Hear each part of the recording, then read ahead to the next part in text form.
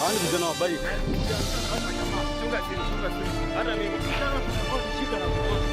Sawa. Tuko sawa. Sawa, thanks. All right.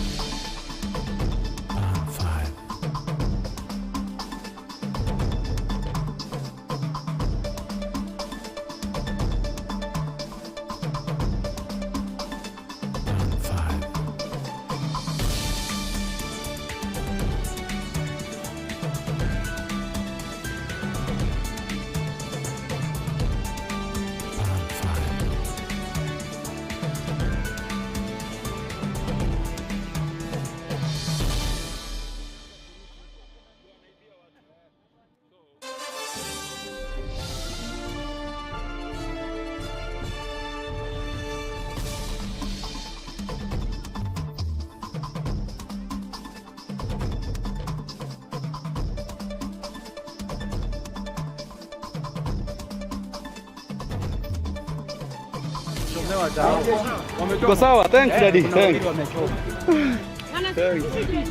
Yeah. Hapa kuna jamaa. Kuna jamaa ameenda na gari bila key. Ndio amebeba mpaka kia gari simu imeenda. Ule jamaa alisimama pale. Mimi ndio nimeenda hiyo simu nikarudi. Wakachukua hiyo jamaa alisimama hapo fine. Ule mwenye alikuwa ndio wale wengine huko wamesimama pale. Unajua sivi ukiangalia vijana hapa tumeambiwa. Inakuonyesha vitu vingi. Hapa ni notice wamejoin wezi. Nili notice. Hata itaongea. Sasa hiyo madini watu wapenye gari. Haya. Wengine wamepeleka sawa.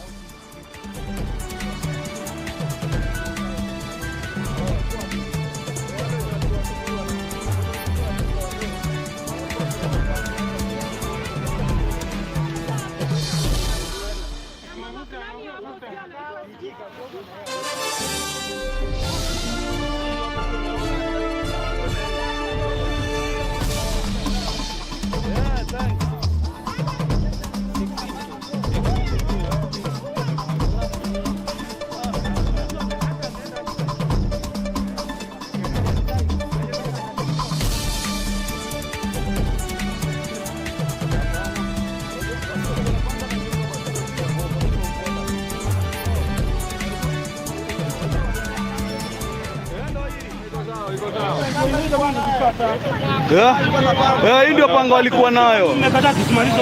Hiyo ndio panga walikuwa nayo.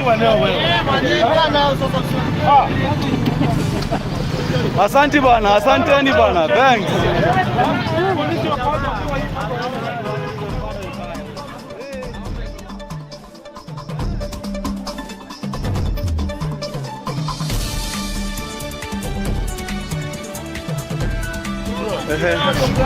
Hawa simu wapata wapi? Nimeona kitu imehappen. Kenya amepokonya simu akina nayo.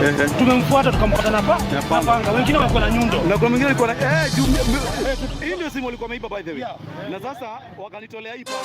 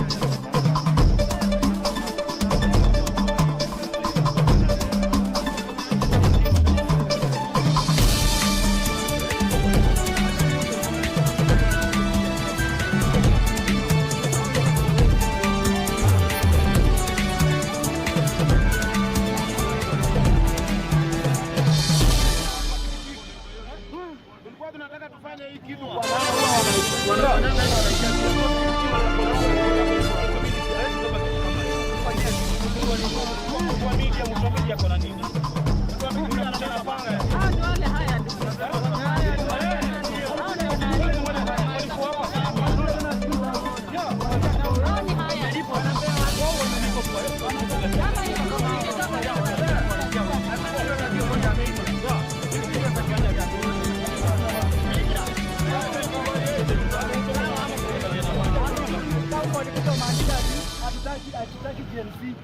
Wakasema tena sisi tunataka tufanye na kazi na Ruto. Hivyo na sisi hatutaki hiyo. Lakini hizi sisi hatuwezi kufanya kama watu wa town. Hatuwezi kubia mtu mwenye anafanya na walipa hizi. So mimi ni simu wanalipwa kuharibia maandamano. Wako na mapanga. Hawezi kuja na panga kwa. Wanatuharibia. Wanachomea maji. Si ndio? Ni watu haya. Walikuwa wanalipwa Uhuru Park. Wamelipwa nayo. Walikuwa wanataka kwenda Uhuru Park lakini wakakataza nayo. Tulikuwa tumeenda kuwatafuta Uhuru Park. This one we cannot allow. This one we cannot allow. Acha kuapa. Hii panga iko polisi wapeleke maneno. Sisi hatuna haja na hii panga. Tushafuata. Tumeokoa mtu wetu wa media. Asante dadi. Kwa media kudanganywa simu.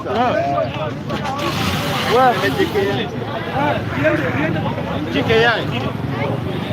Yeah. Wanda wapewe hii panga lao. All right.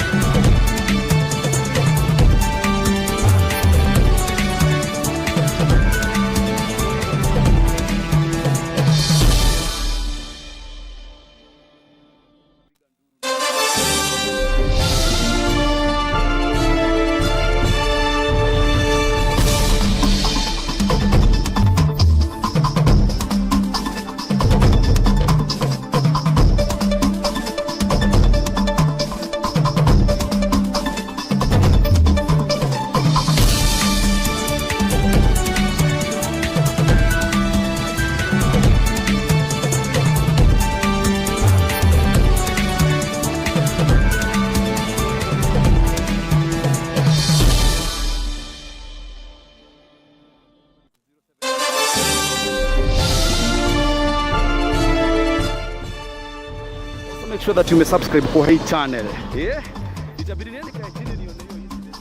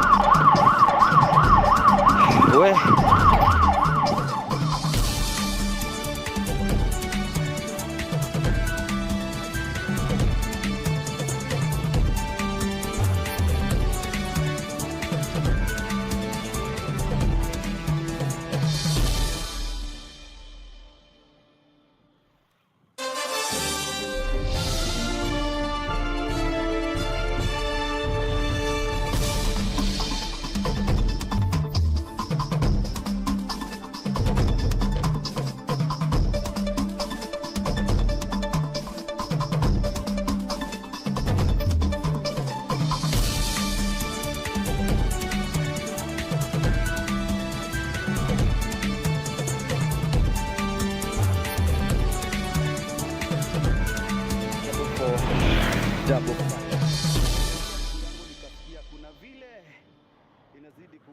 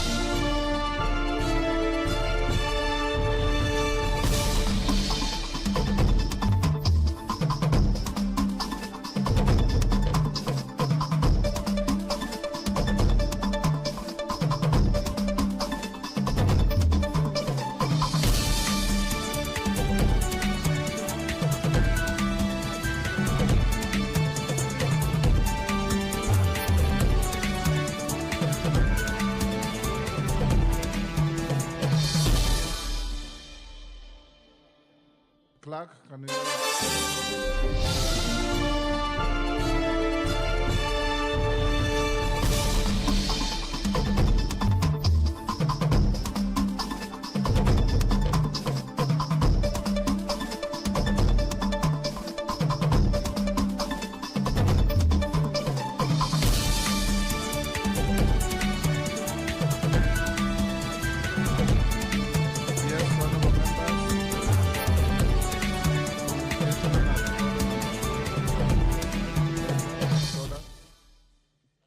Order number 3, messages.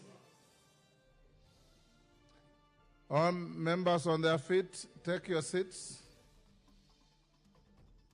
Minority Whip, take your seat.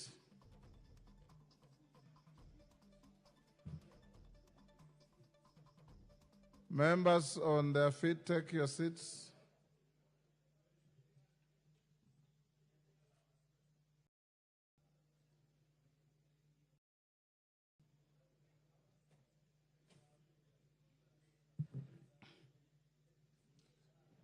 Members coming in, take the nearest seats. Take the nearest seats. Thank you. Honorable members, I've got 2 messages to convey to the House. The first one is on the referral by His Excellency the President of the Finance Bill, National Assembly Bill number 30 of 2024, and bridging the fiscal deficit in the financial year 2024-25 budget. Honorable members, I wish to take this opportunity to welcome you back to the House after the just concluded short recess. You will recall that the recess was preceded by illegal access and damage to the precincts of Parliament by unauthorized persons at the tail end of the consideration of the Finance Bill 2024.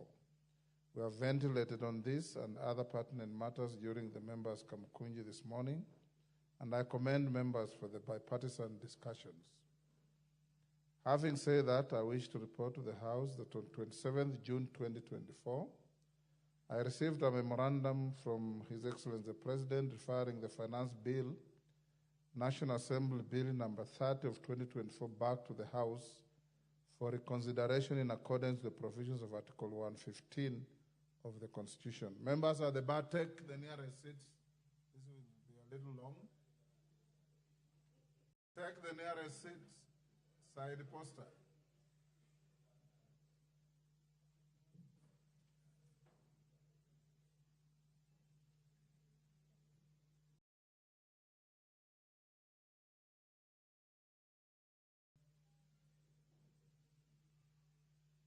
Take the nearest seats.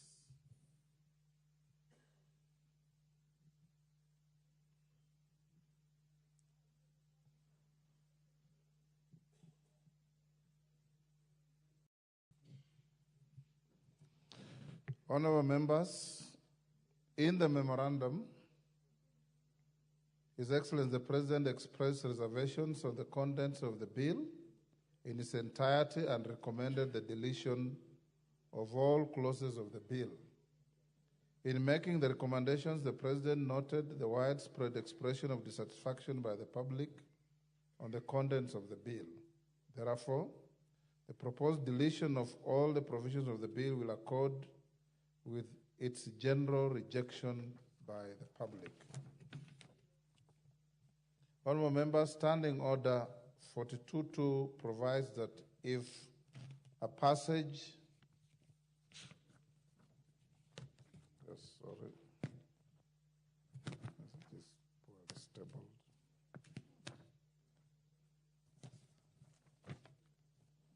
if a message is received from the President at a time when the House is not in session, the Speaker shall forthwith cause the message to be transmitted to every member and report the message to the House on the day the House next sits. Consequently, in keeping with the provisions of Standing Order 42.2, on 27th June 2024, I notified all members of the message from the President and referred the memorandum from the President to the Departmental Committee on finance and national planning for expeditious consideration. Honorable members, following the submission of the memorandum, my office received several inquiries from members of parliament and the general public regarding the fate of the bill and the manner of bringing the fiscal deficit arising from its rejection. Various misleading opinions have also been advanced on the fate of the bill following its referral back to the House. Given the gravity and import of the matter, I issued an explainer with a view to creating clarity and understanding on both procedural and legal tenets relating to the referral. Honorable members, one of the primary concerns then was on whether the President can propose the deletion of all operative clauses in a bill or indeed the entire bill. From the onset, I wish to clarify that the President's memorandum recommending rejection of the entire bill, though significant, was neither exceptional in our legislative history nor new to this august House. Members may recall that on 2nd May 2024, I conveyed a message from the President relating to the referral of the Penal Code Amendment Bill, National Assembly Bill, number 56 of 2022 back to the House for reconsideration. In the memorandum, the President expressed reservation on Clause 2 of the bill, which was the operative provision in the bill, and further recommended its deletion. This essentially constituted a rejection of the whole bill. Similarly, members at the bar, take the nearest seats.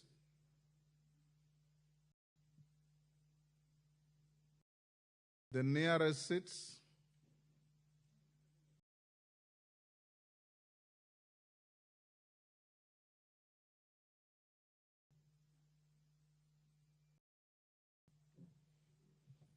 Similarly, in the 11th and 12th Parliaments, the then President referred the Central Bank Amendment Bill, National Assembly Bill number 28 of 2014, and the Law of Contract Amendment Bill, National Assembly Bill number 1 of 2019, back to the National Assembly for reconsideration.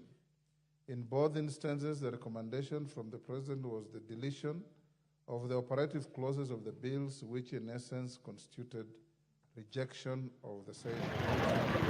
Honorable members, a strict reading of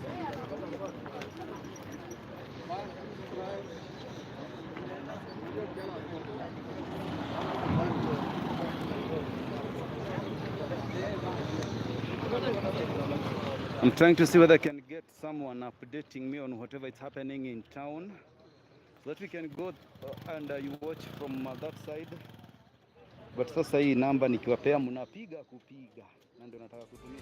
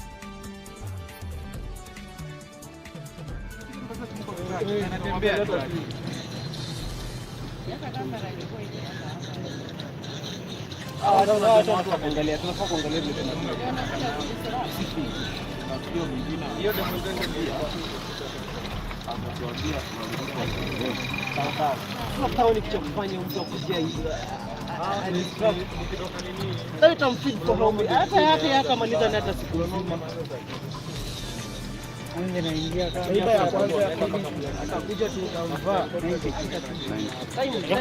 time yao inakuwa tu umesimama hivi. Aje omba kwanza wakiuka.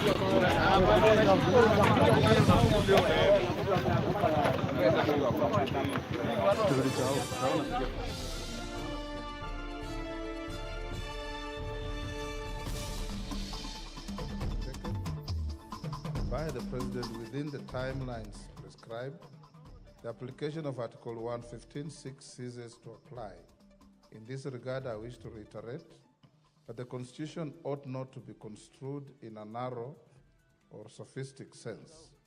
The Constitution should be interpreted broadly and liberally in accordance with the guiding principles provided under Article 259(1) of the Constitution. Bearing this in mind, it becomes evident that the 14-day period specified in Article 115 is a timeline for the President's action and not a date when the bill automatically becomes law.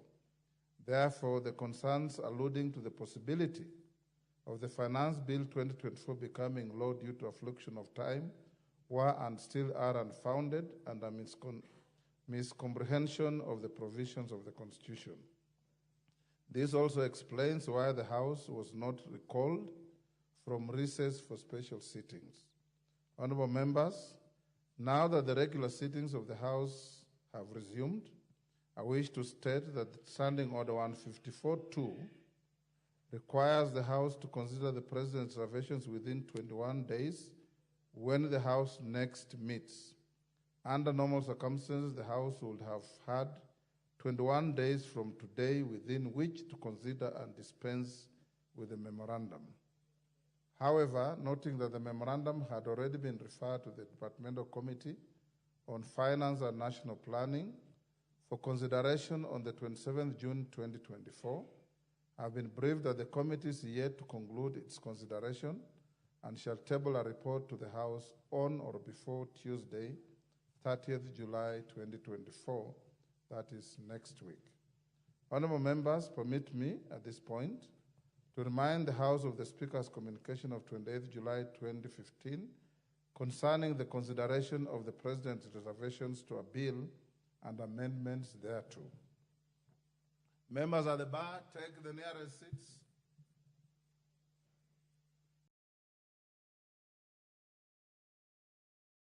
The nearest seats.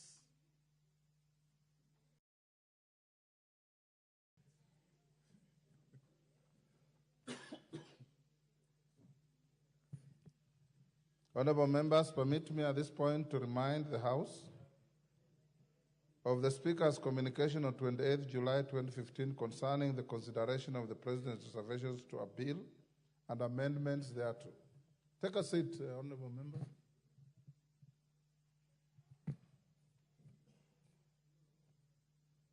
As per the guidance, any member who wishes to move the House to reinstate any clause of the Finance Bill 2024 shall be required to marshal the support of at least 233 members of this House. This is in keeping with the provisions of Article 115(4) of the Constitution, which requires that such a proposal be supported by at least 2/3 of the members of the National Assembly. Conversely, agreement with the President's reservations and the recommendation to delete all the clauses of the bill shall only require the support of a simple majority of the members present and voting. This is in line with the provisions of Article 115(2)(a) of the Constitution, as read with Article 122(1) of the Constitution. Honorable members, when the memorandum will be scheduled by the House Business Committee for the clause-by-clause consideration of the bill, the House will convert itself into a committee of the whole House for that purpose. Any amendments to be proposed to the bill will be proceeded with in the manner I have guided. Honorable members, having conveyed the message from the President, I now wish to address the various measures that need to be undertaken to bridge the fiscal deficit arising from the rejection of the Finance Bill 2024.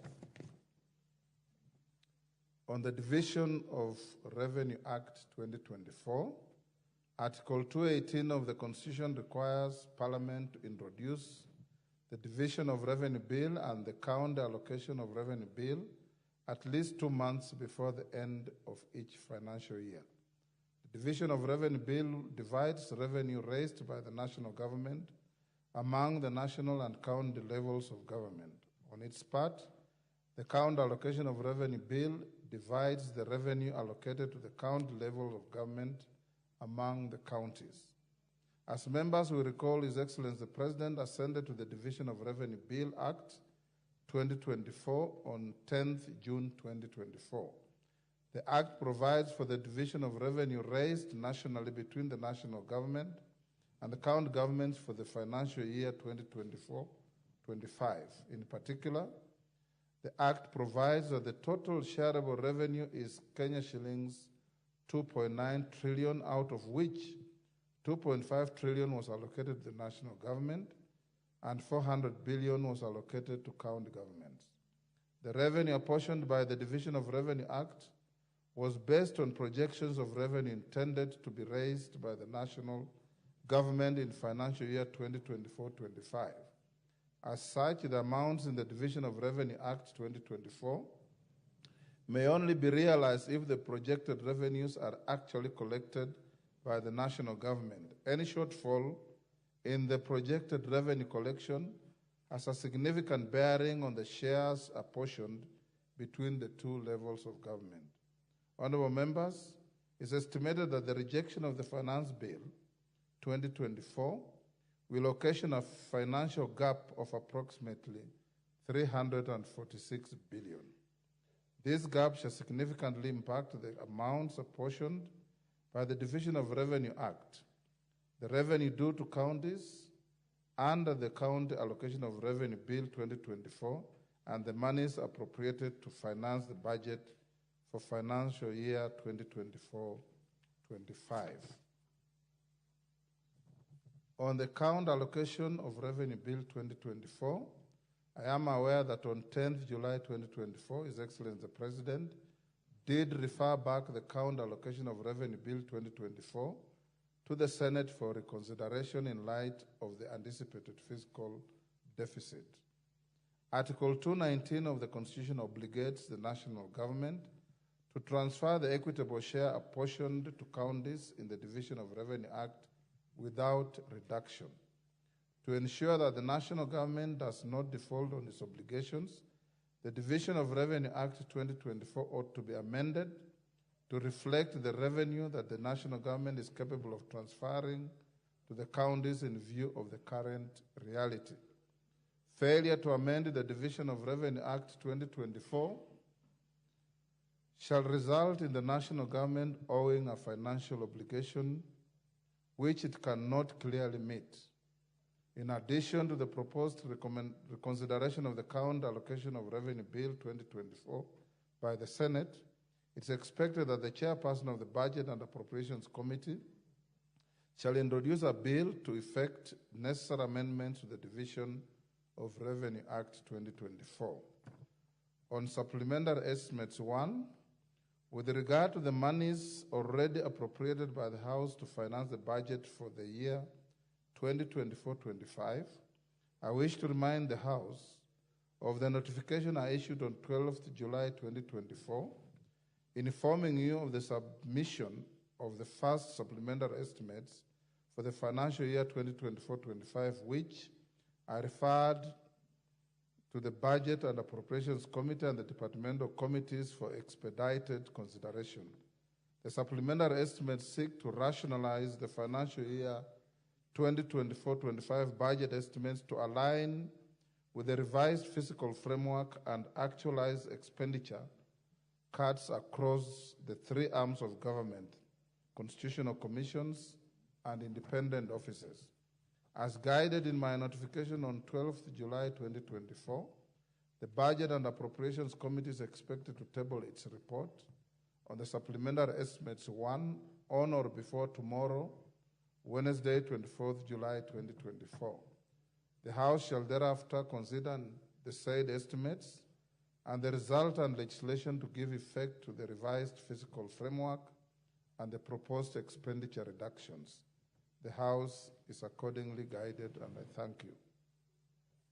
Members at the bar, take the nearest seats before the next communication.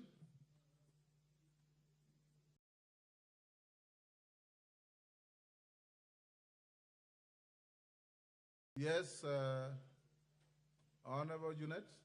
Mr. Speaker, I wish to comment on this matter. You know, communication from the chair is never debated. Mr. Speaker, it's true, but this is a very, very weighty matter, Mr. Speaker, the memorandum from the President on the finance bill. Yes. For the simple reason, Mr. Speaker, first, when you look at this memorandum, you'll realize that Kenyans have not yet come to understand very well on how Parliament operates. What stages that a bill goes through, the first reading, second reading, third reading, and also what happens when a bill is presented to the President for assent. So, Mr. Speaker, we used to have, as a friend of mine said that yesterday, a colleague of mine, we used to have open days in Parliament where people used to be taken through these processes of the bill making, Mr. Speaker. Mr. Speaker, this is a very, very important decision that has been made on a very important bill in this country, Mr. Speaker. And you know very well, before we went on recess, how emotive and how controversial this bill was, Mr. Speaker. And there are people in the country, our voters, who believe that this bill is becoming a law, Mr. Speaker. They believe that this bill is going to be implemented. But, Mr. Speaker, and this is an unprecedented situation, because this is the first time since I came to this Parliament 10 years ago that a bill, the President has deleted every clause of a bill, Mr. Speaker. I'm not sure whether he has deleted even the title of the bill. We need to check that in the memorandum. But he has deleted every clause of the bill, Mr. Speaker. It's unprecedented. It has never happened. In the last 10 years, we used to have a memorandum that comes to the House where the President could have issues with one clause, 2 or 3 clauses. This is the first time that a whole bill has been deleted. What does that mean, Mr. Speaker? If you ask me as a legislature here,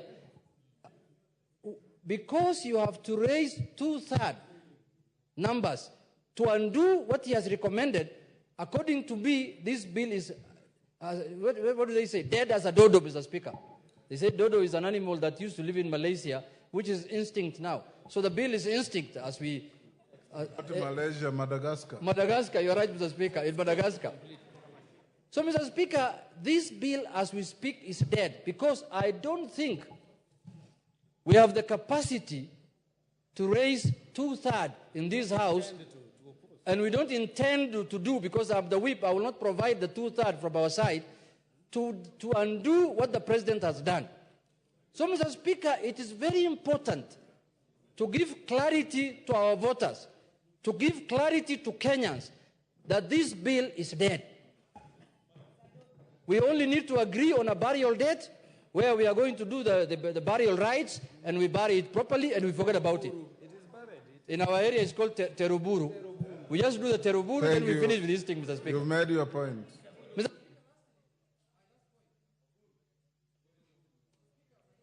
Okay. Give him the mic. My last point is this, Mr. Speaker. In your communication also, other than the issues that came back from the presidency, is the issue of how to deal with the supplementary budget 1 and the county revenue allocation. Mr. Speaker, I want to urge this House again. Let us look at those things objectively. It is this House that can know where to cut that money from in the budget, Mr. Speaker. And I want to urge the Budget Committee to sit down and look with a tooth comb the budget that was passed and make sure that we remove excess baggage and excess fat from areas that Kenyans don't need money for. Let us not touch issues that are very important to Kenyans. That is the work of the Budget Committee. Let them stand up to the occasion, and the majority leader has been a budget chairman for 7 years. He knows, he can guide them. Let us not cut the money from where we think that the Kenyans will feel paid. So, Speaker, with those few remarks, I agree the deletion, and will be presiding over the burial of that bill when it is brought here. Honorable members, I'm not opening debate on this. The communication is not to elicit debate. But Junet is right. The mischievous and misleading comments about the fate of the bill upon rejection unfortunately came from some of our own members here.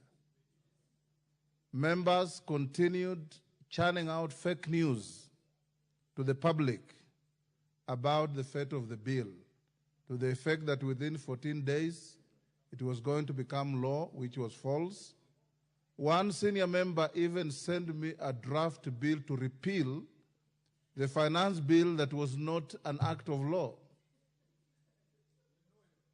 And I politely reminded him that you cannot repeal an existing act. You cannot repeal a rejected bill. And this point comes home to all of us. The finance bill was the genesis, probably the catalyst of the events that we have witnessed in the country. Continuing to churn fake news about the finance bill is to compound the problem in the country. So I urge all of us to follow the procedure. Junet, you are right that it might be difficult for any member proposing to save a clause in the bill to raise 2/3 majority, knowing how this House operates. But under the Constitution and the standing orders, we must go through the entire rigmarole to make sure that the bill comes back to the House. You sit as a committee of the whole, you consider each clause. If there is nobody challenging the deletion by the President, you vote with a simple majority present and voting, meaning our quorum number being 50, half of that is 25. They can vote to 26, can vote to support the President's memorandum. Any one of you who wants to save any part of the bill, including the title, marshal 233 members when it comes so that you can vote to save it. Thank you. Yes, McLeod. Thank you, Mr. Speaker. I wish to, on behalf of the Finance Committee, to report that we've already met as a committee and done our report, and we are ready to table tomorrow morning, Mr. Speaker. Excellent. Then we'll finish it even faster. Members on their feet, take your seats. I have another message to deliver. Bowen, stop greeting colleagues and take a seat.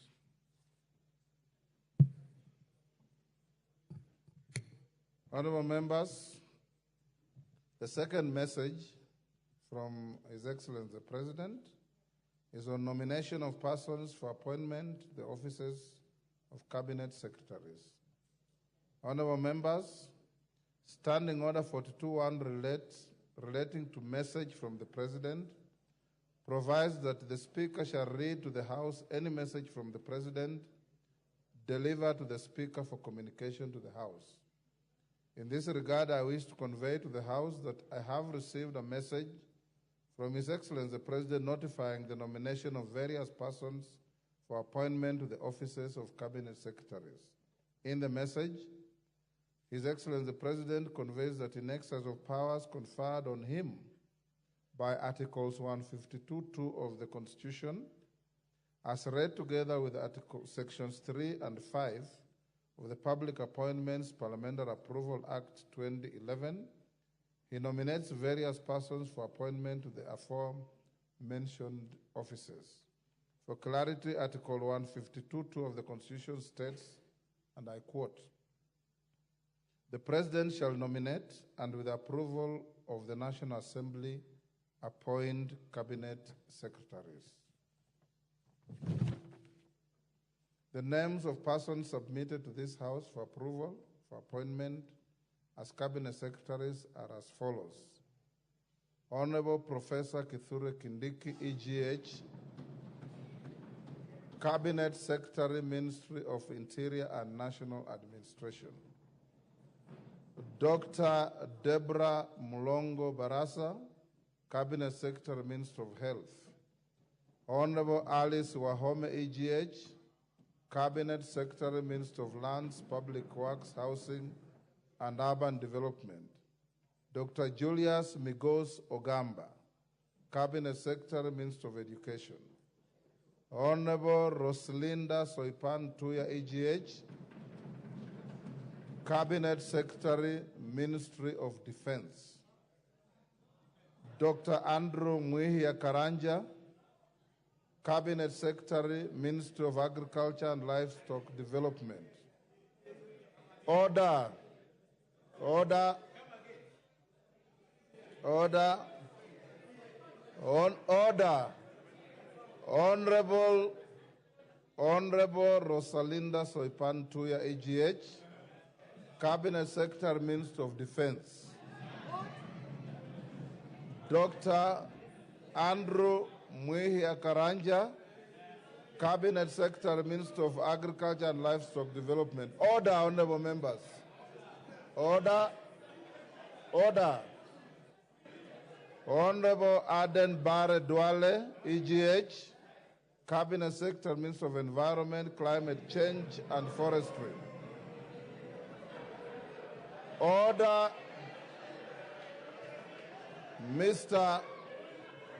Order, honorable members, order. Order. Order. I shall not repeat. Order. Honorable Eric Murithi Muuga, Cabinet Secretary, Minister of Water, Sanitation and Irrigation. Mr. Davis Chirchir, EGH, Cabinet Secretary, Minister of Roads and Transport. Dr. Margaret Nyambura Ndungu, Cabinet Secretary, Minister of Information, Communication and the Digital Economy. In view of the foregoing and pursuant to the provisions of Section 8 of the Public Appointments, order. Order. Order, honorable members. Order. Honorable members, in view of the foregoing and in pursuant to the provisions of Section 8 of the Public Appointments Parliamentary Approval Act of 2011, as read together with the Standing Order 42.3, I hereby refer the message from the President together with the curriculum vitae of the nominees to the Committee on Appointments. Order, honorable members. Order. Order, honorable members. Can we listen to the communication?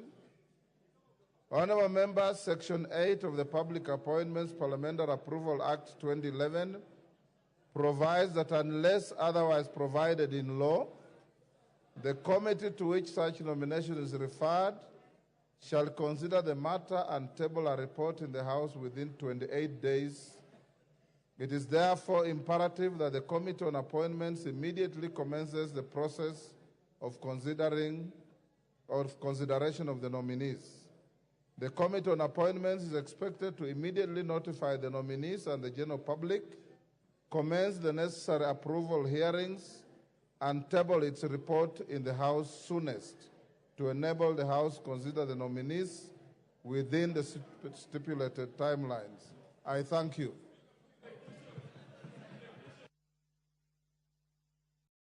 Next. No. Hakuna. Order.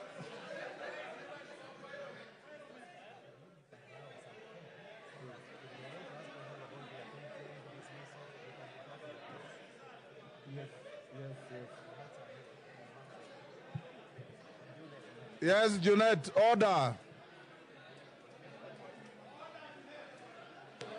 Order, honorable members. Junet, what is it? Huh? Yeah. Mr. Speaker. Order. Mr. Speaker. I'll come to you. Yes. Order, members. Yes, Junet. Mr. Speaker, Kaluma. Mr. Speaker, they normally say in Parliament, what you communicate is what is communicated and that is what is final. But I'm not sure whether this list is the same one, Mr. Speaker. We cannot change your records in Parliament, but we are really in doubt whether this is the real one. But we shall wait. Mr. Speaker, having said that, Mr. Speaker, I want to speak on this matter and say this. Mr. Speaker, this time and this period in Parliament, Mr. Speaker, I want to tell members, my colleagues, that vetting of this CSS is not going to be business as usual. This time, Mr. Speaker, and this time, Mr. Speaker, I repeat for the third time, If somebody is not suitable, if somebody is not capable, if somebody doesn't have the capacity, we are going to throw him out, Mr. Speaker. We must do justice to Kenyans, Mr. Speaker, and we must do our work properly this time, Mr. Speaker. Mr. Speaker, I participated in the vetting of the last years, Mr. Speaker. We know what people told us in that vetting, and we know there are people who have come back. If your records of net worth is not colluding or is not balancing, Mr. Speaker, just know we will throw you out of the window, not even the door. Mr. Speaker, the responsibility of making sure who is suitable and who meets the requirement of becoming a CS is vested in this House, Mr. Speaker, through the Parliamentary Approval Act. Honorable Junet, I'm finishing, Mr. Speaker. You are a member of the vetting committee. Mr. Speaker, I'm concluding, Mr. Speaker.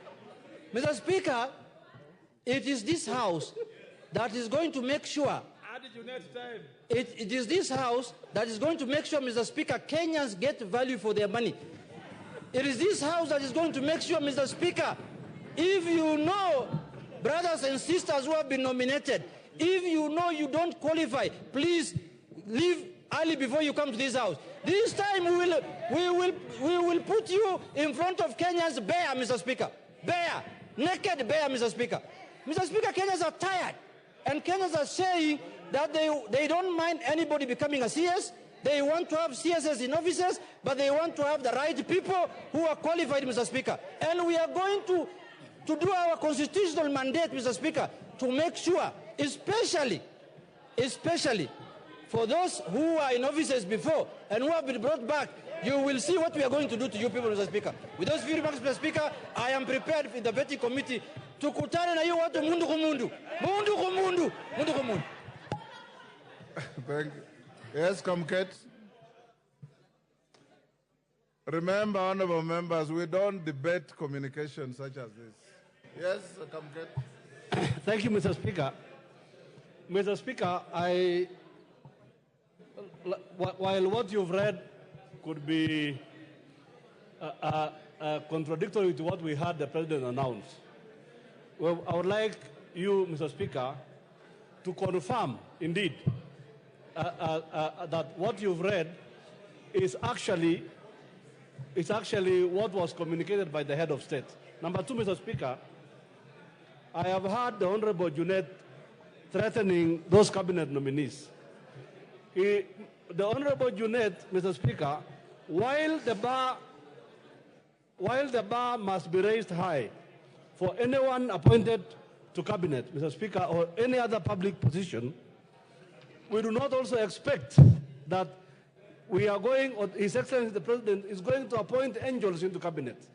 So, in as much as Honorable Junet is here threatening those nominees, even him, Honorable Junet, he who comes to equity must come with clean hands. And therefore, he must not stand here and threaten the careers of other Kenyans as if he's a very clean man. Even him, we know him also, Mr. Speaker. Order. There is no motion against him here. Yes, Sunguli. Mr. Speaker, I want to thank you for the message that you have delivered, and I want to say that I'm sure that this time the list is very correct. And on behalf of the people of Narok, I want in advance to congratulate Honorable Soipan Tuya for coming back to a very important ministry. Order, Sunguli. Order. Soipan is not a minister yet. She's only proposed. Kiborek. Order. Order, let's hear Honorable Kiborek. Thank you, Mr. Speaker. I want to, Mr. Speaker, will it be in order for the House to revet those CSs who have been vetted by the same House previously? My second point, Mr. Speaker, is there is many rumors going around that there's a broad-based government, Mr. Speaker. Is there a possibility that Mbadi doesn't want to sit because maybe it will be something in the next coming days, Mr. Speaker. Maybe the arrogance has started getting to his head, Mr. Speaker. Mr. Speaker, or maybe the humility, because I know Mbadi is a very humble guy. Maybe, I don't know, or maybe Junet is an interested party, Mr. Speaker. Yes, Kibarak. Mr. Speaker, I was asking, is it in order to revet those CSs who have been vetted before, Mr. Speaker? Lastly, Mr. Speaker, in the same house and the same parliament to revet the CSs for the second time. And thank you, Mr. Speaker. Order, Honorable Kiborek. Under the Constitution and the Public Appointments Parliamentary Approval Act, everybody, whether they were in the dismissed cabinet or not, once reappointed, must be vetted by this House. In fact, the Public Appointments Parliamentary Approval Act says the persons to be vetted include those appointed and reappointed. That is the law. So those who have been reappointed, of course, I've read in some public fora whether persons who have been reappointed after dismissal qualify to be so reappointed. Again, the answer is in the affirmative. Unless you have been dismissed for breaching Chapter 6 of the Constitution, unless you have been dismissed for violating the Constitution and being unaccountable in the management of public resources. The dismissal assigned no reasons for the dismissal, and therefore they are eligible for reappointment, and under the Public Appointments Parliamentary Approval Act, you will vet them and vote on their reappointment. Dr. Nyikal. Thank you, Mr. Speaker. Last time you nearly assaulted me on the chair because I didn't give you time to speak. Thank you today I hope now it mitigates everything. Yes. Mr. Speaker, what we are discussing is so important because it is actually the crux of the matter of what is happening in the country today. The ministers, the cabinet secretaries were dismissed from public pressure because due to public pressure. Apparently, clearly, the public, going by what was happening, had actually lost confidence in the government. And when they invaded parliament, this was a loss of confidence on parliament and its credibility. Therefore, Mr. Speaker, the process that is now reversing that must start in the most transparent way, without doubt, absolutely. Mr. Speaker, what the President announced is definitely different from what you have read to us. Mr. Speaker, at that point alone, the public will not really have confidence in what we are doing, unless probably the President came and first of all made the changes. He has the ability to do that. But what the public knows of the people we are going to vet is actually what he announced. Now, what we are going to vet now is totally different. Mr. Speaker, what the people believe, whether they are right or wrong, is important. People act from their belief. And when they were running and attacking at the National Assembly, it is arising from their deep belief that we do not represent their interest, we are not credible to them. Therefore, Mr. Speaker, I find, and you really need to clarify this, why the list you have read to us is different from what the President read. We are starting from a very weak point on that basis alone, Mr. Speaker. We really need to preserve this country, and particularly this House. The challenges are going to be bigger. Leave alone the issue that you dismiss people and then you bring them back. The question is, why did you dismiss them in the first place? But leaving that aside, Mr. Speaker, that credibility is required. We should have the same list, Mr. Speaker. Honorable Dr. Nyikal, as a House of Parliament, we are a House of record. And the record we have is a communication from the Executive Office of the President. And it must be in writing and signed by the President. And it is right here. That is the President's signature, you can see. And that is the communication letter from the Head of Public Service. The President, like anybody else, has the right to change his mind on what he has decided. What is important is the record that comes to this House. And the record that has arrived in this House is what I have read to you. Remember that nobody will become minister, one, until and unless the President has written to Parliament, two, until Parliament has sat in committee and vetted, and three, until the whole House has voted on the report of the vetting committee. That is what is important, Honorable Nyikal. We have had cases before where members were pronounced on media as having been appointed as ambassadors, and we have received communication that shows that they have been transposed from one station to another, and we have vetted them without question. In any case, the proposed names that I've read to you are not ministers until you pass in this House. So there's nothing inconsistent. Yes, Kaluma?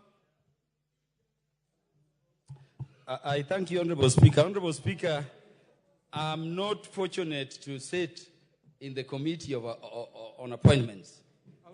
But Honorable Speaker, let me tell the members of that committee something the High Court said a short while back as they go into that critical process before I make my last comment. They includes yours truly here. I'm the chair of that committee. You are the chair? Yes. You are the chair. And I'm your loyal assistant, Honorable Speaker. Honorable Speaker, in the year 2018, this is what the High Court said regarding public appointments under the new Constitution. And I quote, Honorable Speaker, that August 27th, 2010 ushered in a new regime of appointments to public office, whereas the past was characterized by open corruption, tribalism, nepotism, favoritism, scrapping the barrow, and political patronage. The new dispensation requires a break from the past. The Constitution, Honorable Speaker, the Constitution signifies the end of jobs for the boys era. Article 10 sets out the values that must be infused in every decision-making process.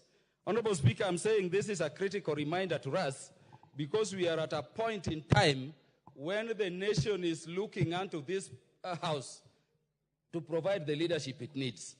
Honorable Speaker, it is for this reason that last week, even as the ODM party, independent parties of Azimio also, we sat and said that the government of Kenya belongs to all of us. And Honorable Speaker, we met as ODM and we resolved so. I'm saying this because I don't want some confusion I've seen circulating. Somebody writing saying if members of the ODM party are appointed to government, they are going on their own. We met and resolved so. And Honorable Speaker, don't say no.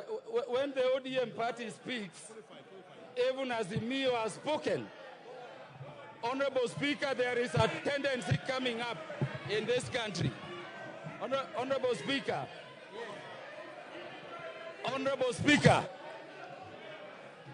Go on. Honorable Speaker, let me explain to these people the law. Let me explain to these people the law. I will speak. Order. Honorable Speaker. Order, honorable members. Honorable Jalas. Yes. Yeah, we want to speak. This is not a baraza in Langata. This is a House of Parliament. Go on. Honorable, let me address, Honorable Speaker, what is in Article 232 of the Constitution. It says the public service will have the face of Kenya. All ethnic communities will be there. Persons of the gender quotas prescribed under Article 27 will be there. Honorable Speaker, as a person from an ethnic community, I will not agree to a position where people say everybody is in the government of Kenya except Luos. Yet Luos also pay taxes.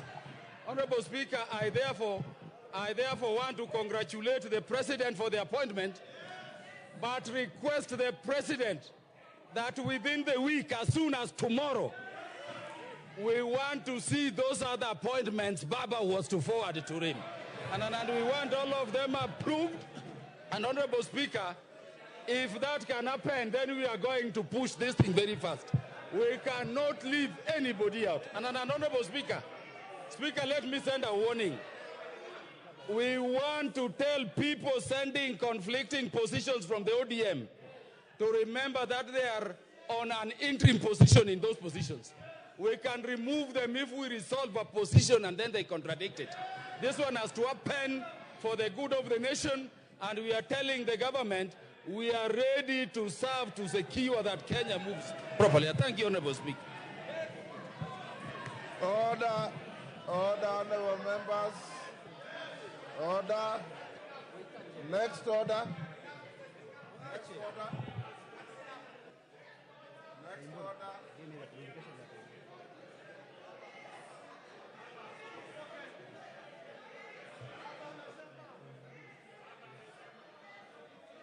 Order, honorable members, order.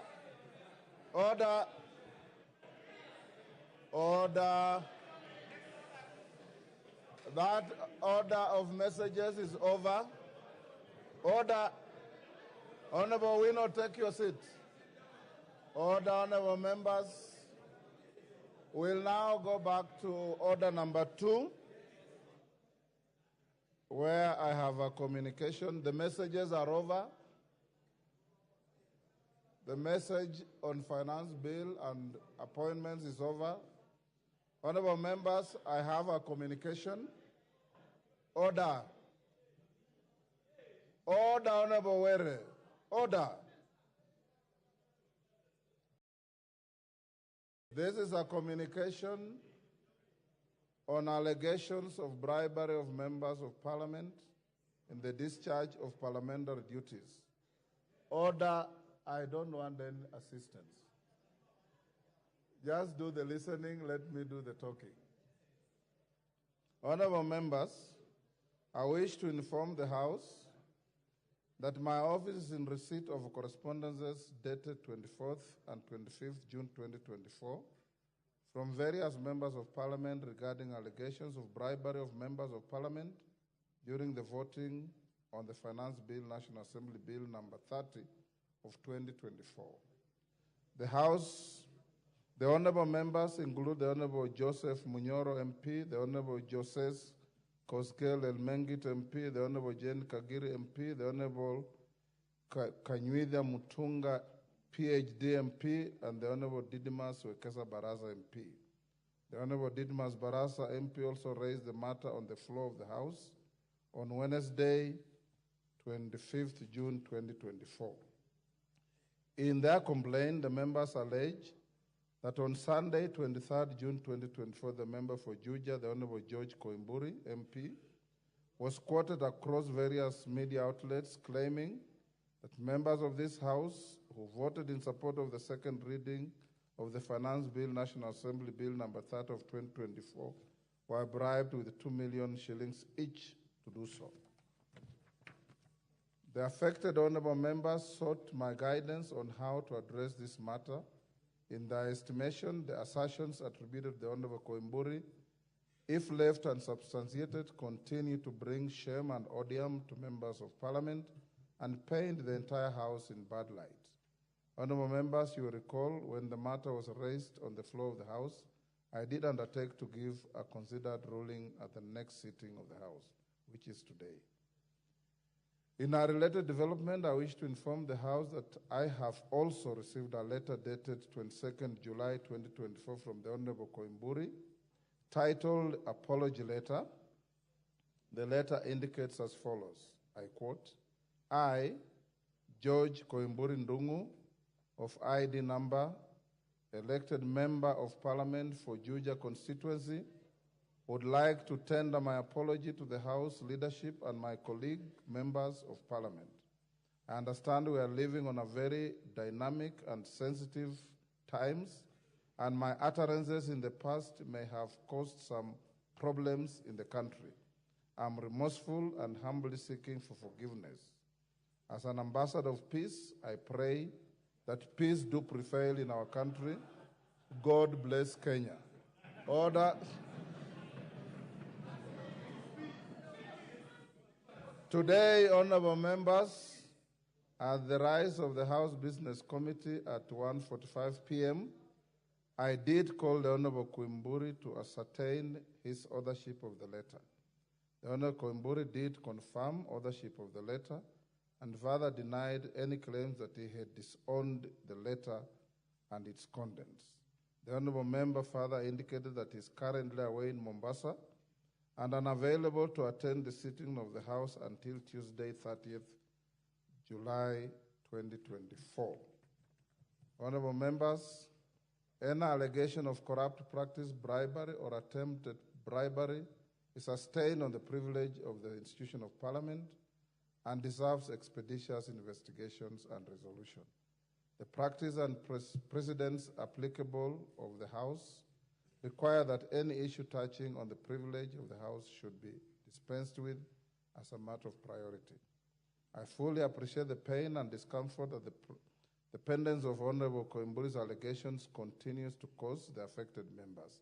However, I've reluctantly allowed the Honorable Koimburi to avail himself to the House by 2:45 p.m. on Tuesday, 30th July 2024 to explain his actions with regard to the complaint raised by the affected members and the context of his apology letter in the manner contemplated by the Parliamentary Powers and Privileges Act 2017 and the standing orders.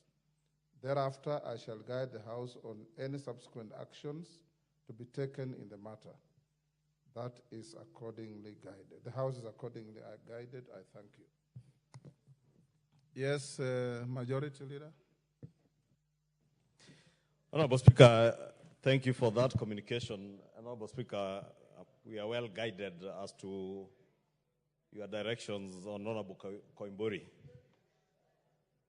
But Honorable Speaker, I'm a bit concerned because last evening, a gentleman from his office, who I'm told is his constituency office manager, delivered a copy of that letter, and the letter indeed you're alluding to, you will see, is also copied to the offices of the Leader of Minority and the Office of the Leader of Majority.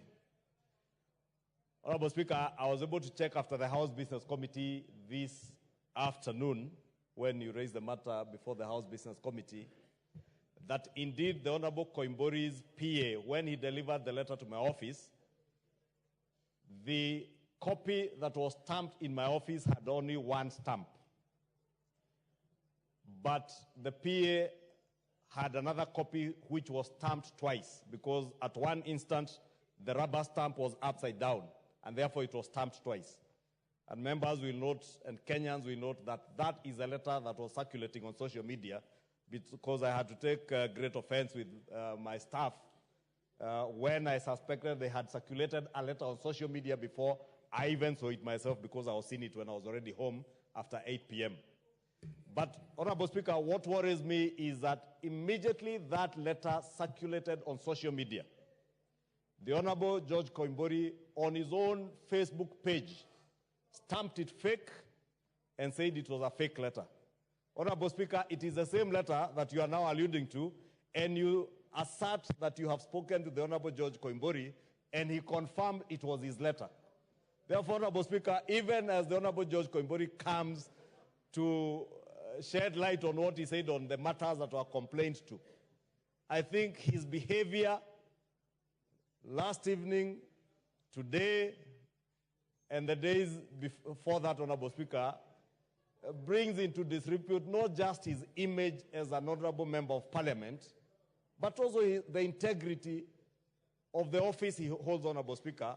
And maybe we will wait to hear from him, but I just wanted to bring it to the attention of the House, the kind of member we are dealing with, so that even as he comes on Tuesday, he can also clarify as to whether these letters were fake, or he tells you it's fake. He says on social media it's fake.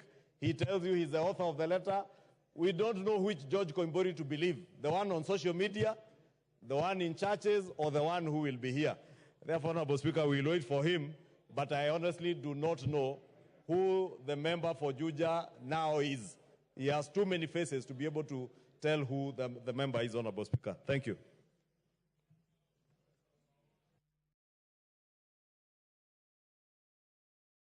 Honorable Amawa. Thank you, Mr. Speaker, for giving me a chance. Mr. Speaker, I want to support whatever the leader of majority has said. And Mr. Speaker, when you look at the letter that was circulating in the social media, together with whatever you have read, Mr. Speaker, it does not even detail the reason as to why he's giving an apology.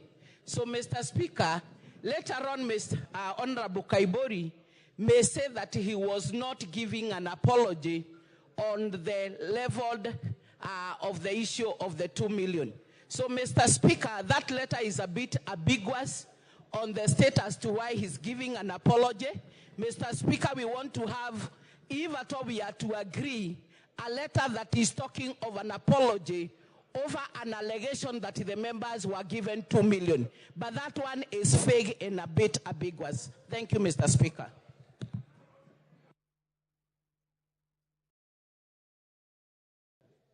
Thank you, Mr. Speaker. Mr. Speaker, this is a house of traditions.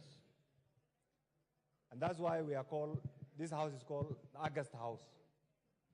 Mr. Speaker, this member has made a number of unsubstantiated allegations against individual members of parliament, against the 13th parliament, and against everybody. As much as that apology, on the face of it, as a human being, I may be tempted to accept. But Mr. Speaker, because this thing has been so much circulated and it's all over, I want to beseech you to refer this issue to the Powers and Privilege Committee so that that document is properly subjected to justice. Justice means I want to go and appear as a witness and say the pain and the agony that I went through as a member who has been included in that particular bracket. So, Mr. Speaker, taking into account that this member has been flip-flopping also, I'm sure next time he will say he did not speak to the Speaker. And we do not want the integrity of the Speaker to be put on question. So I want to agree with the majority leader.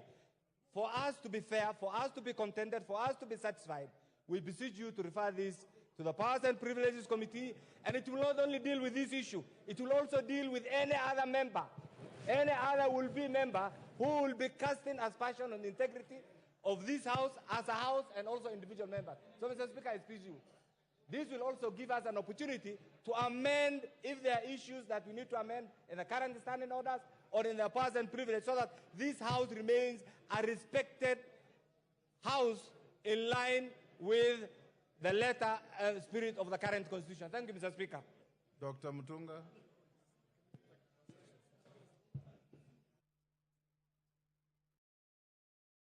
Thank you, Honorable Speaker. Honorable Speaker, I believe strongly that the Honorable Koimburi was in his normal senses when he stood on the pulpit of a church and made the allegation. Honorable Speaker, the follow-up activities do not in any way indicate that Honorable Koimburi was remorseful. I believe it is because your office contacted Honorable Koimburi that he has even written the vague apology letter. Honorable Speaker. That is not true, Mutunga. Honorable Speaker. My office spoke to Koimburi this afternoon after issues were raised in the Kamkunji. Thank you, Honorable Speaker, for the correction. But let me adjudicate my point. Honorable Speaker, this letter has cost us a lot of pain and a lot of expenses. Wherever we go, Honorable Speaker, we are required, first of all, to deliver the 2 million before you can start doing anything. We are in a situation where members of parliament are branded in this country, and the circumstances under which this allegation was made were very, very severe. Honorable Speaker, we are in a situation where we need to redeem our image, and the Honorable Koimburi only put fuel on a burning fire. Honorable Speaker, I think we do not need Honorable Koimburi to come and give us stories here. I know, Honorable Speaker, you have the discretion, but the House, the committee should be given the responsibility that we may be able to go and tell Honorable Koimburi what we have gone through so that he may be able to suffer a bit, because he has subjected us to a lot of suffering. Many people have lost their property because of such allegations, Honorable Speaker. Mama Nairobi. Thank you, Honorable Speaker, for giving me this opportunity to contribute. Honorable Speaker, out there in the public, everybody thinks that Parliament has been under state capture. And when you have a member of Parliament that goes out there and says that he was paid 2 million shillings to vote yes, and he declined,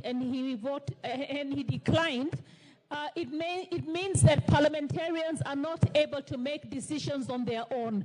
It takes me back to 2023.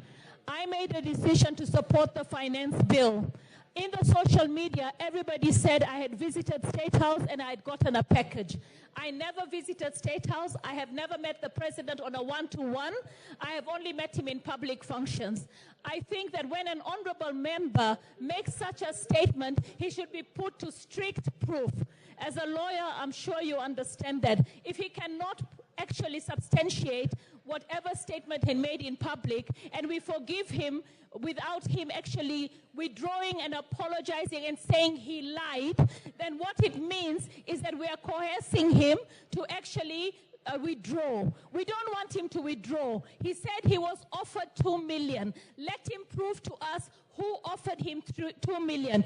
If he lied about it, then he should be punished, because whatever he said out there implicates every member of Parliament. When I make decisions here, I make decisions based on my own reasoning, my own objectivity. Sometimes I've even gone against my own party. That means I'm not able, if I'm in Parliament as an opposition leader or government, I am not able to lose my objectivity as a citizen.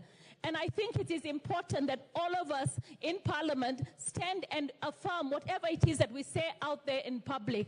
And I really would feel ashamed if he was just forgiven and he came back, because whatever he said there makes it very difficult for us as parliamentarians to actually stand and say we are not bribed. We actually oversight this country's various institutions. What people are seeing right now is abject corruption that is not actually being dealt with. And this corruption is not because the parliamentary oversight committees are not doing their job. It is because the reports that we make as Parliament are not moving forward. And I think it is important for us as Parliament to look at all the reports that we have made over the years that actually call for the prosecution of various members of public entities and the entities that have failed to actually address the corruption that we have oversight. So for me, I really pray and hope that we shall actually make sure that this member of Parliament is put to strict proof on the 2 million shillings that he got. He really, unless he's suffering from amnesia, if he never got an offer for 2 million and he just went out there and made an allegation that implicates all members of Parliament, then he should be punished. Wamumbi. You are the last one. Wamumbi is the last one. Give the mic to Wamumbi. Thank you, Mr. Speaker, for giving me this opportunity. Mr. Speaker, we have heard you loud and clear. Mr. Speaker, we are requesting you. We don't want Koibori to come and give an explanation. We heard what he said. Mr. Speaker, for these members to redeem their image and their dignity, Koibori must be punished, Mr. Speaker. For this House to continue, Mr. Speaker, Koibori must be punished, Mr. Speaker, because these members need to redeem their dignity. And those members who also voted no, they also need to tell us whether they were paid to vote no. We voted yes on our own volition, Mr. Speaker. So for this House to continue, for these members to redeem their dignity, Koibori must be punished. Thank you, Mr. Speaker. Order, honorable members. Order, honorable members. I did say that I shall guide the House on any subsequent actions to be taken on this matter. Next order. Next order. Order number 4, petitions. Order number 5, papers.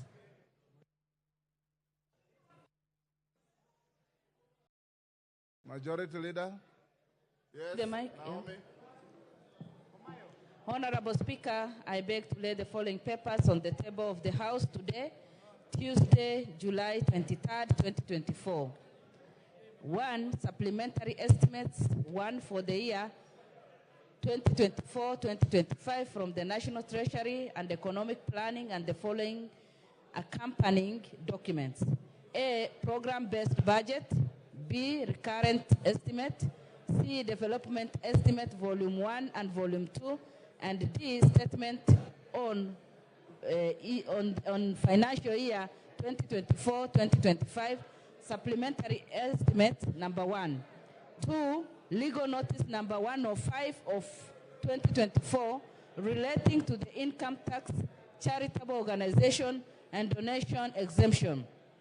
Rules 2024, including explanatory memorandum and evidence of public participation from the National Treasury.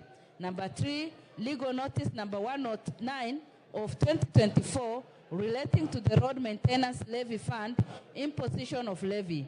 Order 2024, including explanatory memorandum and reports of the public participation from the Ministry of Roads and Transport.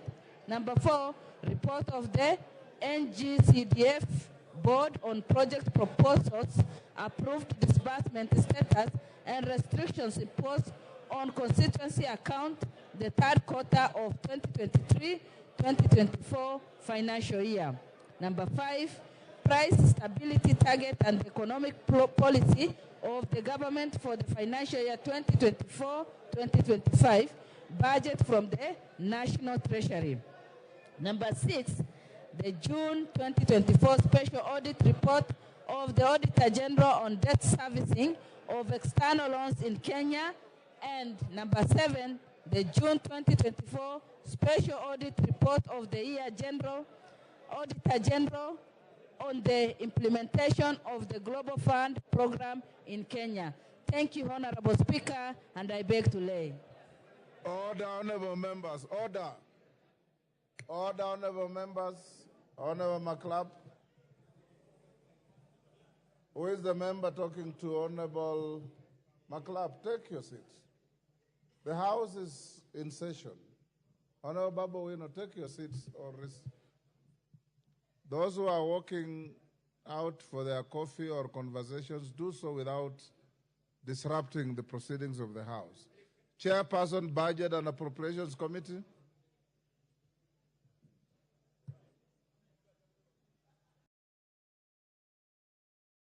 Is Honorable Ndindi Nyoro here? Yes, Mary Mase, are you ready with your report on supplementary estimates? You can do it later. Get in touch with your chair. Next, Chairperson, Departmental Committee on Trade, Industry and Cooperatives. Honorable Speaker, I beg to lay the following paper on the table of the House today, Tuesday, 23rd July 2024. That is the report on the Departmental Committee on Trade, Industry and Cooperatives on its inspection visit to the new Kenya Planters Cooperative Union or new KPCU warehouses in Nairobi, Sagana, and Meru. Thank you, Mr. Thank you. Next, Chairperson, Departmental Committee on Finance and National Planning. Member for Cases. Thank you, Mr. Speaker. Honorable Speaker, I beg to lay the following paper on the table of the House today, Tuesday, 23rd July 2024. Report of the Departmental Committee on Finance and National Planning on its consideration of the President's Memorandum on the Finance Bill, National Assembly Bill number 30 of 2024. Thank you. I beg to lay.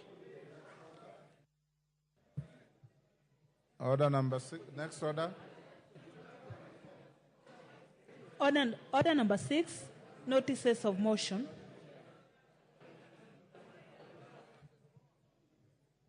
Honorable Emase, we wait for your chairman. You will be given an opportunity to table and give notice of motion. Chairperson, Departmental Committee on Trade, Industry and Cooperatives. Thank you, Mr. Speaker. Mr. Speaker, I'd like to give notice of motion. I beg to give notice of motion of the following motion, that this House adopts the report of the Departmental Committee on Trade, Industry and Cooperatives on its inspection visit to the new Kenya Planters Cooperative Union or new KPCU warehouses in Nairobi, Sagana, and Meru, laid on the table of the House on Tuesday, 23rd July 2024. I thank you, Mr. Speaker.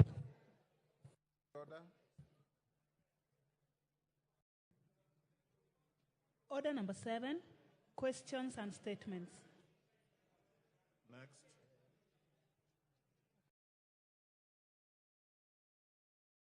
Next. Order number 8, motion. Public petition on funds spent contrary to the provisions of Article 223 of the Constitution. Resumption of debate.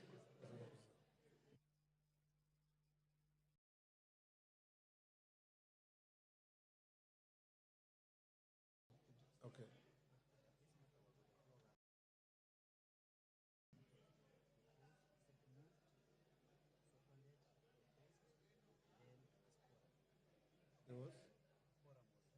Honorable members, we are now at order. Order, members. We are now at order number 8, public petition on funds spent, conduct provisions of Article 223 of the Constitution. Order, my record shows that Honorable Nimrod Mbai moved the motion. Honorable Janet Sitiene seconded the motion. The question was proposed, and then there was a member who claimed there was no quorum. So we now open to debate.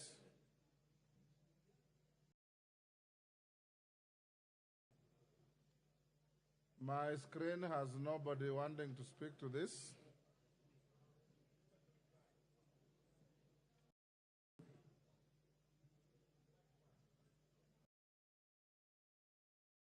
Mover, Nimrod. Where's Nimrod? Janet Sitiene. You are the seconder. Who is...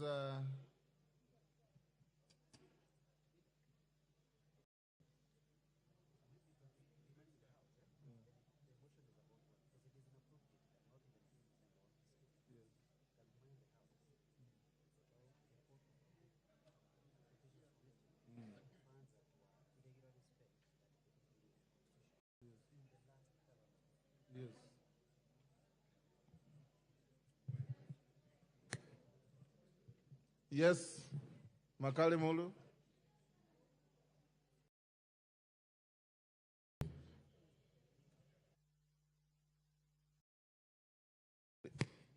Yeah, thank you, Honorable Speaker.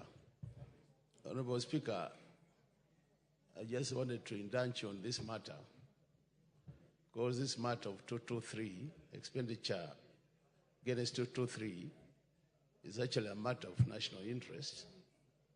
And I think that's why the petitioner had petitioned Parliament so that the matter is discussed and debated. Now that, from what you're saying, Honorable Speaker, it was only moved and seconded, I don't know whether it will be procedural, because I'm sure members might not have had time to look at the recommendations.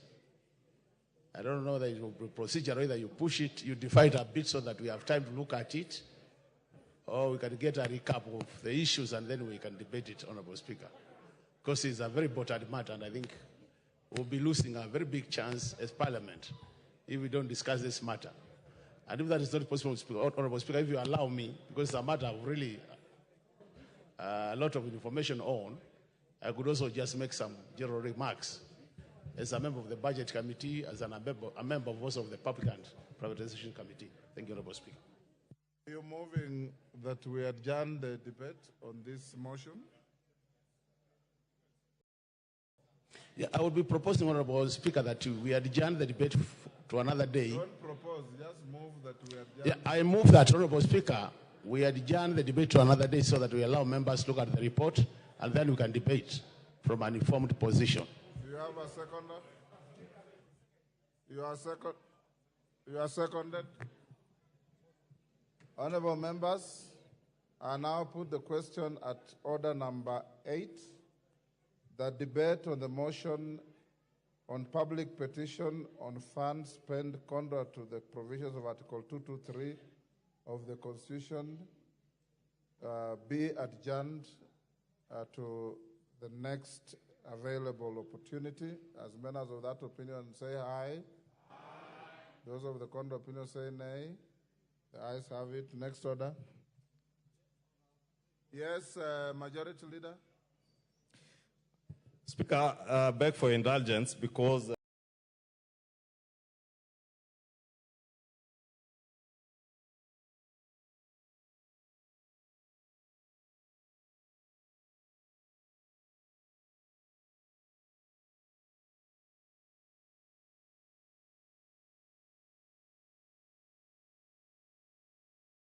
I know members having come from the recess, and this is part of the business. Kalimulu says that has bedeviled all parliaments, right from the 11th Parliament, Honorable Speaker, and this House has spoken at length on abuse of Article 223. So I really want to beg members to get a copy of this report and interact with it, because this relates to the payments that were made in the dying hours of the last regime.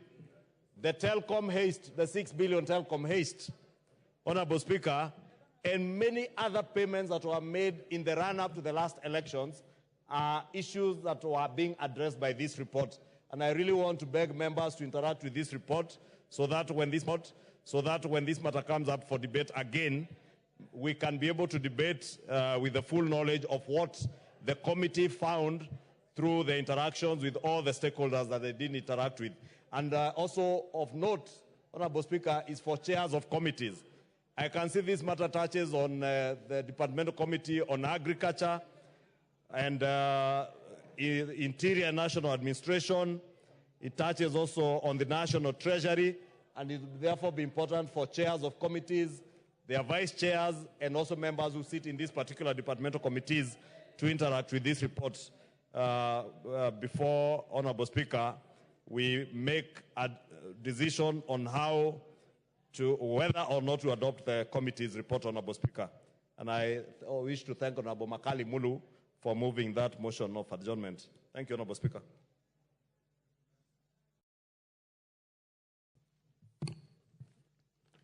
Order number 9, reports of the Auditor General on the National Government Constituencies Development Fund for 9 constituencies in Bungoma County.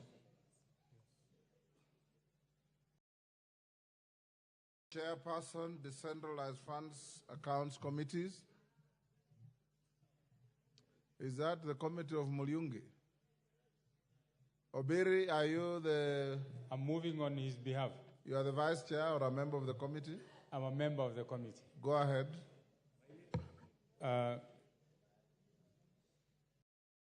Honorable Speaker, on behalf of the chairman of the Decentralized Committee, I beg to move that this House adopts the third report of the Decentralized Funds Accounts Committee on its examination of the audited financial statements for the National Government Constituencies Fund for the 9 constituencies in Bungoma County for the financial year 2013, 2014, 2014, 2015, 2015, 2016, laid on the floor of the House on Thursday, the 7th of March of 2024. Honorable Speaker, the Decentralized Funds Accounts Committee is established pursuant to Standing Order 205B and is responsible for the examination of the reports of the Auditor General on the accounts of the NGCDF, NGCDF Board, and National Government Affirmative Action Fund, and the NGAAF Board. Honorable Speaker, the committee examined a total of 27 reports of the Auditor General for Sirisia, Kabuchai, Tongaren, Bumula, Kandui, Webuye East, Webuye West, Kimilili, and Mount Elgon constituencies for the financial year 2013, 2014, 2015, 2016. The specific observations, findings, and recommendation to the audit queries are contained in the report, the committee report. Honorable Speaker, the committee, upon examination of the Auditor General's report for the 9 constituencies, made general observations and recommendations as follows. There are outstanding land issues in the constituencies examined related to transfer, succession, and acquisition of the title deeds for all the land purchased in the review period. The committee recommends, amongst others, that the NGCDF Board should, within 3 months of the adoption of this report, provide guidelines to project management committees on how to deal with purchase of land that is under succession and the land for which transfers are pending. Further, that the board adopts a policy on the procedure of buying land, while at the same time ensuring that NGCDF committee adhere to the provisions of the NGCDF Regulations 2016 on purchase of land or buildings. Mr. Speaker, reallocation and use of emergency funds. Some of the projects funded using emergency funds did not meet the threshold set out in Section 62, 6 in brackets 2, and Section 8 of the NGCDF Act. The committee therefore recommends that the NGCDF Board should ensure that the fund accounts managers comply with provisions of the Act on the use of emergency funds. Pending ongoing projects were common in the constituencies examined owing to the partial allocation of funds for projects. The committee therefore recommends that the NGCDF Board should, with immediate effect, discourage the partial allocation of funds to projects and ensure that the projects are completed at most within 2 financial years. Further, that the NGCDF Board should develop a realistic policy framework for costing projects for each constituency, which is informed by the cost of materials, transportation, taxes, topography of each constituency, and reports from the relevant government departments. There are inadequate cooperation between the internal auditors, the Office of the Auditor General, and the NGCDF Board, leading to delays in providing documents that were subject to examination by the Auditor General for verification at the time of the audit, while some fund account managers were ill-prepared during their appearance before the committee. The committee recommends that the NGCDF Board should strengthen the link between the Board, the Office of the Auditor General, and the fund's managers, particularly regarding the timely response to audit queries. Further, the NGCDF board should also improve on the post-audit correction of irregularities cited in the Auditor General's report, as well as ensure that there is a structured handover process between fund account managers when their term of service comes to an end. The committee recommends that the NGCDF board should ensure that constituency committees employ qualified accountants for their constituency offices beginning from the financial year 2023-2024 within the 6% administrative allocation allocated to NGCDF. The committee also recommends for the continuous capacity building of fund account managers on financial reporting standards, record keeping, and procurement laws and regulations. The Honorable Speaker, I wish to move and request Honorable Ngeleche to second this report. Thank you. The Honorable Julius Mawade. The Honorable Wilberforce Oundo. Who is seconding? The Honorable Ngeleche is seconding. Yes. The MP for Elgeyo Marakwet. Proceed.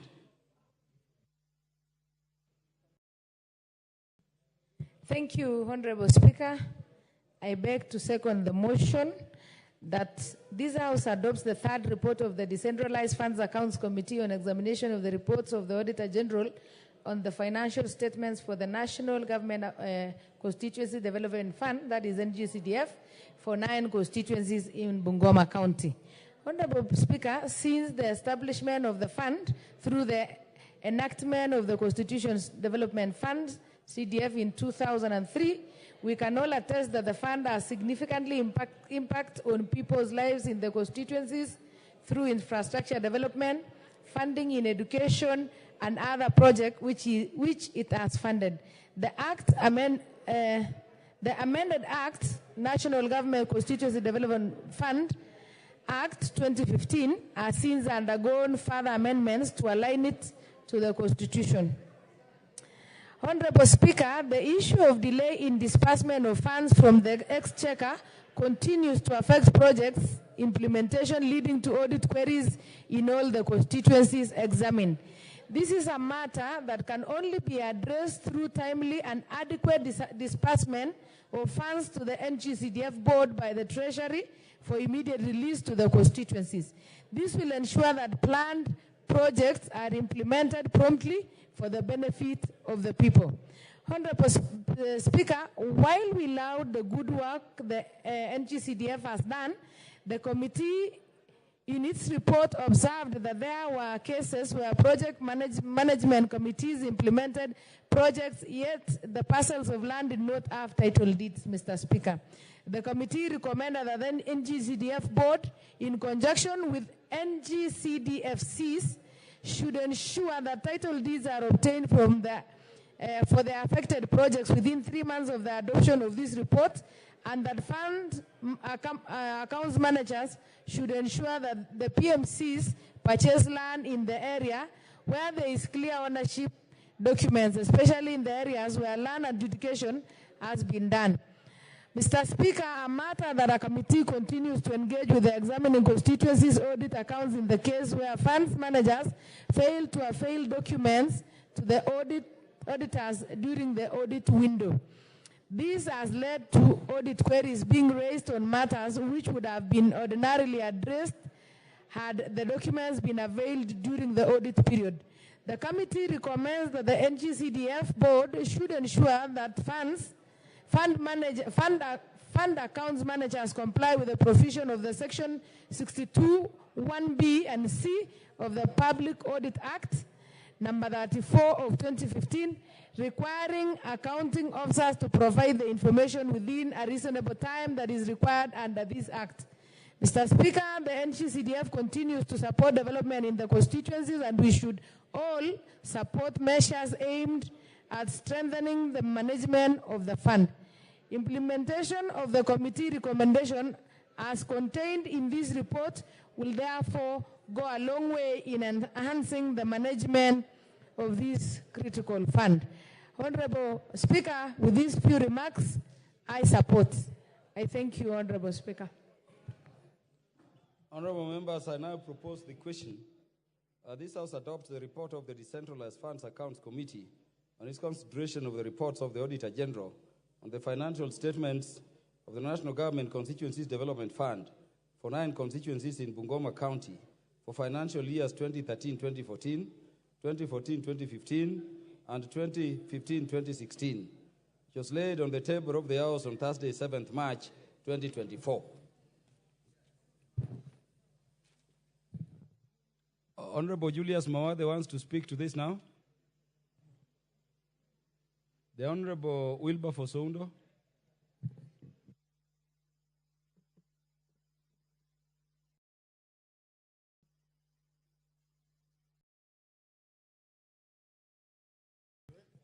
Thank you, Honorable Speaker, for this opportunity to contribute on the motion that has been presented here.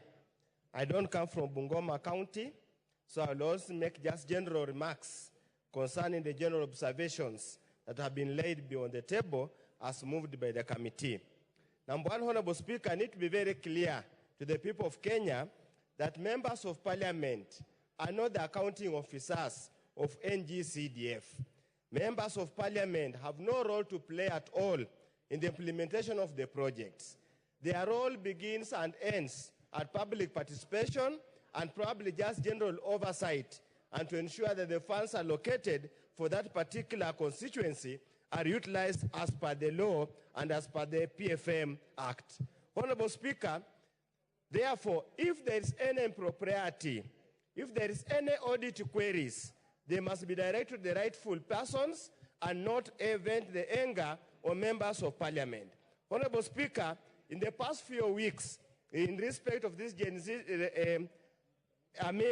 demonstrations, many members here have been cited for all the malpractices that have been highlighted in the audit reports in respect of the members, in respect of those constituencies. So, Honorable Speaker, I want to urge the committee, especially the one on CDF, to make the following recommendations and strongly pass over to the NGCDF board so that we are able to strengthen and make sure things run properly. Number one, Honorable Speaker, all accounting officers are obligated by the Audit Act and the Constitution to provide audit documents. Where the audit documents are not provided, Honorable Speaker, is the responsibility of the board to take necessary sanctions against those funds accounts officers who failed to produce those documents. Number two, Honorable Speaker, the accounting officers, that's the firm, are also obligated to make sure the proper books of account are maintained at all times. Honorable Speaker, things like bank reconciliation becoming an audit query is an indictment of the level or the quality or the capacity of these accounting officers. So, Honorable Speaker, one of the recommendations, therefore, another recommendation that needs to pass over very clearly, there must be capacity building. They should not just pick anybody to become a fund accounts manager who does not have the capacity, cannot even maintain a books of account. Thirdly, Honorable Speaker, there is always many challenges at the time of transition, from one committee to another, and from one accounting officer to another. And that particular moment, there are so many gaps that are normally found in the respective files. I have also witnessed in my constituents, Honorable Speaker, it's therefore important that there must be a mechanism put in place at the board to ensure the handover is seamless and all the documents are handed over. And if the outgoing fund manager still remains in service, that fund account manager should be held liable and must be obligated to provide all the information that's required. Nevertheless, Honorable Speaker, we also want those Office of the Auditor General to understand the unique circumstances, the unique nature of NGCDF. Honorable Speaker, some of the requirements, be it in procurement or tendering, might not be achievable depending on where the particular project is being undertaken. I'm sure, Honorable Speaker, if you went to the remotest part of this country, for example, Mandera, whatever side or Wajir, to get probably all the contractors who have got all the requirements, is going to be a tall order. If we do not look at it sympathetically, look at it in a more robust manner, then we are going to condemn all the projects in this country. Honorable Speaker, as I conclude, whatever happens, NGCDF remains the only engine of development that can be noticed all over wherever we go. I want to urge my colleagues, NGCDF belongs to the people of the constituency, do not belong to the members of parliament. Members of parliament should avoid personalizing NGCDF projects. You don't have to fix your photo on a school bus you are bought for a school. You do not need to fix your photo on the posters or the signboards that we normally are required for purposes of as required on the board. Honorable Speaker, we must as a people guard, because the recipients of CDF have no problem with the CDF. It's only the lazy bodies, the busy bodies all over the country who think that NGCDF is a license for an MP to be re-elected. NGCDF is a poisoned chalice that is normally can either send an MP home or can retain an MP. It's not an automatic passage to the next point. But I want to urge my colleagues that wherever we are, let's talk about NGCDF, because that's what can be seen all over. All those other projects cannot even be seen. Honorable Speaker, the other day, I saw in a report somewhere, there's a certain constituency where the school infrastructure is dilapidated, and the only thing you can see are those ones done by NGCDF. The county has never built an ECD block. The county has never done anything.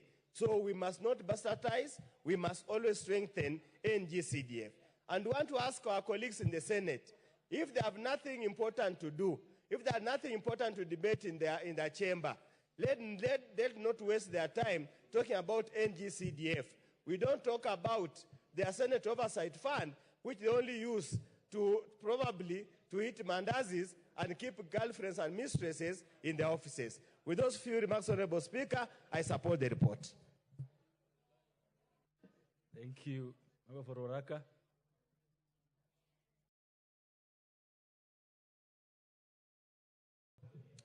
Mr. Speaker, sir, I thank you for recognizing my presence in the House. I would have passed it, but I cannot pass an opportunity such as this to contribute to issues concerning my people. Mr. Speaker,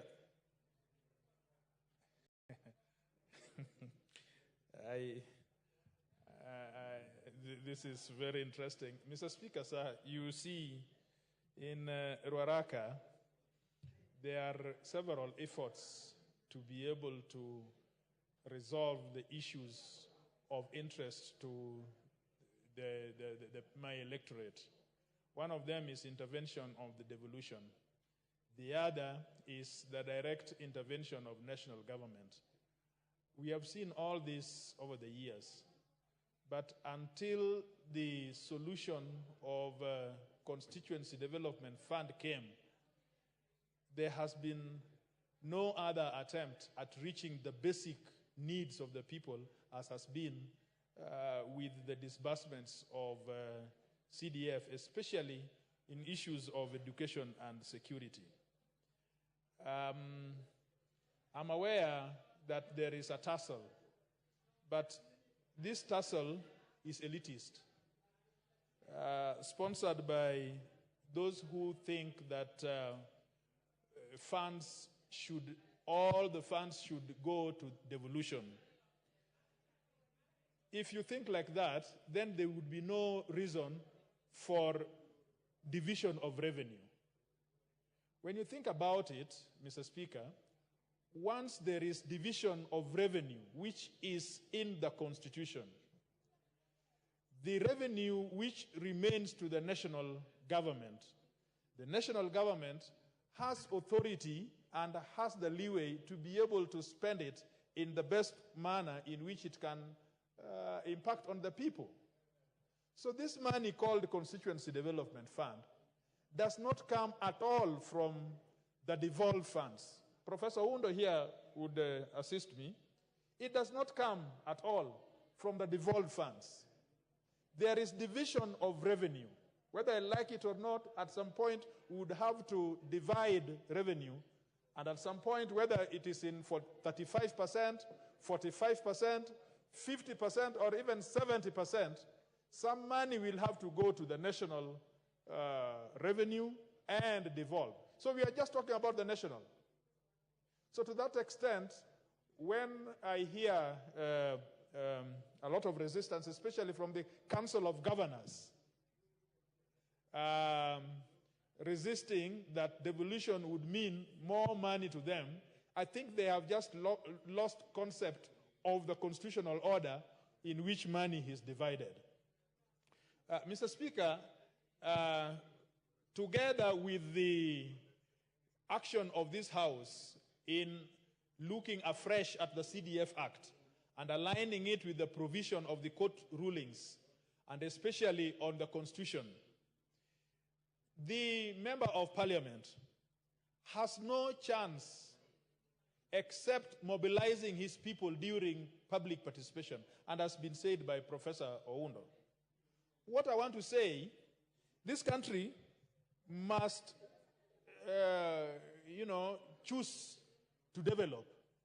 If they choose to develop, then they must allow those who are able to mobilize communities to be able to ignite enough funds that would stimulate growth at the constituency level. Now, some of us, we earn our salaries, and my salary is enough to pay for the services. As I stand before you here, my salary has been paid. I have no appetite, I have no interest in putting my fingers in monies which I don't have legislation authority over. In fact, one would say that now I don't have money to spend on funerals, on weddings. Maybe at some point I will urge the House to allocate, if at all the economy recovers, so that I can have money to pay for funerals and weddings. But as of now, my legislative duties, my representation duties, my oversight duties are well paid by my salary. So this misnomer that governors think that, of course, if they destabilize CDF, or for that matter, the other house, that then that would give them the opportunity to put their fingers on this tail. In fact, it is the reverse. Mr. Speaker, have you asked yourself why governors, for example, give bursaries to students? If their mandate, their constitutional mandate is about ECD, and the law is ECD, what is this mandate they have that they are exercising to give bursaries? So this is just a confused system. We have to come to order so that monies are concentrated where the Constitution has directed them to be. I thank you, Mr. Speaker. Honorable Kajwang, did you say governors are giving bursary to secondary and university students? I am shocked, Mr. Speaker, that the bulk, I've never had a governor give ECD, and I'm waiting for governors to be able to give scholarships for the bright children in preparatory 1 and preparatory 2. I'm waiting for that day when a governor will call nursery students to give ECD. The money is paid to secondary students, university students. The other day, somewhere in Eldoret, and the governor, who is now an honorable member of parliament, has never been able to respond to this, that tranches of thousands and thousands of money were paid to some students going abroad. This is a student going to do master's and postgraduate diploma. Why would you want to put public funds to equip a boy who is now going to go into postgraduate training while you are unable to afford schools, primary schools? ECD schools. So I think that governors I don't not know what kind of the devil that has walked into our system, but really the devil is working within our system in some way that we are impervious to reason, Mr. Speaker. I thank you, Mr. Speaker. Kajuang, the Honorable Ferdinand Wanyonyi. Thank you, Mr. Speaker, for the chance. I think I've been sitting here the whole day, and thank you for this chance. I don't come from Bungoma, but I was born in Bungoma. The issues that have been raised by the CTF, I don't know, but I want just to make a few comments here and there on the same. First and foremost, I want to agree with Honorable Kachwang on the governors at giving out bursaries. I know they have particular cases where they give out scholarships. That can be accepted because on a specific issue, for example, maybe one of the students is outstanding in an area, or at least has no parents, so it's an orphan. I've seen governors giving scholarships to go overseas. That's acceptable. But giving out bursaries, I think, is something that is misplaced, and this actually misappropriation of funds for the community. I know cases where they're supposed to be building ECDs, not giving out bursaries.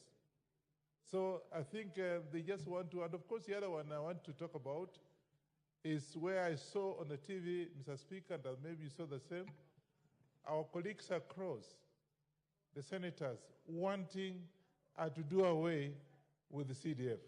I don't know where that member of parliament, I don't want to mention his name, but I saw it. I don't know where he comes from. I don't know where he lives. Maybe somebody who's in Nairobi and doesn't even know what's happening at home. So he wants us that NCGDF should be abolished. That is out of envy and jealousy, because he knows that maybe his members of parliament are doing so well, and so therefore the only thing he can do is, of course, to undermine him by suggesting that NGCDF should be abolished. I think it's time for this House, maybe the Speaker of this House, to talk to the Speaker of the next House so that this issue is not even raised anymore. Because how does he talk about that? I saw it personally on the TV, and I know the gentleman, but I think he's a newcomer, so who has nothing to say. Just because he was given a chance to talk in the Senate, he stood up and started talking about that kind of thing. Now, the other thing is that, quite true, the issue of NCGCDF dealing with land issue all over the country is an issue, because you may want maybe the community want a school to be put somewhere. Maybe if it's not a school, maybe a the chief's office or assistant chief's office. And so again, it must be very clear. For it to function, you must have what they call the title deed. And most cases in this country, title deeds are an issue. People are not having title deeds. And those who, maybe there are issues, maybe because of the parents passed on and what have you, and that issue is there. And so NCGDF has been having problems in Guti, my own area, where you find that the land is there, but very conveniently located, but he cannot do anything on that land because there's no title deed for the same. So the same thing is happening maybe in Bungoma, where I was born, but I don't live there. That issue is there. Then, of course, the other thing that we should actually tell people is that the capacity building, that should be an ongoing cases, because we have cases where the officers in that NHSCDF are not properly trained. And so the issues actually, maybe even bookkeeping is not very good for them and what have you, and reports, what have you, supposed to go to headquarters, they can't make those kind of reports. So we need to have NHCDF having regular training, training and exposure in all the areas. Maybe if we take a region, Rift Valley or whatever, or whatever region it is, we can have then NCGTF training some of these people so they can be able to understand the importance of actually running the NCGTF. Otherwise, the CDF actually is the best way of looking at the development in the area. And I think myself, for example, I think I'm where I am because of the work being done in my constituencies. I think we've done very well because we take care of the bursaries for those who are not able. And I don't just give out bursaries, I do what they call vetting, where we vet those who actually deserve. Because there are those who actually don't deserve, but they also want us bursaries. We do that, and we give them very regularly. The only problem, as mentioned by somebody, is the delay in disbursement of the CDF funds. I think that's again, as a parliament, you should be able to tell that as a CDF board to be able to be giving out the money on time, because that is the biggest problem. You have an issue, you have got a project, but it cannot take off, or you have actually engaged a contractor on building some structure, second school, whatever, but it takes such a long time for the money to come on time. So that again is something that must be corrected so that we can be able to go forward and be able to complete some of the projects in time.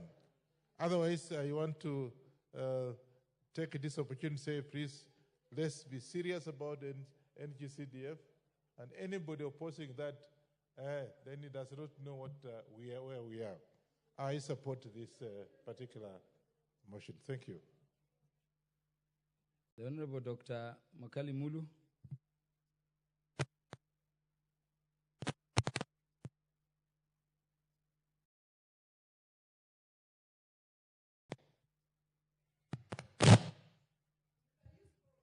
Yeah, thank you very much, Honorable Speaker, for this opportunity to add my voice to the debate on this important report.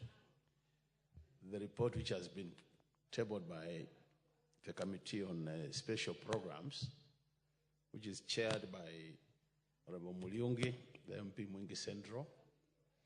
I want to start by thanking the committee and all the members for this good work. I think this is the second report we are debating from this committee. And this report is specifically for constituencies in Bungoma County, Honorable Speaker. I think, Honorable Speaker, this approach of looking at one county and all the constituencies in that county in terms of looking at how CDF has been spent is a very good approach, because neighboring constituencies have a lot of things to share. When I listened to this report, Honorable Speaker, I've just been trying to think through what happened in the Senate about 2 weeks ago when they were debating NGCDF, the National Government Constituency Development Fund. And as I watched the senators discuss this matter, Honorable Speaker, I saw a lot of ignorance in terms of what CDF does in different parts of this country. And I could see people who are debating from a position of lack of information. Honorable Speaker, we have amended the CDF, the original CDF Act, many times. And we've even amended the National Government CDF Act about 3 times now. And one of the things which has happened to this Act, Honorable Speaker, is that the Member of Parliament initially used to be a patron of that, the NGCDF. And at that, there was a provision for what we used to call an oversight committee, where the MP was the chair, and he was expected to nominate other 4 members, so that the oversight the CDF implementation. But the latest amendment, Honorable Speaker, we did away with that oversight committee. So as we are talking now, a Member of Parliament is just oversights CDF, just as he does with all the other national government projects. And I think this committee on special programs, should be able to bring these matters out clear so that those Kenyans who are ignorant are not able to get the information from the latest amendment, can understand what is happening. So when it comes to CDF matters, Honorable Speaker, it is a board which oversees implementation on day-to-day basis. And the only time a member of parliament comes in is when you are doing public participation to identify the projects and programs to be implemented. On that basis then, after public participation, the board takes over the implementation. The member of parliament now becomes a person who oversees the implementation. And it's on the basis of that that anybody who wants to associate a member of parliament fully with the CDF is a person who is misinformed. And I want to urge our colleagues in the Senate to take time and look at this act so that they are updated in terms of how CDF is structured. But listen to the report, Honorable Speaker. About 3 things have come up in the recommendations. One of them is a matter of land, where we are saying the committee went out there and was not able to get title deeds for some of the land where some of these projects have been located. And I want to really urge my colleagues in this committee, the truth of the matter is in this country, some areas have no title deeds. Land has not been titled, the title deeds have not been given to the landowners. And what people are doing is, people would know that this is my land, and they are watching now for issues of land surveying and all that to be done, so that they can get their titles. In such a situation, what is happening? What normally happens is, you will come to me as a landowner, and we'll do an agreement in the presence of their local assistant chief, so that he's satisfied that that land has been set aside for public utilities. And it is on the basis of that, then I will be able to locate a school, an assistant chief's office there, and another project we are doing. So in a situation where documentation has been done and is filed, I think as a committee, you should be able to appreciate the fact that land title deeds are not all over the country. So in that case, even as you say, you are not able to find the title deeds for the land, it would be important to tell us whether you are able to get another documentation to confirm that that is public land. I think that is critical. And like where I come from, my area, that's what we have been doing, that we will ask the owner of the land to sign documents in the presence of the assistant chief, so that even as we process the title deeds, we don't delay implementation of projects which have been identified by the public members, by the members of the public. The other point which has come up with the issue of documentation, where you are saying you go there and you find that there is no accounting document to support the expenditure. And I think this recommendation was also part of the other recommendation, the other report, where you are saying as you travel and visit different constituencies, you realize that fund managers are not able to present you with the required accounting documents. And I think really, to me, the way I look at it, this could be a very deliberate move, Honorable Bribery, and I want to thank you for the moving, because you know we belong to the same party. You have moved this report very well. So what I want to say is, this could be a very deliberate move, because most of our fund managers, honorable members, are people who have a background in terms of professional background, either an accountant or an economist. And actually, one of the basic criteria for recruitment is that you are able to prepare books of accounts. The other thing, CDF does not operate a separate, what do we call it, this book where you record expenditure. Is it cash book? They don't operate a different book. What happens is there's a district accountant who is posted there by the Ministry of Treasury to oversee accounting works. On that basis, Honorable Bribery, I will not believe when you say that people are not able to provide accounting documents because they don't have what it takes in terms of capacity. I would want to agree with you that they are not able to provide those documents because they are doing it deliberately so that they cover some of their wrong moves in terms of financial accountability. And to me, that's why we would want to see a more stronger recommendation saying that in situations where people have not been able to account for such a money, then you either hand those people to the Auditor General for further investigation, or either to the DCIA for further investigation. So that in that case, then, we all these fund managers are accountable for purposes of implementation of our projects. And we have to bear this in mind. It's important I say this, Honorable Speaker. Most of these fund managers are not locals. They don't come from that constituency. And most of them don't come from that county. So in a situation where you want them to misuse the money, you'll be taking away money from a specific constituency to another different constituency. So in that case, we lose big as members of parliament, because if a fund manager misappropriates resources, more likely those resources will be invested in another different constituency and not where the person is working. So even as we oversight this money, it is important to realize that we love our fund managers, but they must do their work professionally. To me, this is a very important point, that we don't lose it. In that case, then we'll be able to streamline this process. And Honorable Speaker, I want to say this. Before I came to this parliament, I was a monitoring and evaluation specialist. I've prepared a lot of monitoring frameworks. I've done a lot of evaluations, and I've done a lot of impact assessment of programs. I want to confirm to this country today that there is no other program in this country which is more impactful to the lives of our Kenyans more than NGCDF. I want to say that as a profession in that line, that this program has had very positive impact to our people, and anybody who thinks you can do away with the CDF, you might aid the member of parliament, you might aid the person overseeing the money, but if you aid the member of parliament, please take the member of parliament out, but let's have NGCDF continuing in this country, because it has very serious positive impact to the lives of our people. And I always say, Honorable Speaker, I'm sure you're overseeing a constituency like me, and we joined this parliament the same day with you. If you look at what you have been able to do in the last 10 years with your 50 million every year in Oman Bay Town, Honorable Speaker, and compare it with what the governors have done over the last 10 years with their billions, it will be clear that what you have done has a high impact, has really helped your people, and it is visible as compared to what some of these county allocations are doing. So to me, I would be supporting a proposal that says, can we increase the money so that, because it's the money which is having impact, so that we help our people more and more. And in that case, we'll be helping this country, and we'll be growing the local economies where this money is being utilized. So with those many remarks, Honorable Speaker, I want to support this report and say this is time we even increase the allocation for CDF so that our people get value for money and mostly public resources. Thank you, Honorable Speaker. Honorable Julius Meli. Thank you, Mr. Speaker. Mr. Speaker, I rise to support this report. And Mr. Speaker, from the onset, I want to thank the committee for coming out with such an informative, very informative, very detailed, and a report with a lot of details, especially on public projects.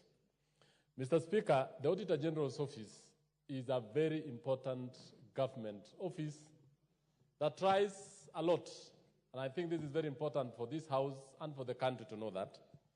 That office is for the good of the public. That the money that has been allocated to a public entity shall be made to good use. That the resources that have been allocated to schools, to colleges, to universities, and even to hospitals are actually brought to good use. Honorable Speaker, each and every other time when an audit report is read, at times officers do not take it in good faith. It is a very important document. It is a document that tries to educate and tries to bring the public to know how their resources have been used.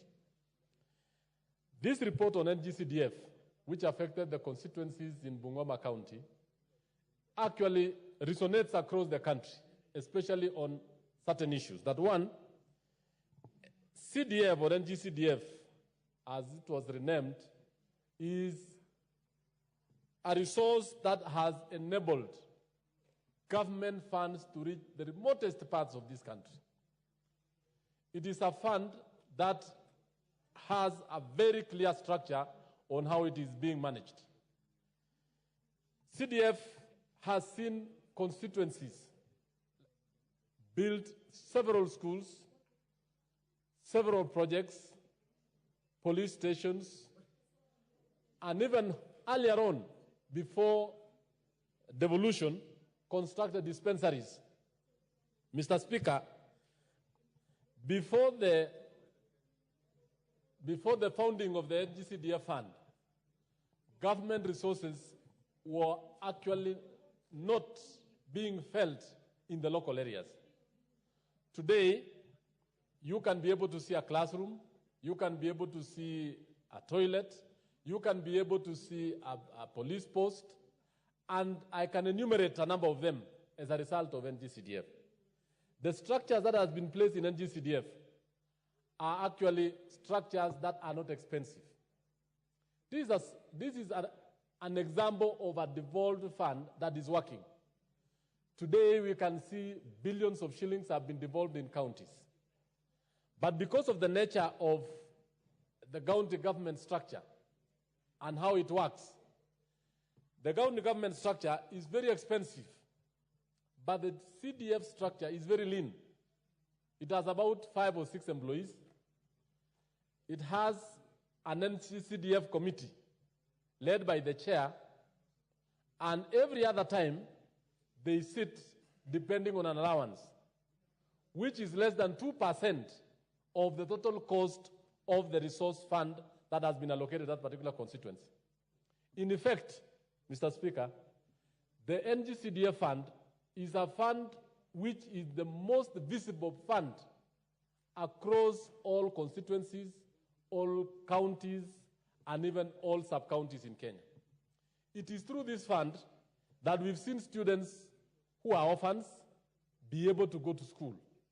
It is through this fund that we have been able to see a number of football or sporting activities actually running across constituencies.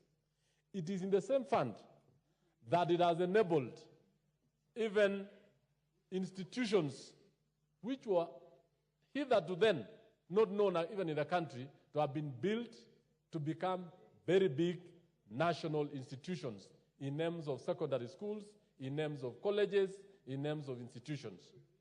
I know a number of teacher training colleges. I know even a number of facilities in some of our local universities that has been put up by NGCDF. So without enumerating so many, Mr. Speaker, the report that has come to be tabled this afternoon is quite informative and important. On issues that have been raised, for example, the issue of title deeds, I want to agree with Honorable Makali Mulu that many areas in this country have not been adjudicated, have not had titles. But we cannot stop building schools just because those areas do not have title deeds. The greatest expanse of the northern parts of this country, and even some parts of the pastoral regions, land is still under communal. So we cannot just rely on the title deed as the only instrument to show that, yes, you have spent money on land, but the title deed has not been issued. We know of schools that have in existence for over 30 years. They are public institutions, and they are running.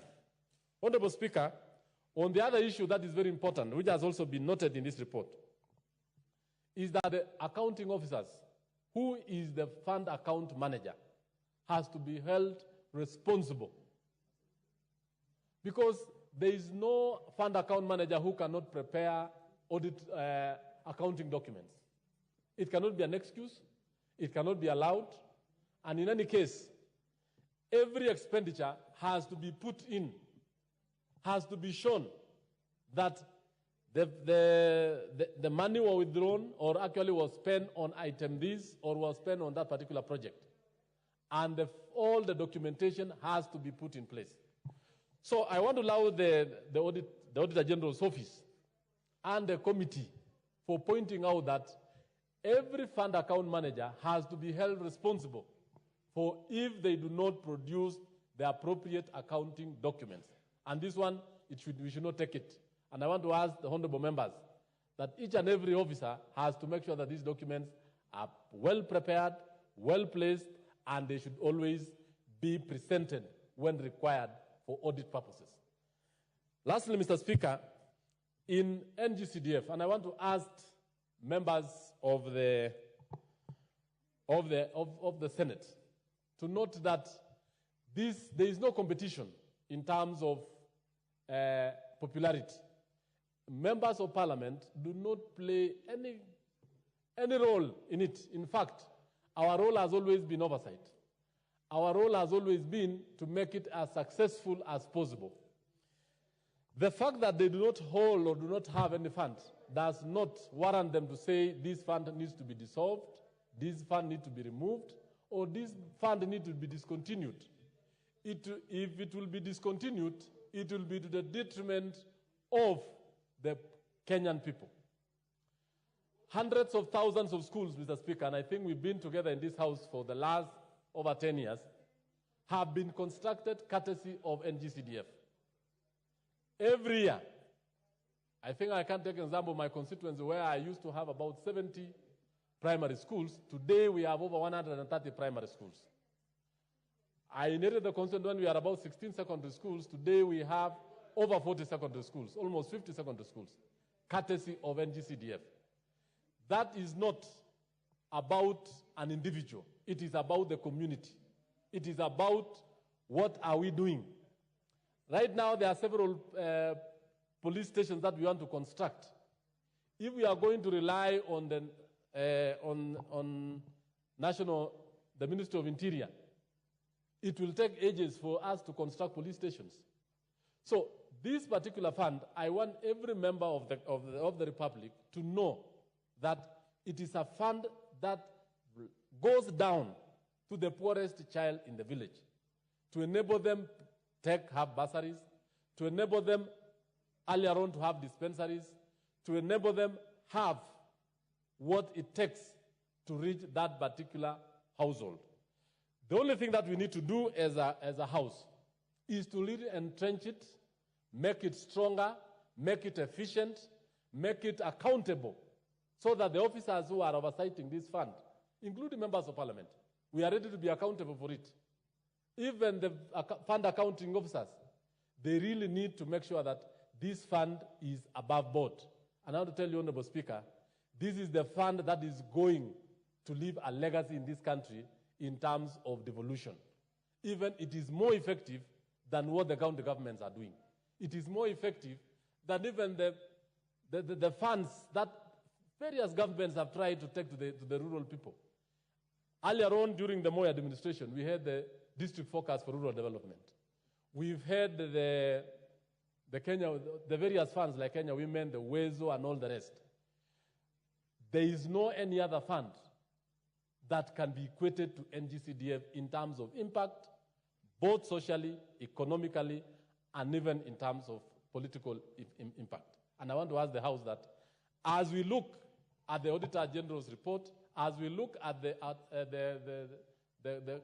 committee of the Fund Account Committee's report, let us look on how to make it more entrenched, more constitutionally viable, and to make sure that the laws that we have are actually for the people and to the benefit of the people. I thank you, Mr. Speaker. Well, maybe just before you do that, there is the thinking that the role of a member of parliament around CDF is still as chair, patron, and those are the issues. I thought, as the chair of education, you should explain to them our role in oversight. More so now that we are considering an audit report from the Auditor General on CDF fund in respect of constituencies. In fact, Honorable Speaker, so take a minute or two. Yes, one minute, Honorable Speaker. Mr. Speaker, I want to say this. And there's a lot of misconception, and I want to tell Kenyans, even as we are in these very difficult political times, Kenyans have tended to believe everything that is on the phone, on the social media, to the detriment of the nation. I want to say this. Members of parliament have no official role or even any role in that NGCDF other than to be oversight. In fact, Honorable Speaker, in the last regulation that was issued, the member of parliament was supposed to be a member of an oversight committee of the NGCDF. He himself is going to oversight the NGCDF committee and the fund account manager.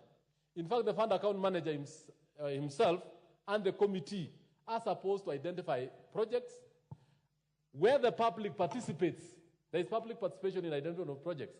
And more so, when you go ahead, you'll realize that the money is deposited in schools' accounts that are held by the school committee members, or what we call project committee members, which is called PMC. So the role of member of parliament as a chair, as a patron, as anything, is non-existent.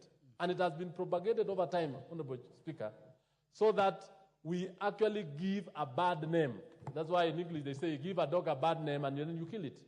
In effect, no member of parliament is a chair, no member of parliament is a patron, no member of parliament has any an official or a role in that particular thing, other than to oversight and to make sure that there is a public good, or that there is actually value for money in that particular institution. I rise and I support. Thank you, Honorable Meli. Members, this is a very critical thing because people have been asking who audits or oversights CDF.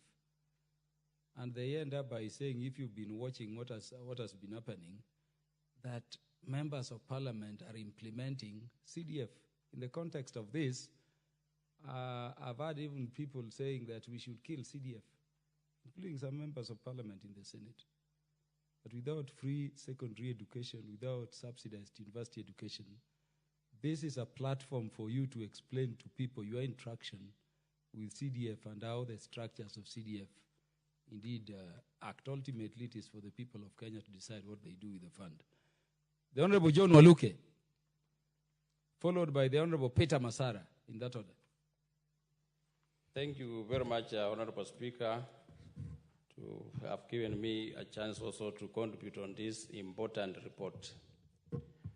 Honorable Speaker, I want to thank the committee for the good work that they have done.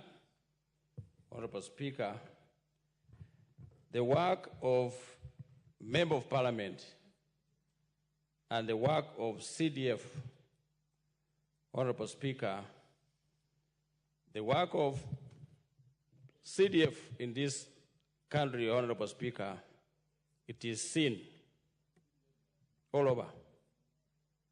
It has done a lot of work, Honorable Speaker. The money that CDF or constituencies get is very little money compared to monies that the county government receives in terms of billions. And there's no any one constituency, Honorable Speaker, that has received money even 220 million. But you can see the work, Honorable Speaker, buying the passes for the schools. Like in my constituency, Honorable Speaker, I have managed, since I took over, managed to build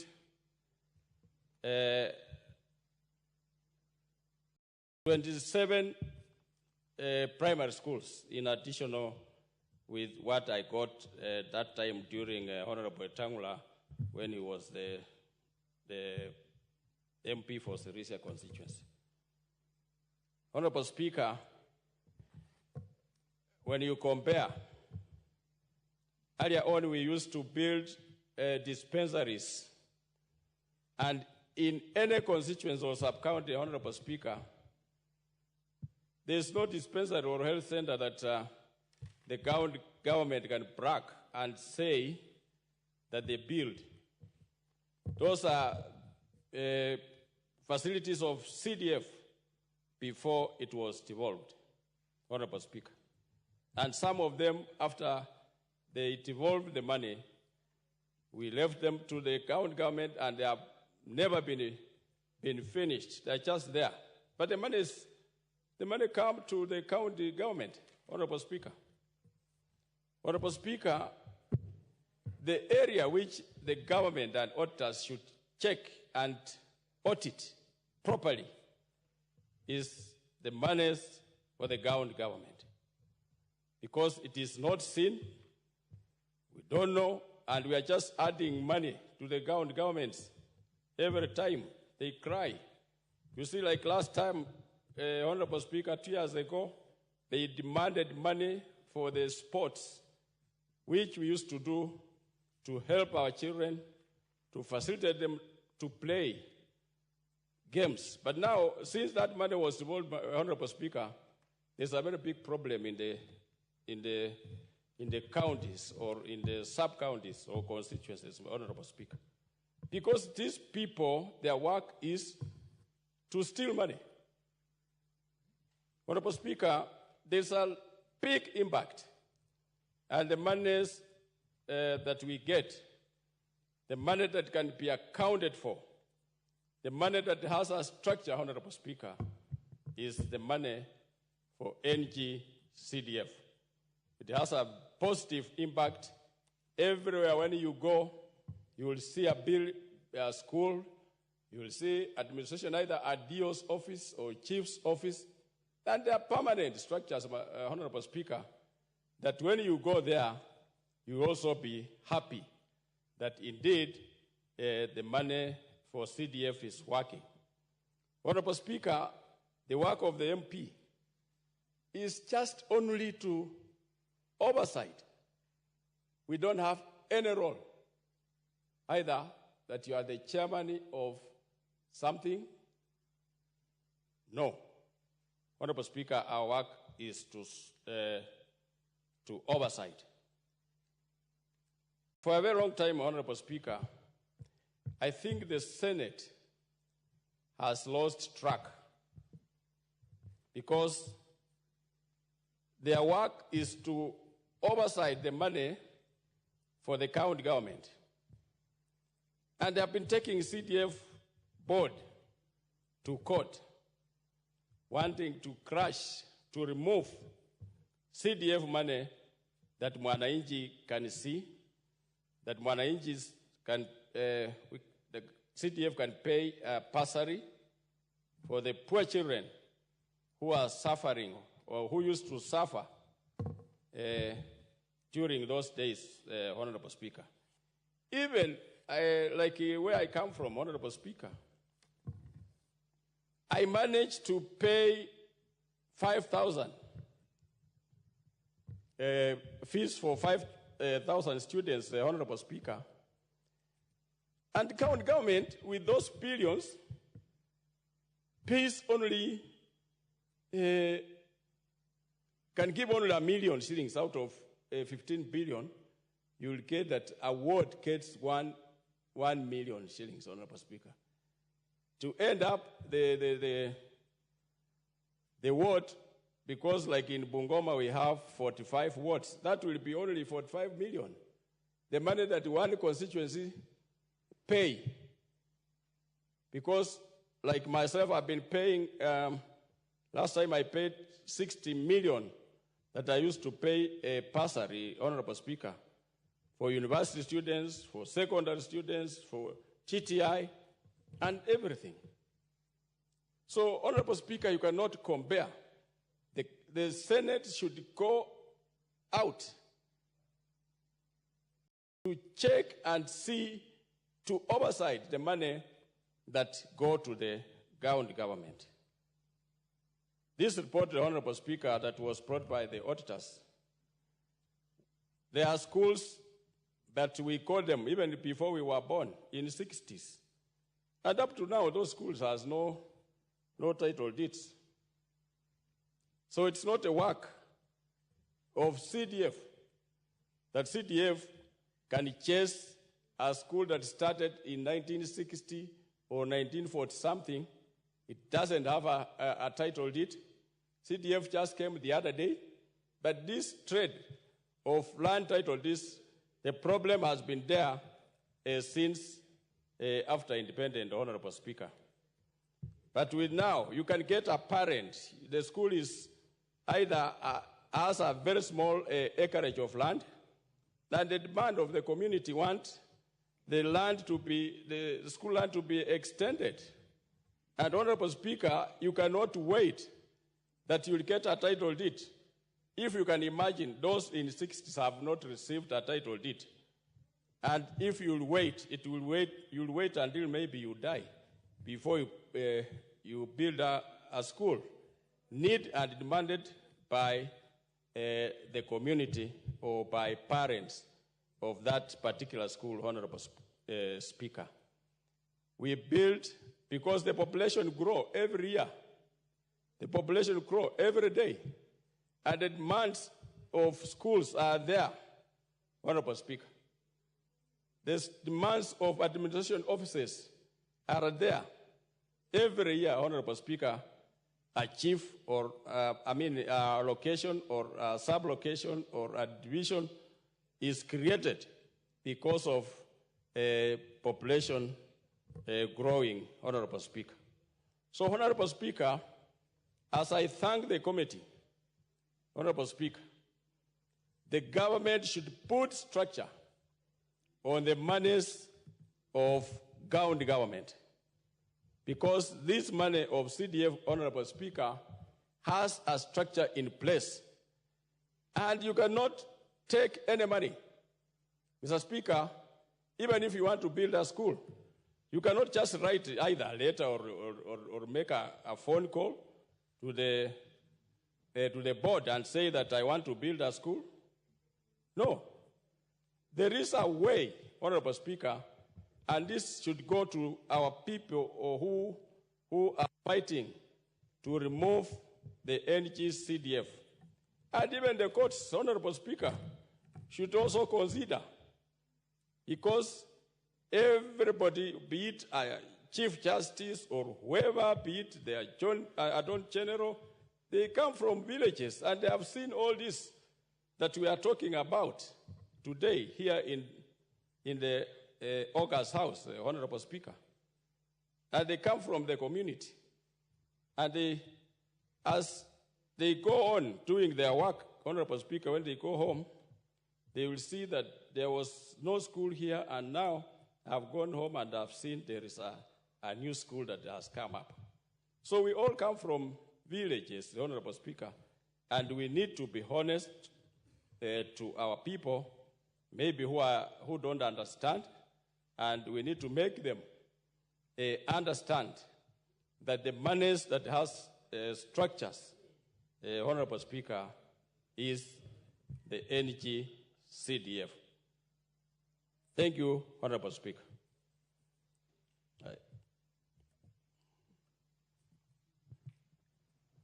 Who did I say should follow? The Honorable Masara. Or Honorable Masara, you want to wait to undertake some business before you contribute. Just hold on a bit.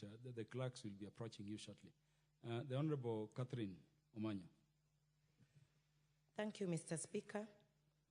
I stand to actually put a voice on matters to do with CDF or NGCDF, although I'm a women rep.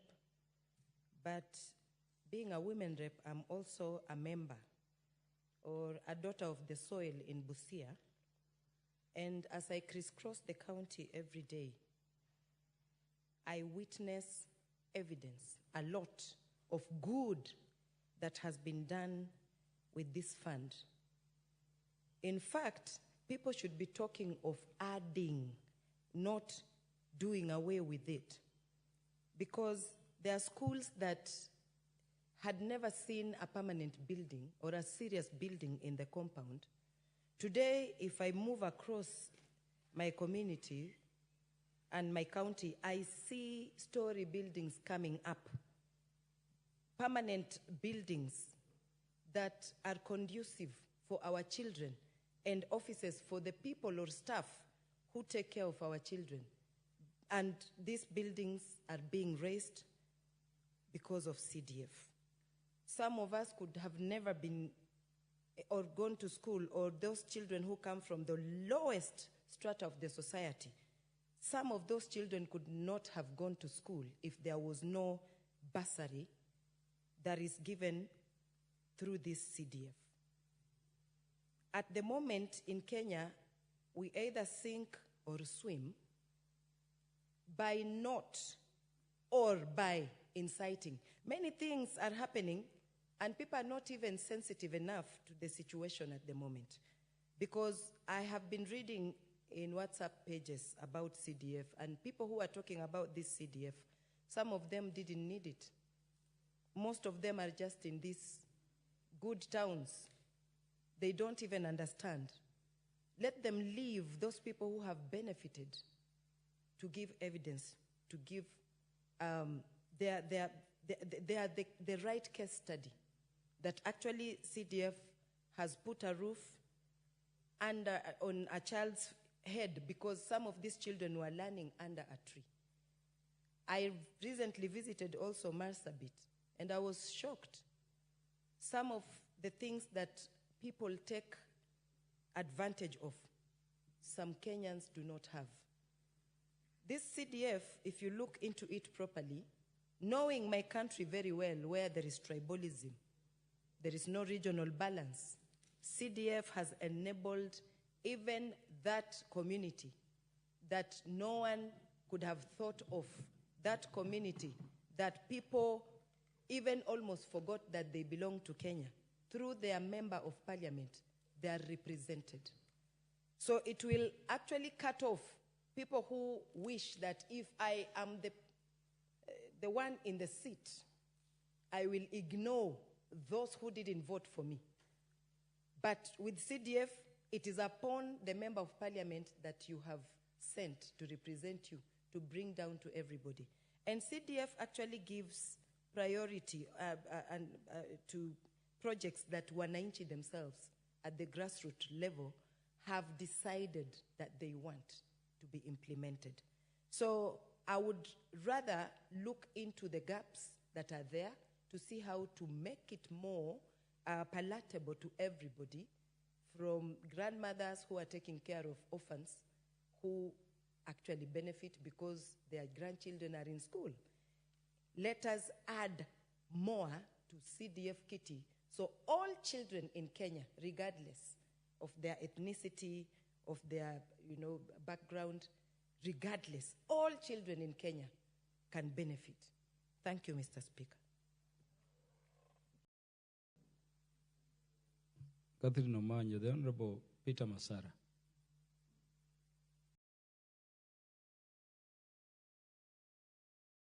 Lay the documents first. Thank you, Mr. Speaker.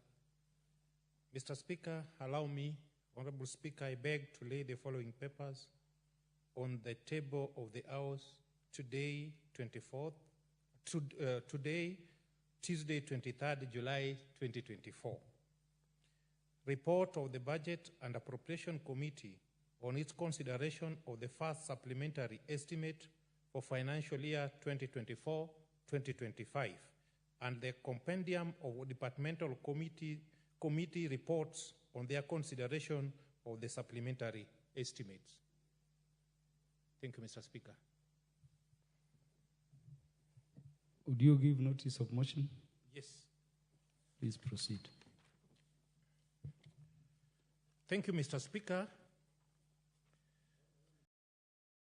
I want to give notice, motion of notice on Speaker, that this House adopt the report of the Budget and Appropriation Committee on its consideration of the supplementary estimate for financial year. The Honorable Raphael Wanjala, approach the Speaker. Approach the Speaker. Honorable Wanjala, approach the Speaker. Proceed, Honorable Peter Masara. Thank you, Mr. Speaker. Mr. Speaker, once again, I beg to give notice of the following motion, that this House adopts the report of the Budget and Appropriation Committee on its consideration of the supplementary estimate for financial year 2024-2025, laid on the table of the House on Tuesday, 23rd July 2024, and pursuant to the provision of Article 221 of the Constitution, Section 39 of the Public Finance Management Act of 2012, and the Standing Order 239, 1, approves a reduction of the current expenditure for financial year 2024-2025 by 38,896,358,312 in respect of the votes contained in the first schedule of the report. 2, approves reduction of the total capital expenditure for financial year 2024-2025 by Kenya shillings 107,445,697,478 in respect of the votes contained in the first schedule of the report. And 3, approves an overall reduction in the total budget for financial year 2024-2025 by Kenya shillings 146,342,055,790 in respect of the votes contained in the first schedule of the report, subject to paragraph 4, Committee of Supply, Committee of Supply. And then 4, makes the policy and financial resolution as contained in the second schedule to the report. And finally, 5, order that the Speaker do now leave the chair to facilitate the consideration of the budget system with respect to each vote and program in Committee of Supply as contemplated under Standing Order 240. 240, that is the consideration of supplementary estimate in the Committee of Supply. Thank you, Mr. Speaker.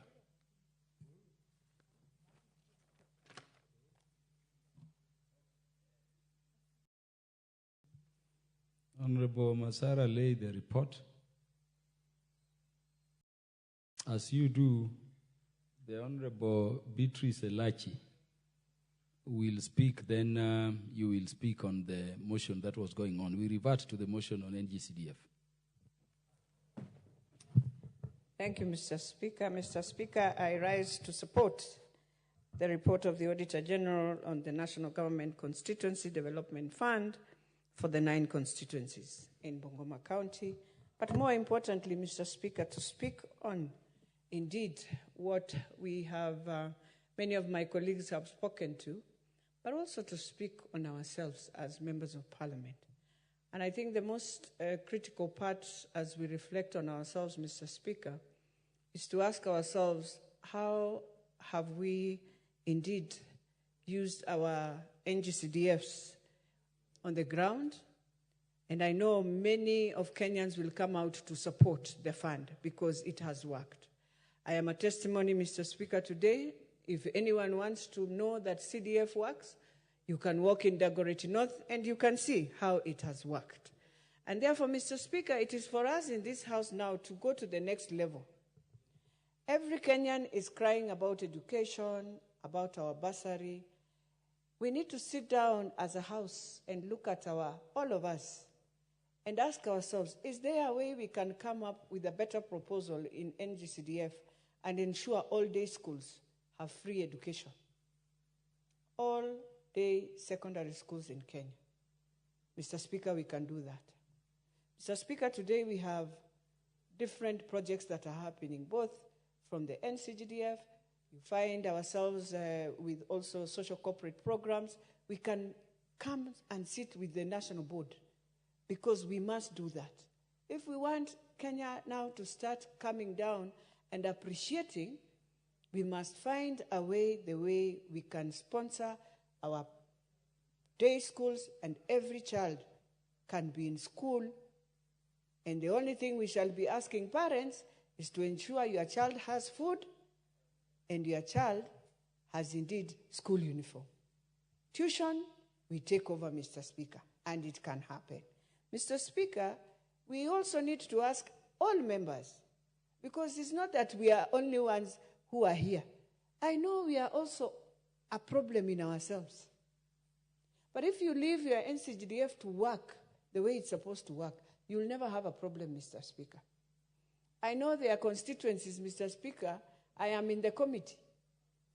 I sit in the committee, and I have seen some of the reports. I have seen some of what members have done. Even the previous members who are in the Senate, if today you bring their reports here, Mr. Speaker, you'll be surprised how they will find themselves in trouble. So I even wonder how you go into the next house and you think you are very okay. And you're forgetting money, Kenyan money is public resources. Anytime we shall come for you. So even those who are in the Senate, we want to tell them, I think we've talked a lot with emotions, with all the things that are happening, but can we now refocus the energies to the right way?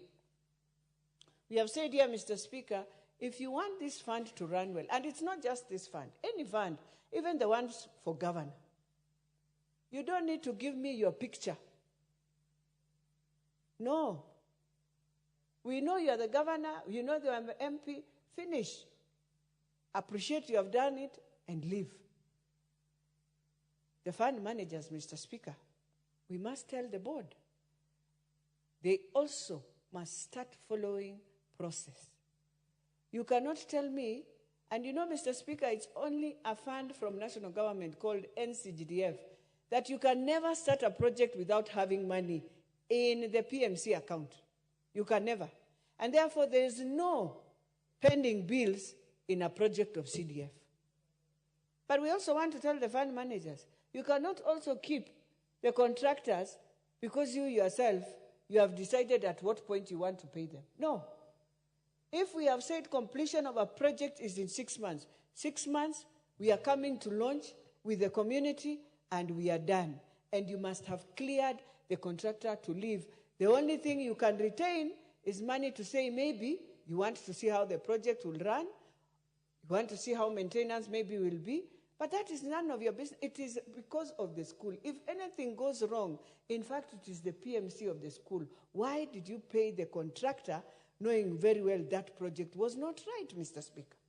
So this thing of bashing every day MPs, I think we need to go for very clear civic education now to make our people understand, even on the ground.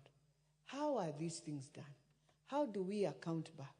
Why is it you need to complete a school? For me, I know I'm very strict. Completion, highest 7 months, because I always tell someone, the money is there. So don't tell me we are starting a project that does not have resources. So, Mr. Speaker, all of us, 290 honorable members, it is time we redeem ourselves in doing what is right. In the morning, I was a bit sad, Mr. Speaker. You see, we have come back to heal. I want to pray for both sides. Can we heal? Can we heal so that the country heals? Can you imagine, Mr. Speaker, today, even civil servants have a holiday on Tuesdays. They don't go to work. And we are here as leaders joking with Kenya. And we are here, we're supposed to help the president to bring back that Kenya we are crying for. But when I look at the way we throw each other words, I am wondering, who are we in this house? Are we also with the same problem? That is where we must start, in our heart. Even our clerk is feeling hurt. He said he was disappointed, which is true. Many of us were disappointed. We were supposed to come to see how do we resurrect Kenya. Today, Bunyala Road, where, Mr. Speaker, all these places, even those projects we are talking about, even the children are about to close school. We cannot continue when children are going to close school with all this madness we are seeing. We have to come and reason and see how we move. For NCGDF, I want to beg, for those who normally go to court, come and see first. And I'm going to request even the judges, walk within some of these constituencies, ask the public. Let us not do the mistake we did with our finance bill here. Ask the public if they feel this is a wrong fund, they will tell you. If they feel it is a right fund, they will tell you. So even them, they should come out of their judicial space. Things that are within the public and the public are feeling they own it, please go to the public before you bring a judgment that can also bring a lot of issues. So I'm begging them. I know and I respect, and I know they will do what is respectful for Kenya. Because, Mr. Speaker, this is the only fund that very soon I shall be giving all the Form 4s who are vulnerable a second fund for them, not to come back home, but at least to clear their Form 4. Which other fund can do that, Mr. Speaker? That today when you walk to a chief's office, it has dignity. Which other fund can do that? Tell me, look at the classrooms that were done by the Ministry of Education under the late Makoha. Some of them, we are bringing them down. They were built so badly. They built a classroom, you build on a second floor, there's no stairs, there's no ramp, there's nothing. We are now reorganizing. In fact, the Auditor General should ask for the report, Mr. Speaker, of the schools that were done with the Ministry of Education, and let her come and just look, even just Lavington Girls. I will show her a classroom that was done. It is on the second floor with no stairs. It has been there, nobody has ever occupied. It's when we are doing stairs, Mr. Speaker. And that's not the only classroom. Many of them were done very badly, very wrongly. And those are the things we are saying. If we want to see us move ahead, if we want to find a country that has developed together, then NCGDF can do. Today, the kitchens that members are building here, how I wish the county governments can just build such kitchens for their hospitals. Because you just have one center where you pick the food and supply. Economics of scale, you have a good a kitchen for your hospital, it has clean energy. What else do we need? And it is affordable. So, Mr. Speaker, as I finalize, this is what I want to finalize to say. I am praying that this House, as we move forward, can we move for a few months in a bipartisan manner to bring back this House, to bring back this country, to bring back what we want to see, that every day people will walk into their offices to work, but not every 2 days in a week. The Kenyans, we love sherehe, Mr. Speaker. We love it. And we will sleep at home, but the country will go. The country will go, Mr. Speaker. So I beg the leadership of this House. We did not start well from that Kamkunji.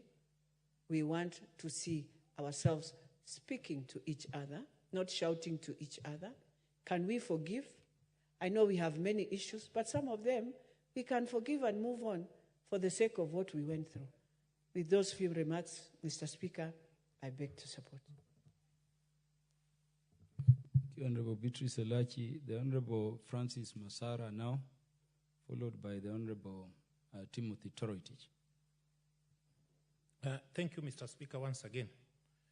Mr. Speaker, I rise to support the report of Auditor General for 9 constituencies from Bungoma on NGCDF funds. Mr. Speaker, I want to say that it is a humble time that Kenyans should understand the impact of national government CDF fund. Mr. Speaker, this country before NGCDF, the only fund which was felt on the ground was Latif. I happen to be the last mayor of Migori. Latif is the local government transfer funds. That is the money until today, almost 10 or so years after it was collapsed, the project is still visible on the ground. Let me take 2 minutes. As the mayor of Migori Municipal Council, through Latif, which was hardly 50 million, we started several health centers, Midoti Dispensary, Ragana Dispensary, Deep Dispensary, Onyalo Secondary, Ondong Dispensary, and several water projects and roads. Mr. Speaker, I come from Migori. The county government had received billions and billions of ceilings, but if you compare what was done by Latif during those times, my friend, it's like day and night. Therefore, I'm saying we need to strengthen NGCDF and add more money to NGCDF. My sister here, the MP for Busia, mentioned something about marginalization. Assuming one time we get a rogue president who do not love a certain community and decide not to take any money to them through the national appropriation bill, Mr. Speaker, the only remedy that community can get is NGCDF, and I can attest to that. And before even attest to that, the way NGCDF is being administered. Mr. Speaker, many do not know that the Deputy County Commissioner is a member of NGCDF committee. The District Accountant is a mandatory signatory to the NGCDF account. We have the works officer employed by the government who must give what is called payment certificate because he's a technical person. But above all, the fund manager who is employed by the board, is a mandatory signatory. And then the rest of the people, the composition, people living with a disability, the minority, individual coming from specific wards, end up making the NGCDF committee. Mr. Speaker, MPs are doing the oversight as per the NGCDF Act of 2015. Members of Parliament are only patrons and they do the oversight of the fund. And I can say this, it is high time this country award performing members of Parliament with their state commendation. And the MPs need to be given a lot of money for oversight, Mr. Speaker. Because what I believe, they use their vehicles and even their own time to oversight for this project, for the projects to be implemented fully. Mr. Speaker, in my constituency alone, in the last 6 years, Suna West constituency through NGCDF has started 21 public primary schools, where land is being bought, some at even 3 million. And these schools do not have 2 classrooms, some have a story classroom. For example, a deep primary, St. Albert Deep Primary, a school in a slum. NGCDF bought a land and they have done 8 classrooms which are story. John Okwanyo Primary, Wotogik Primary, Oruba Keyo Primary. We are, through NGCDF, Suna West has started 4 girls' secondary schools. Ragana Girls, Nyangubo Girls, Wiga Girls, and the latest Maweni Girls. And for record purposes, Nyangubo Girls, a school which is in a slum, which was started by NGCDF, managed to take 85 girls to the university. Mr. Speaker, that's not a small achievement. Ragana Girls, which was started by NGCDF,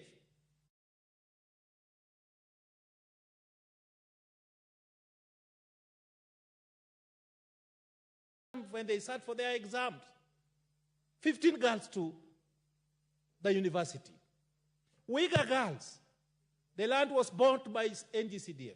They have 8 classrooms, administration block, laboratory, dormitory, staff quarters, water done by NGCDF. Managed to take over 20 girls to the university.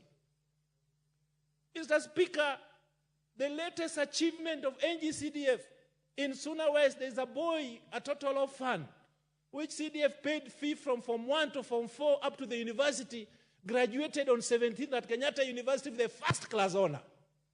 These are the achievements of NGCDF. Therefore, we want to urge our colleagues who are fighting NGCDF that they are the public enemy. Let them prove to us, especially senators. The county government funds are not working. The government is taking billions of shillings to the counties. But you'll get a county doing an ECD class using 600,000. But the day of launching, they go with 50 vehicles, 100 people, and the expenditure is almost 10 million, Mr. Speaker. Mr. Speaker, if I was the president today, I'll take half of the money taken to the county and give it to NGCDF. Because this is the money which can be felt across the country. And very few people are complaining about this money, Mr. Speaker. Mr. Speaker, in Suna West, before NGCDF, there was no police station. Today, as we speak, we have 4 police stations, 1 in each ward. And we have 5 police posts, and even anti-stock theft done by NGCDF. We have over 6 offices of the administrators, the chiefs and assistant chiefs, done by NGCDF. Mr. Speaker, if you come to Suna West constituency today, I'm inviting you, and you were once there at Pinyui, and you realize what we did with the NGCDF through the committee of NGCDF Suna West. You can appreciate that good leadership can yield fruits, and even God is happy with the leaders who are performing to the people, because it is indicated somewhere that when you serve humanity, you serve God himself. Therefore, I want to say that the issue of land, which is very contentious here, it is high time this House legislate a law which can allow public institutions to be registered without passing through the normal process. Because some primary schools do not have money for the board, for what is called the 4%, it's called, there's a charge, there's a tax on land before it's registered, and the value is 4%, which must be paid by the institution before the land is transferred to them. Mr. Speaker, it is high time we decide if we want government lands to be registered in a government institution name, then there need to be a special way of treating such an interaction. Mr. Speaker, finally, what I want to say is that through NGCDF, there's a school in my constituency which was number 2, actually, in the entire Nyanza. That is called St. Peter's Abuao Boys Secondary School. Mr. Speaker, NGCDF Sunawes is sponsoring students with 400 and 390 marks to this school, and they have never disappointed for the last 4 or so years. We managed to take over 150 students direct to the university, and majority of them were sponsored by NGCDF. Mr. Speaker, in Suna West, the day scholars who managed to get grades to join direct university, who are sponsored by NGCDF Suna West 10,000 per student, in the last exam were 380. Mr. Speaker, that's not a small achievement. That's an achievement which needs to be appreciated. Through our education days, we managed to increase the number of girls who are in school, who are in boarding school. From before, there were only 200 and something, but now there are 2,552 girls in secondary school who are boarders in Suna West, Mr. Speaker. Mr. Speaker, I want to urge this community, the Kenyan community, that it is high time NCDF to be part of should not be taken to court every now and then. It should form part of our constitution, like the money going to counties.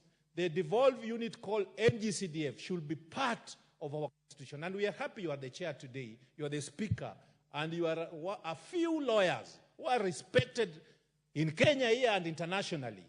Kindly, Mr. Speaker, champion so that this noble fund, can be increased, and 2, the details can be ensconced in the Constitution.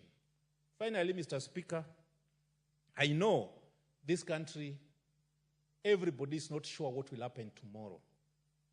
As a believer, because I go to church every now and then, I pray most often because I want to go to heaven. Nothing happens without a purpose. The Gen Z generation were brought by God himself to wake the leaders who are sleeping from the slumber. Let us start reasoning as Kenyans. Let us not start reasoning the way we were reasoning before, that this one belongs to Kenya Kwanza, this one belongs to Azimio, yet when people are being taxed, you don't only tax people of Kenya Kwanza, you tax everybody. Let equity be done. And Mr. Speaker, it is high time, let it be on record that I support 1 man, 1 shilling. But before that is done, we want tarmac, which are in other areas, to be done in areas where there is no tarmac. Where they are level 6, there should be level 6 in every region. For example, we, the people of Nyanza, we demand that Jaramogi Oginga Hospital should be a level 6. It is high time we be given a level 6. We have gone to Eldoret and Nairobi and other areas with our sick people for a long time. And the cost we cannot manage. Many of our people are dying. We need equity to be in this country. We want universities for all areas. Mr. Speaker, we want, when projects are done, when money is taken as a loan on behalf of this country, let those projects cut across the country so that each and every person can enjoy. For example, where I come from, there's a road from Masara to Miuru, which was started when the Prime Minister, Honorable Raila Odinga, was in charge of roads. It stalled there. There's another road going to Sori. It has stalled.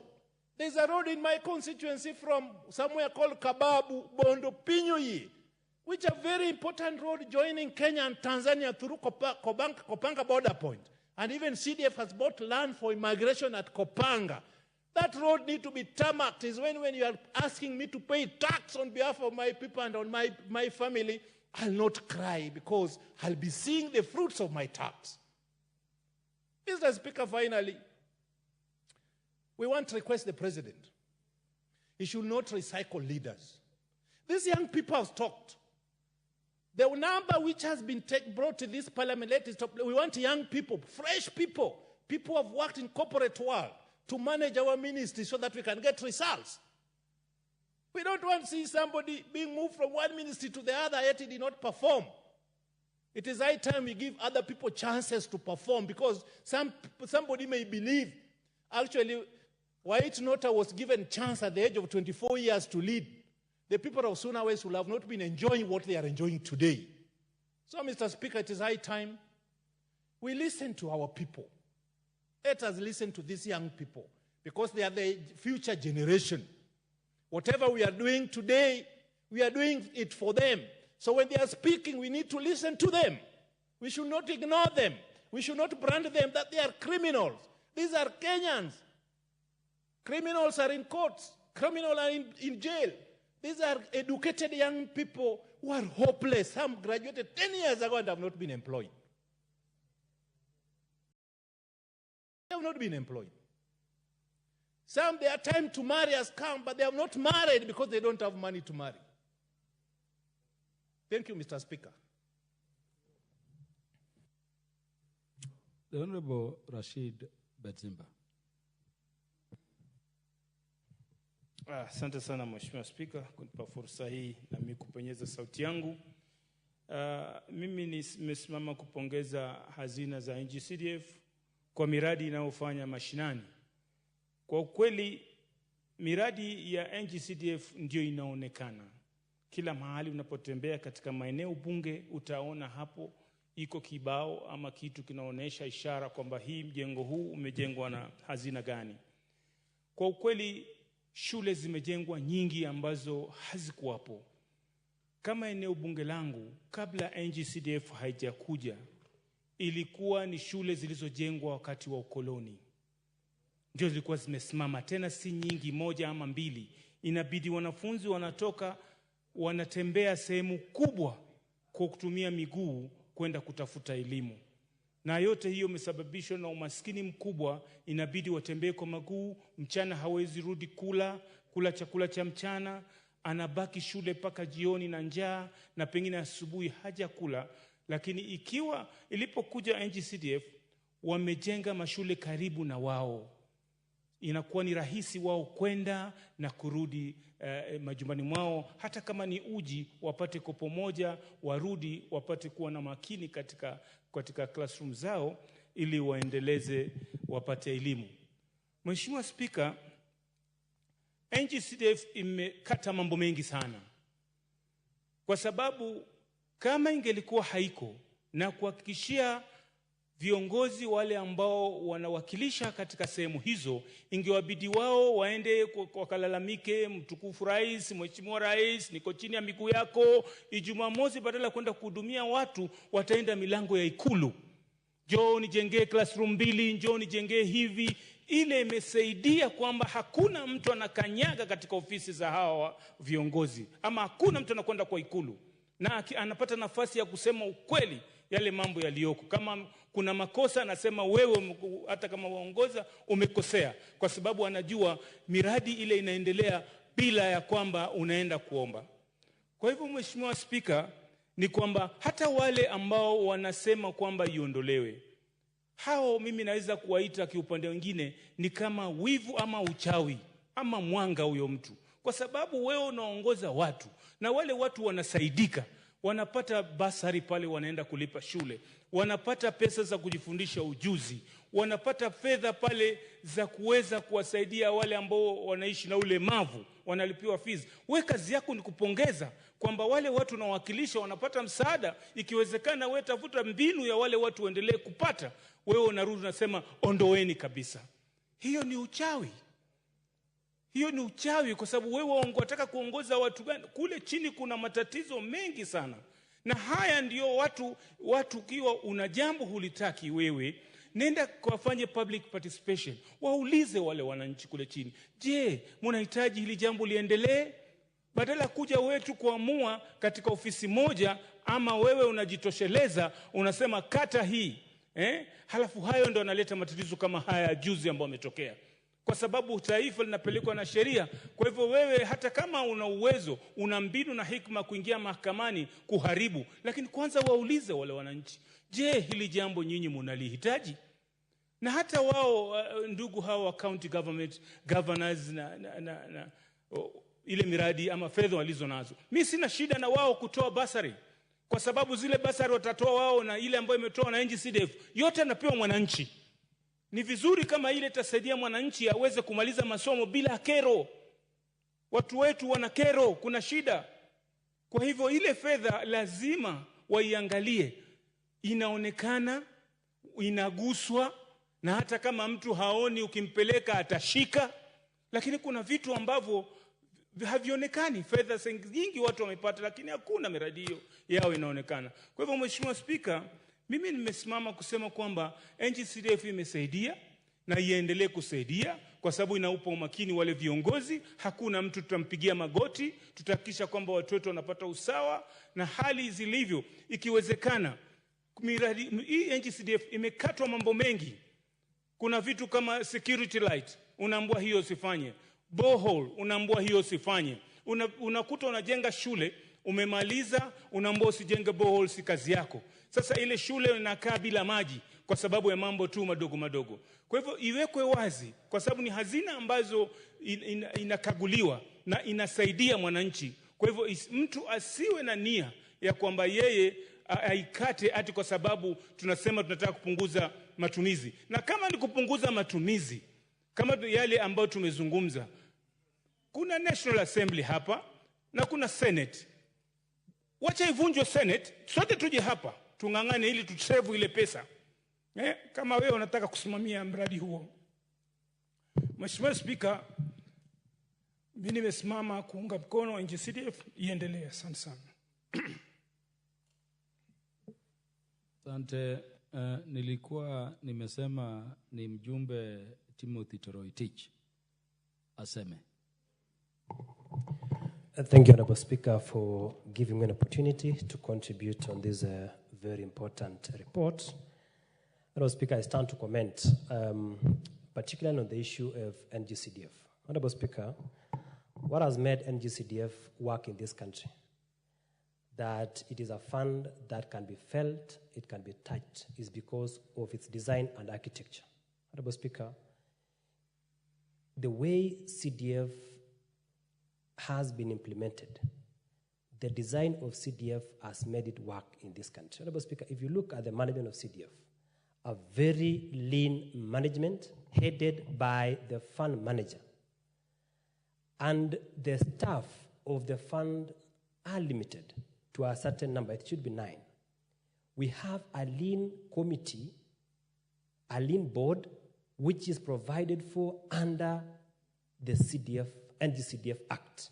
Honorable Speaker, there is nowhere, especially after the recent amendments, that a member of parliament plays any role in the management of the CDF funds. Honorable Speaker, the cardinal role of a member of parliament remains to be legislation, representation, and oversight, even in the CDF fund. Initially, we had the COC, but it was removed so that we remain to exercise our constitutional role, which is legislation, oversight, and representation. Honorable Speaker, we don't need to teach anyone in this country that CDF has benefited immensely to the development in terms of infrastructure in this country. Honorable Speaker, you cannot, for any reason, compare CDF with the devolved funds. Honorable Speaker, I have made a case severally that as a country, we need to sit down and relook at the design and the architecture of devolution in this country. Honorable Speaker, there is a lot of pilferage of public resources under devolution. It is a system that it seems was not well thought out. It is a system that we rushed into. Because, Honorable Speaker, if you ask me, the lowest or the level or where devolution should be done in this country is at the constituency level. Because those are funds that can be touched, they can be felt by the people of this country. That's why, Honorable Speaker, you see certain busybodies going to the courts to challenge CDF. And as a house, and I agree with Honorable Elachi who spoke here very well, that going forward in this house, we must speak in one mind.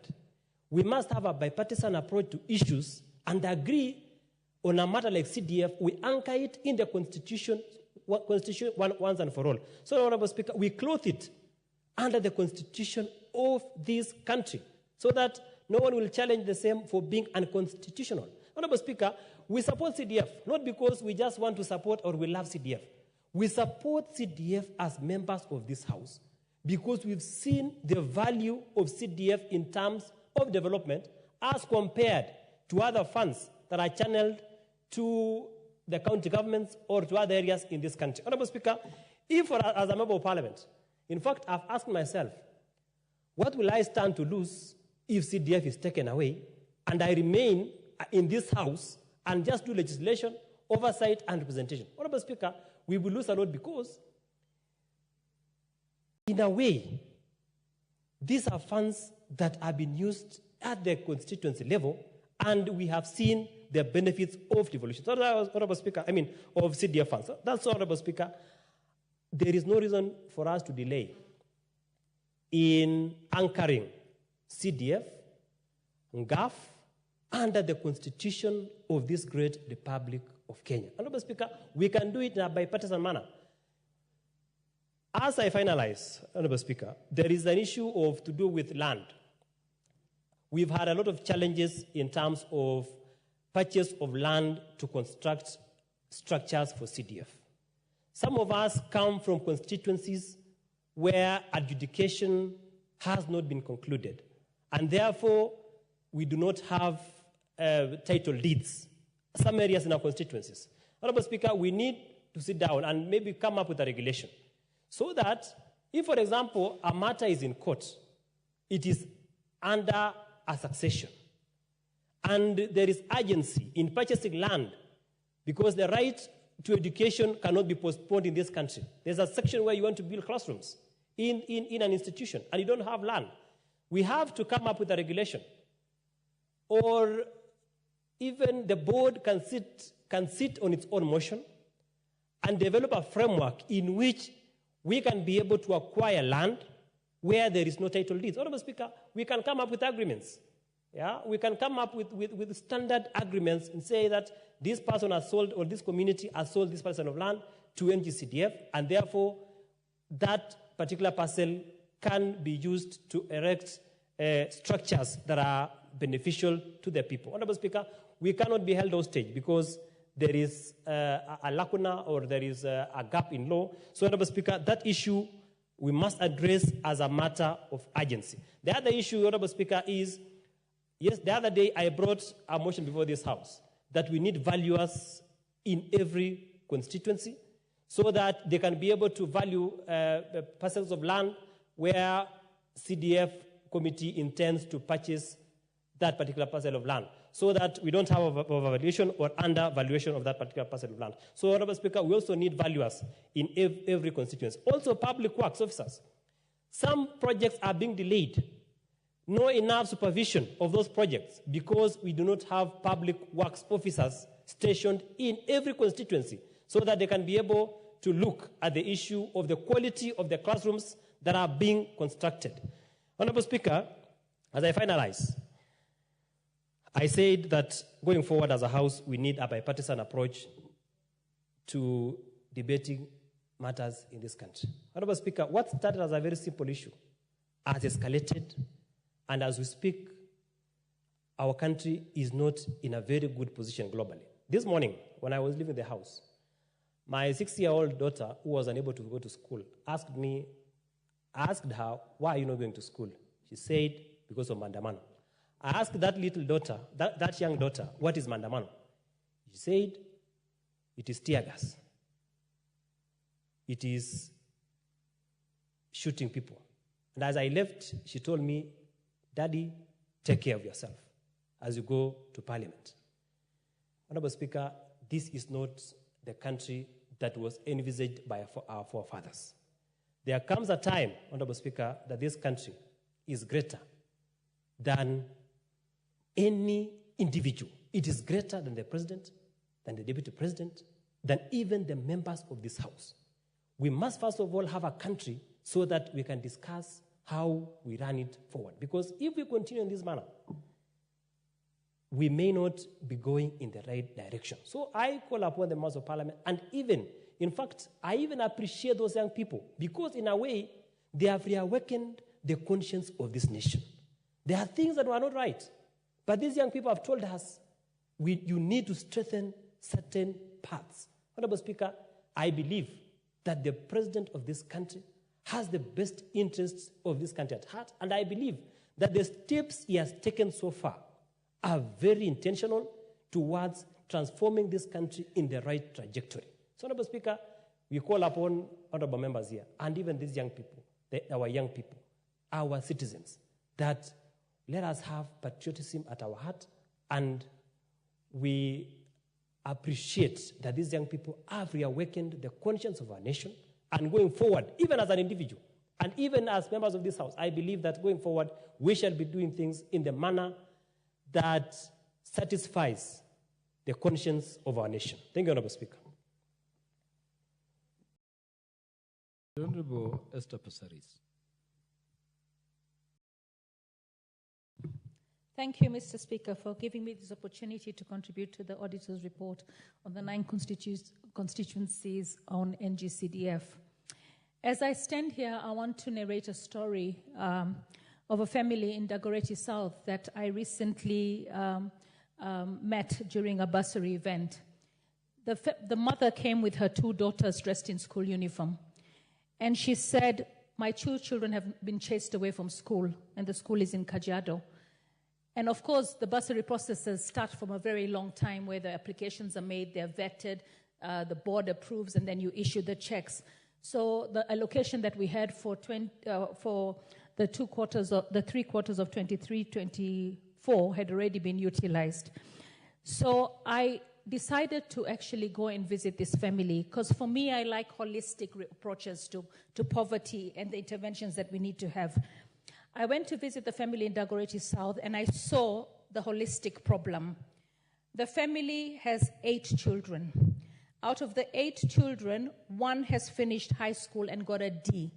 When I spoke to the one who finished high school, he told me the reason he got a D was because, again, he was being chased away from school every time. So he was not able to get the right grades. The other 3 children, there were 4 children, younger children who are supposed to be in primary, junior secondary, all of whom have not reported to school. They are at home because the family could not afford to pay the school that they were going to. So that's a problem I'm going to handle in the next 1 week. But I took the 2 children all the way to Kajiado yesterday. They didn't even have money to shop. And secondary schools, we don't provide sanitary towels. So I bought them sanitary towels, the soap, the lotion, the toilet paper. It cost about 6,000 for the 2 children. Obviously, families cannot afford that. I took them to school. When I engaged the head teacher of the school, she told me that, as long as families don't pay and capitation comes less and late, capitation is supposed to be about 21,000. They've only paid 11,000. So because the capitation is late and less, if the families don't pay, the schools are worried that if we cannot provide dinner, if we cannot provide water, if we cannot provide firewood, the children will burn the school. So we had a parents' meeting and the board meeting, and we decided to send all the children home. So I said to her, what is the balance for this term? It was 30,000. What has been paid? 5,000 was paid by the area MP, Mamuse, and they had not gotten any money from the MP for Dagoretti South. But here is a student who lives in Dagoretti South, who studies in Kajiado, 2 of them from the same family. Arrears in fees is over 30,000. I paid it from my personal pocket. The children remained in school. I asked the school, now that you chased these children from school for 2 weeks, are you going to give me a discount because they never consumed the services of school? She said no. Now, I want to talk about NGCDF. I want to also talk about GAF.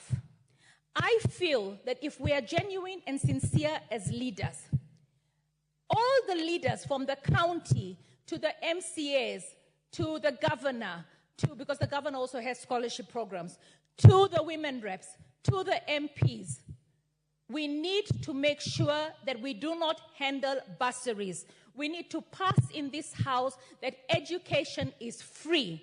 Capitation goes up to 30,000. Families pay 1,000 shillings. But how does a family, like the one I'm talking about in Dagoretti South, that had 20 cows and was selling milk and lost all their cows during the drought, be able to raise even that 1,000? The only way that we can do that is to go back to what Raila Amolo Odinga had said in his manifesto, that he was going to give 6,000 to every family that has unemployed, that has parents who are unemployed. I don't think it can work. 6,000 can work. I think we should have an unemployment benefit of 10,000 shillings. We should make sure that it's well vetted. We should ensure that the representatives of the people are involved, because sometimes the administration fails us. I saw that failure during the time we were trying to compensate the people of the demolition, because majority did not get it. I feel that if we have an unemployment benefit of 10,000 shilling per household, and we also have an unemployment benefit of 15,000 shillings per household that has a PWD child or parent, it will cost us about 125 billion. And to be honest, we can afford that unemployment benefit for 10 million households. And once we do that, we straight away take care of the hardship that citizens are facing. And when you tell a household, you can use that 10,000 to pay 1,000 shillings as the family contribution towards your child, and then we educate them on family planning. You would want your children to finish university, so then you do what? You actually start planning your family so that you can be able to afford. And then when we have these households under register, because we want to move them from unemployment benefit to employed, we actually look at what kind of TVET trainings we can give them, which areas we need to employ people, and also understand the data of unemployed. So we also guide people on which careers to take. For me, I feel we need to have a holistic approach on how we approach poverty. I really feel the 75 million shillings that every MP gets for bursaries, the 1.5 million shillings that every woman rep gets, the county assemblies, the MCAs get about 4 million. The governor gives his 1 or so billion on scholarships. Let's depoliticize education. Let us make education free, up to secondary, completely free. And we make sure that the students report to school. So we have 100% transition. When the children report to school, the one challenge will be books, the second challenge will be uniforms, then the mattresses and the toilet paper and the sanitary towels. Let us make sure that the schools are able to provide some of this stuff within the budgets, and we make sure that no child has to carry a mattress and a box and wear uniforms that are so expensive. The private sector has exploited uniforms. To take a child to school, you need 30,000 shillings worth of uniforms. Let's get NYS to employ more people so that we can have more children going to school with affordable uniforms. We have to remove ourselves from this colonial thing of wearing uniforms and sweaters and jackets and blazers, which cost so much. I really believe that MPs want, if you realize that an MP has had so many children reporting to school and there are no classrooms, the MP then focuses on building classrooms. But the money will not be sufficient for any MP if we don't go one man, one vote, 1 shilling.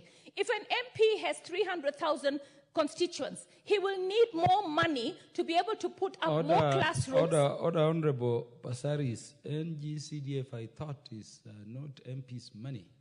True, but the MP is oversighting the fund. In fact, the Act does not mention MP anywhere currently, not even the Oversight Committee.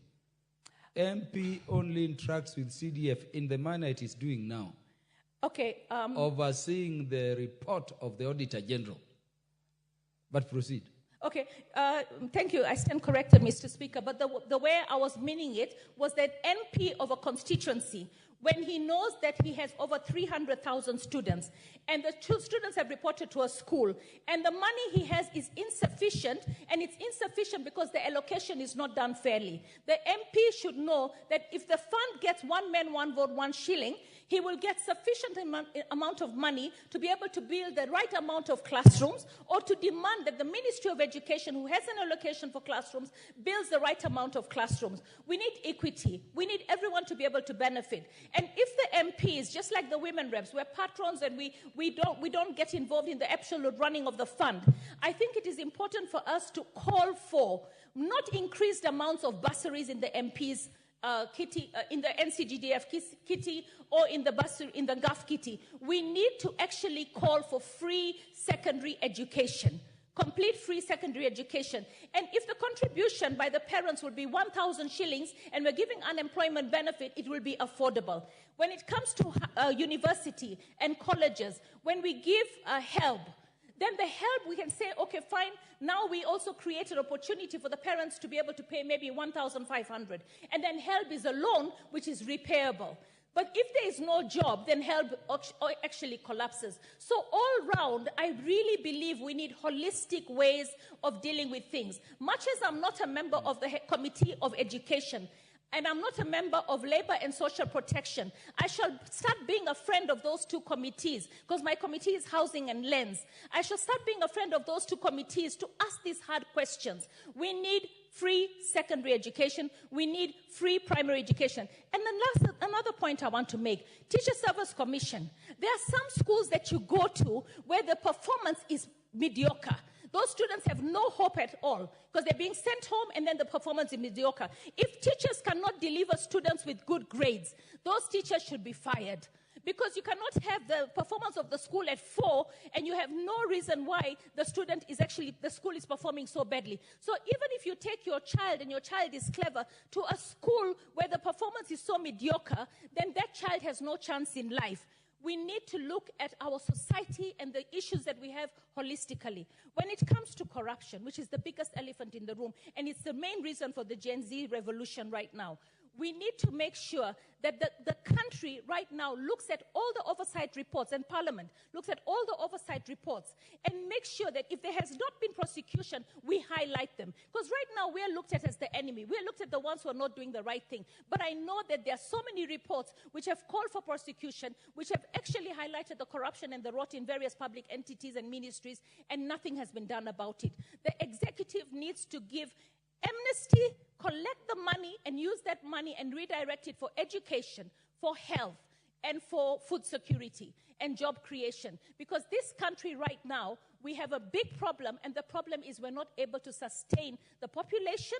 And the reason we're not able to sustain the population is because of corruption, and also because we are not a socialist country, we're a capitalist country. So if we have to pay for every expense in this country, then we have to actually increase the taxes, because that's how it goes. There's no two ways about it. But there's no need to increase taxes if the ones we collect we're not actually accountable for. So for me, I think this is an absolutely beautiful time in our country. Sadly, it has cost a lot of our youth their lives, and their blood should not have been shed in vain. We should see a shift on how we move this country from poverty to prosperity, from disunity to unity, from a lack of accountability to absolute good governance. If we do that, then we will be a parliament that is remembered, not today, but for tomorrow. But if we come back and it's business as usual, then I regret moving from the private sector to the political sector, because it will have been a failure in my decision to join the leadership to be able to do good for my country. So let us all put Kenya first in everything, because we don't have another country. It is only Kenya. My appeal to the Gen Zs, give the president a chance. And my appeal to Raila Amolo Odinga, can we please join the government? Because some of the things that you had in your manifesto were absolutely amazing. You had an amazing way to deal with unemployment. You had an amazing way to deal with job creation through clusters. And those ideas that you had, if given to William Ruto and his government, we should be able to forge ahead. And I'd also like to urge the president to look at the Gen Zs. Let us have a few Gen Zs, or let us have a Gen Z desk in every ministry like we had a NEPA desk, so that the Gen Zs can be part and parcel of driving this nation forward.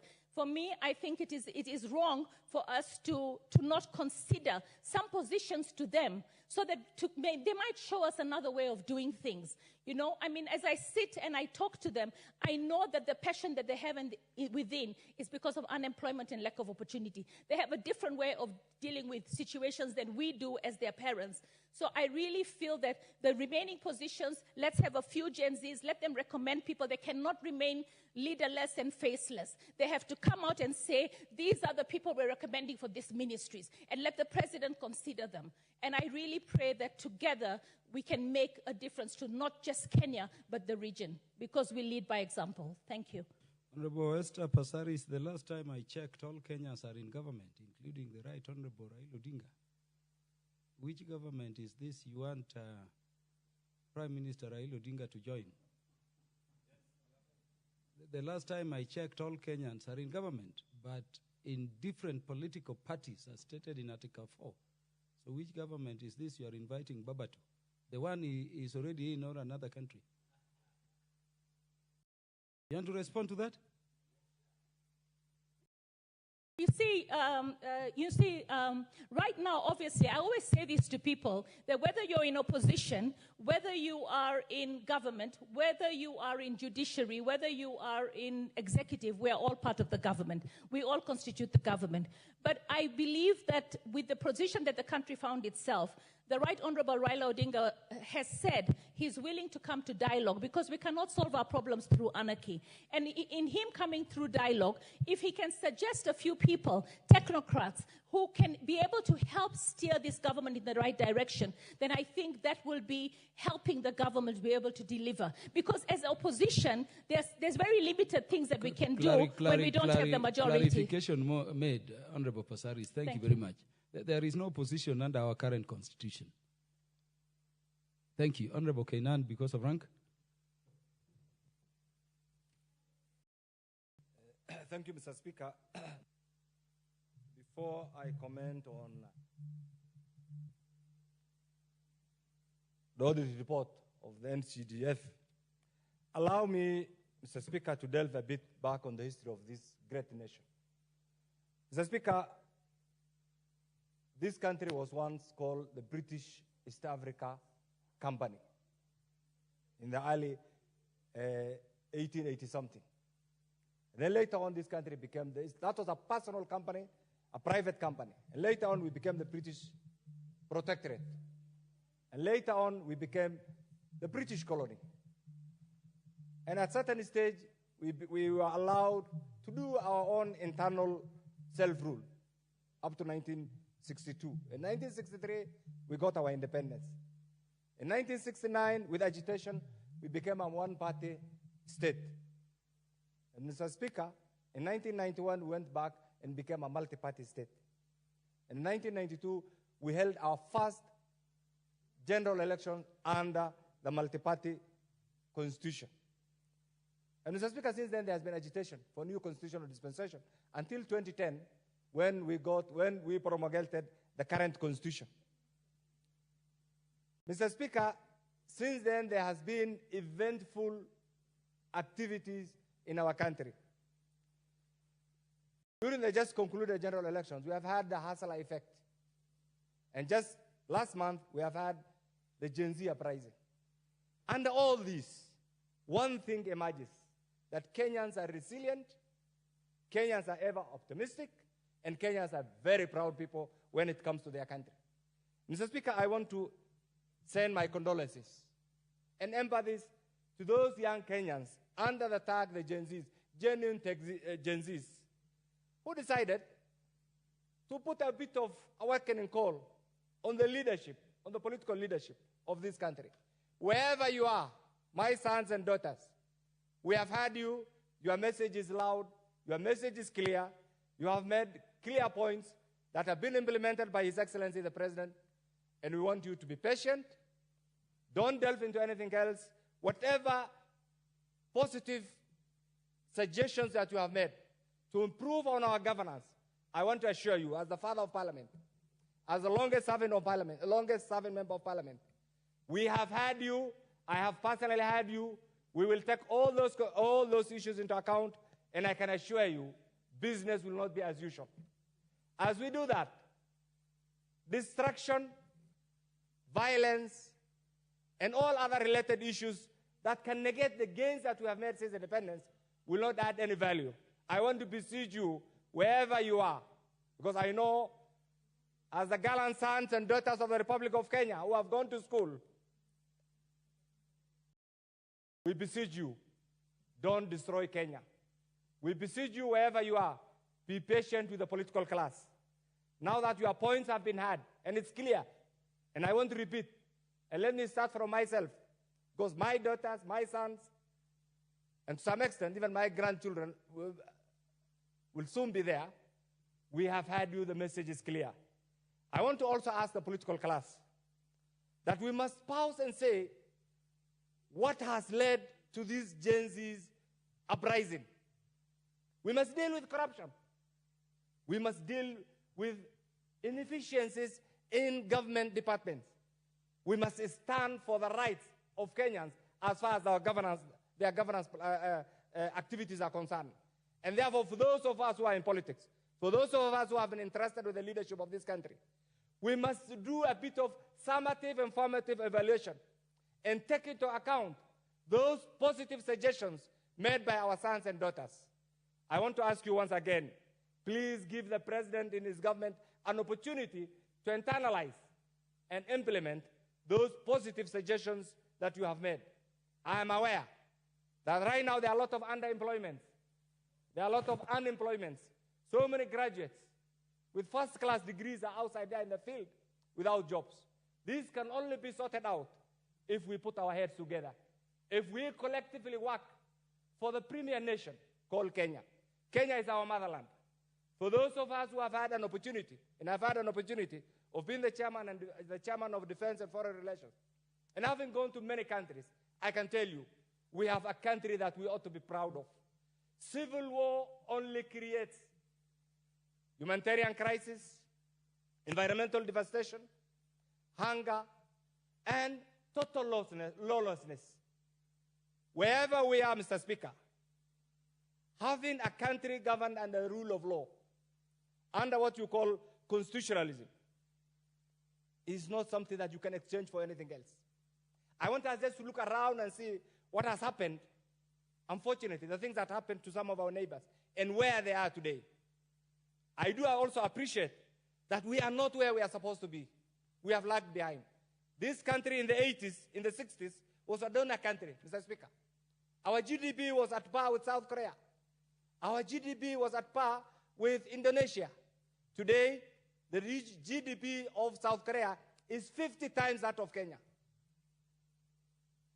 We used to be a lending nation, donor nation, to the newly independent African countries. Today, we have lagged behind. These issues must be addressed collectively. The president alone cannot address. The citizenship must be ready to support the government. The president must be ready to listen to the citizens. The citizens must have faith in their leadership. The leadership must remain accountable, Mr. Speaker. And Mr. Speaker, this is why I say, as the father of the 13th Parliament, there comes a time when we must all get together, reason, and collectively pursue a path that will add us to the list of developed nations, Mr. Speaker. That path cannot be achieved through violence. That path cannot be achieved through the activities that we have seen in the name of economic sabotage. Mr. Speaker, how do you create employment, yet the very avenues of creating employment are being sabotaged? When you say you want to occupy Jomo Kenyatta International Airport, which is the communication hub, the transport hub of the region, literally you want to grind our economic activities to a halt. Where will employment come from, Mr. Speaker? When you want to discourage the business people in creating wealth, where will employment come from? We are negating every positive activities our forefathers, our fathers have left to that. It is our generation. Mr. Speaker, I want to appeal to all of us. We must reason together. We must listen to each other. We must all say, what is it that I can add positively to this premier nation? We also do appreciate this is a country of many tribes. This is a country of many regions. This is a diverse country. Our diversity must be used to positively project the image of this country, Mr. Speaker. Mr. Speaker, wherever we are, politicians come and go, but Kenya will remain. Where are those freedom fighters? They are all gone. They have left us to take this country to another level. It's our time, and we must not allow this country to degenerate into the state of lawlessness when we are awake, Mr. Speaker. Mr. Speaker, I do know politics is so divisive. We have had it. Elections come and go. We have had elections. We have a democratically elected government. President Ruto did not use our power. He was elected. The elections were disputed. The Supreme Court validated. He is the duly democratically elected president of the Republic of Kenya. Whereas you may have issues, can we do it through our established, democratically accepted process? And the process are there. We have our own political parties. We have our constitutions. We have the courts. We have other avenues of passing information. But Mr. Speaker, wherever we are, I want to plead with also my colleagues, the political class, those who have been yabbing around. I want to tell you, you have not seen the effects of civil war. You only need to go out.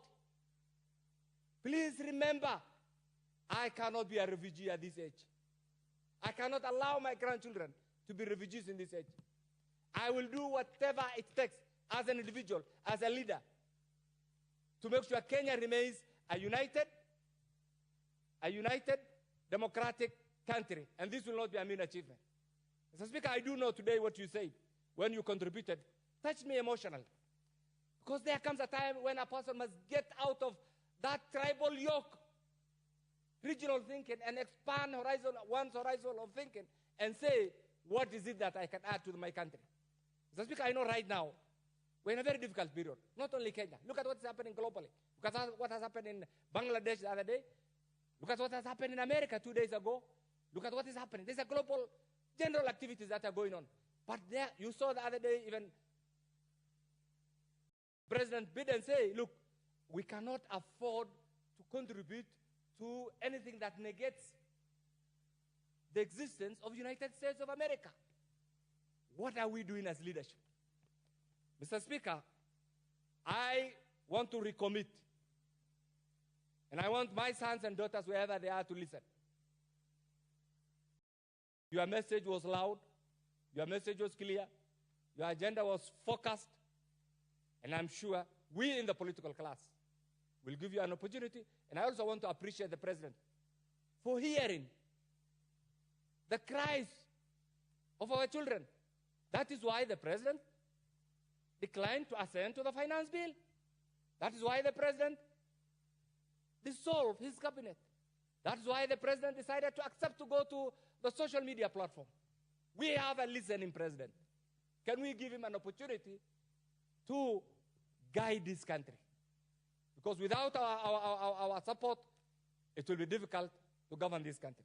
And therefore, for God's sake, for the sake of this country, I want to ask the political class, and I like what you say today when you contributed, let us not be guided by our petty day-to-day political partnership driven by regional interest.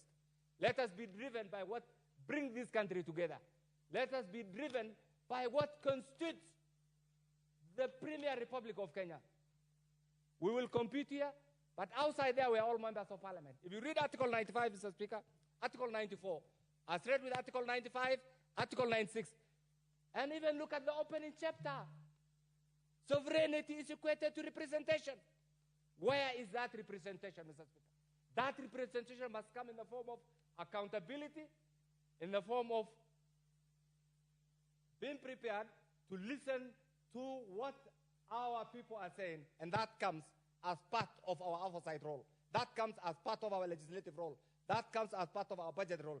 Mr. Speaker, my plea on this particular topic is, for God's sake, and I say I've traveled to over 136 countries. even countries that you do not know the names. I have covered, out of the 186, I've gone to over 136 countries in my over 2.5 something decades in parliament. And I want to say, this is the most beautiful country. This is the most resilient country. Kenyans are the most generous and the most ever enthusiastic people that I've ever interacted with. This we must all be ready to protect. And I dare anyone say that Kenya requires all of us. Kenya requires all of us at every given stage. That is the only way. Devoid of our petty, and we'll have competition. Even if we go back to our villages, I have a competitor. You have a competitor. Even in your homestead, you will have a competitor. Without competition, we'll not develop. That competition should be used positively. And I want to add, those of us in leadership, let us not be guided by emotions. Let us look at the mirror and see ourselves. What we have done, are we part of the problem? Can you be part of the solution? Can we change positions? It's only fools who don't change positions. If there's unemployment, let us all work hard and create wealth. How to create wealth is not destruction. On this topic, Mr. Speaker, join me. And I know I've had to say this because I was really emotionally touched when one of the international news outlets reported that Kenya is on the brink of a civil war because of what they have gathered on the streets. Luckily, by the grace of God, the next day, the streets were normal. Everything was going on normal. That reflects the resilience of the people of Kenya. Let us not take that for granted. Mr. Speaker, coming back to CDF, I have been a member of parliament without CDF. I have been a member of parliament without CDF. I have been also a member of parliament when Engineer Karue came up with the idea of CDF. I want to tell you this. When I was first elected, my constituency was the only constituency in the Republic of Kenya without a single secondary school, Mr. Speaker. Today, I'm representing the second constituency. That was J West. I'm now in another constituency called Eldas. We have tens of secondary schools. We have tens of primary schools, courtesy of CDF. I want to urge you, for those who are associating, for those who want to tie us at the hip with CDF, then Member of Parliament has no role. Other than the role of the Member of Parliament pursuant to Article 95, the Member of Parliament has no role with CDF. The only thing, Mr. Speaker, there's confusion. Allow me to say this. We have been in this Parliament. We have witnessed the promulgation of the current constitution. We do not have a federal government. We have an economic devolution at 3 levels. We have national, county, and CDF. And each category has its own players. So for those who want to rubbish CDF, I want to tell you, it will not happen during our lifetime.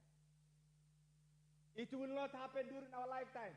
Because removing CDF is denying development to our people. For those, because of their, there are people who are ego-driven. There are people, the only thing they understand is they must create space for themselves, whether illegal or legal. These spaces must be created legally. Allow me to say this, Mr. Speaker. For those governors, and I will be the governor of Wajir in 2027. But nothing takes, inshallah, nothing removes the role of the Member of Parliament. The role of the Member of Parliament is distinct. The mandate and function of CDF is clearly spelled out in CDF Act. Why are these shenanigans going around to remove CDF? It's simply because of one thing. There are, you remember the way people want to consolidate power and resources around them. They are not after development. I want to ask you, resist anything that attempts to remove CDF. Whether it's LSK, whether it is the Senate, whether it is the county, whether it's the governor, we must resist and stand firm and say, CDF is not the property of the Member of Parliament. CDF is a facility for that particular constituency. And that must remain, and it must remain this.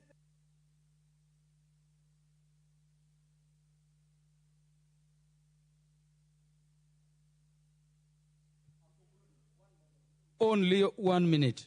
Only 1 minute. Under all this,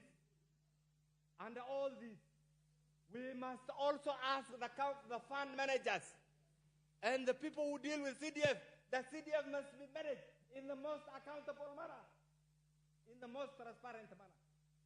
That is the only way we can also be accountable. So I want to add, Those who are also tasked with the running CDF, you must be prepared to be held accountable for how the resources are used and how efficient those resources reach those people who are attending. Mr. Speaker, with this, I support and thank you, Mr. Speaker. Thank you, Honorable Kainan. The Honorable Joshua Kimilu, the MP for Kaiti. Thank you, Mr. Speaker, for giving me the opportunity. And before, Mr. Speaker, I contribute, I want to thank the committee for the good job they have done, led by the chair and represented here by Honorable Billy, who is a friend of mine. And I know when they were doing the report, they had many considerations of the CDF, Mr. Speaker. Mr. Speaker, if I talk about CDF, I want to say those who are fighting CDF, they are enemies of the people. Mr. Speaker, if I can say, for the CDF, the work the CDF is doing on the ground is the project done by the CDF is only the projects which are feasible in our constituencies, Mr. Speaker.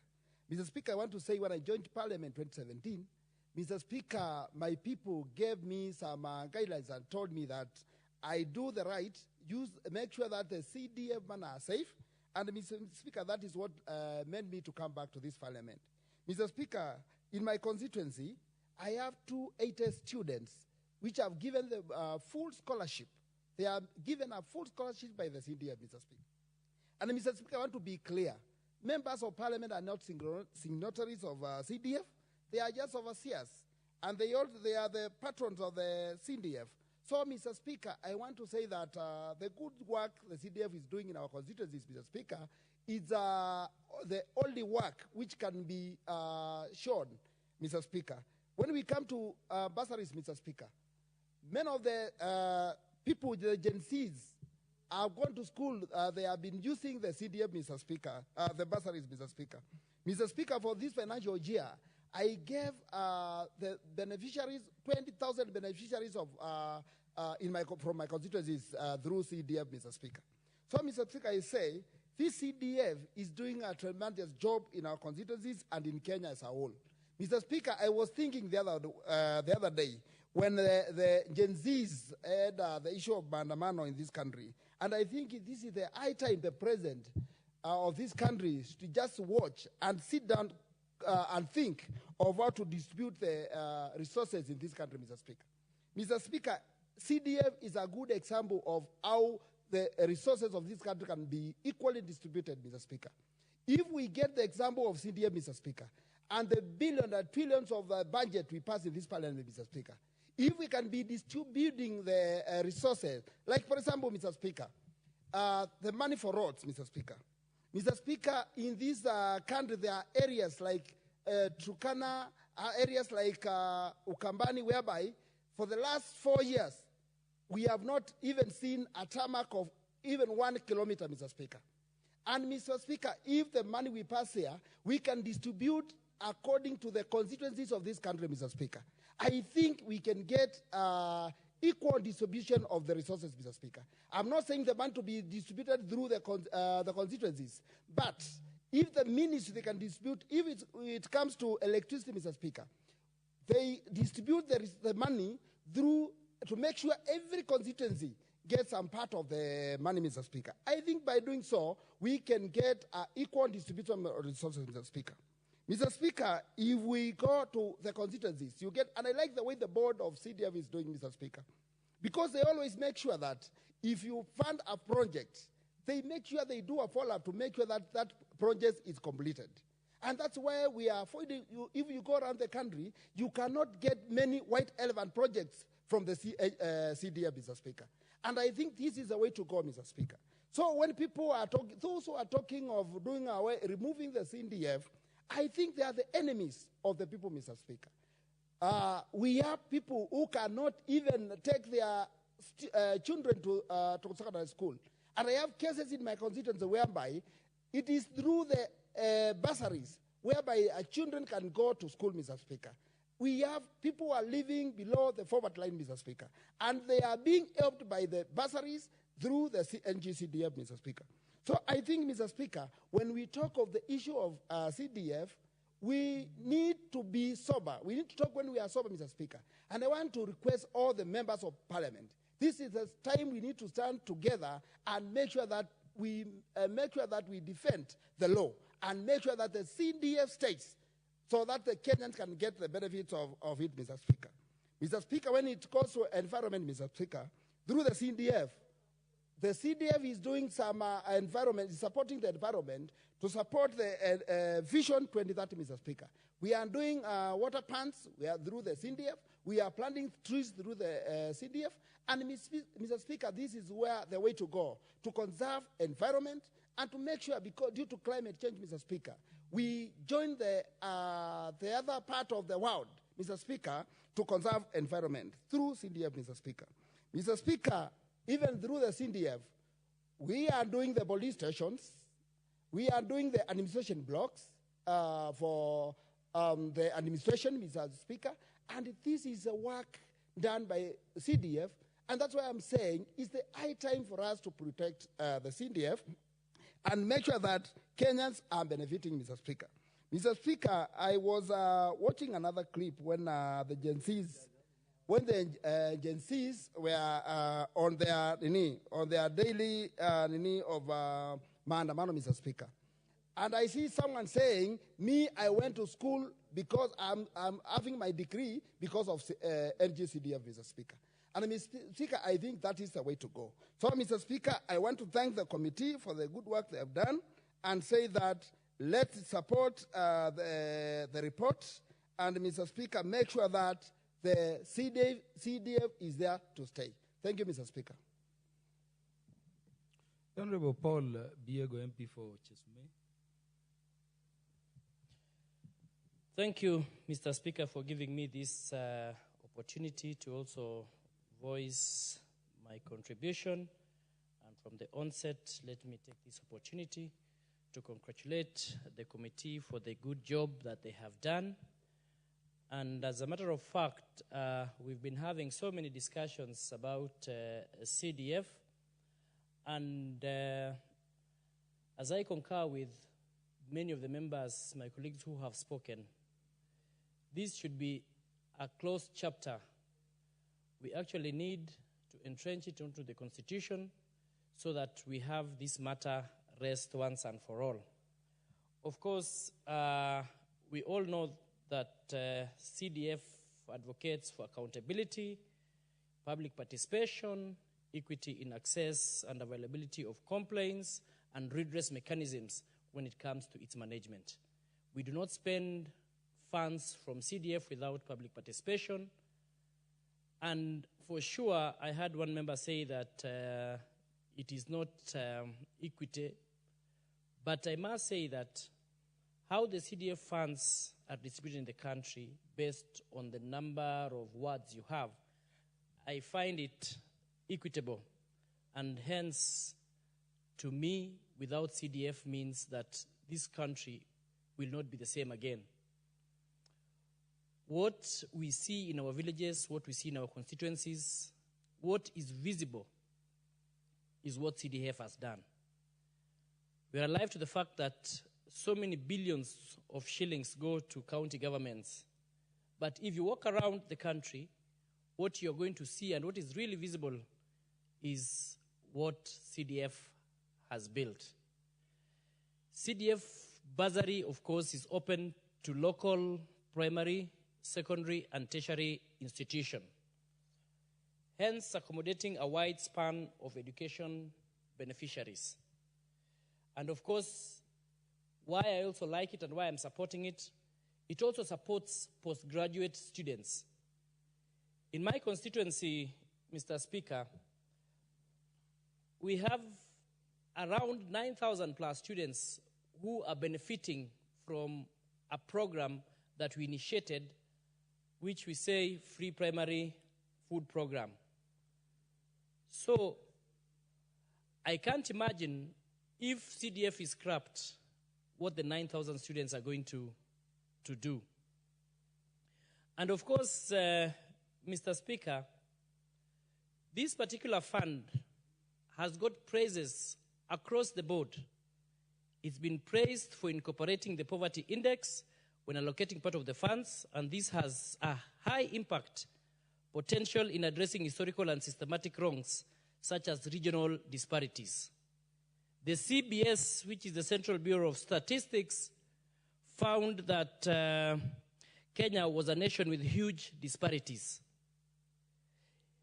And in service, accessibility, quality, and efficiency, and hence the CDF, being a public fund, plays a crucial role in addressing some of those disparities.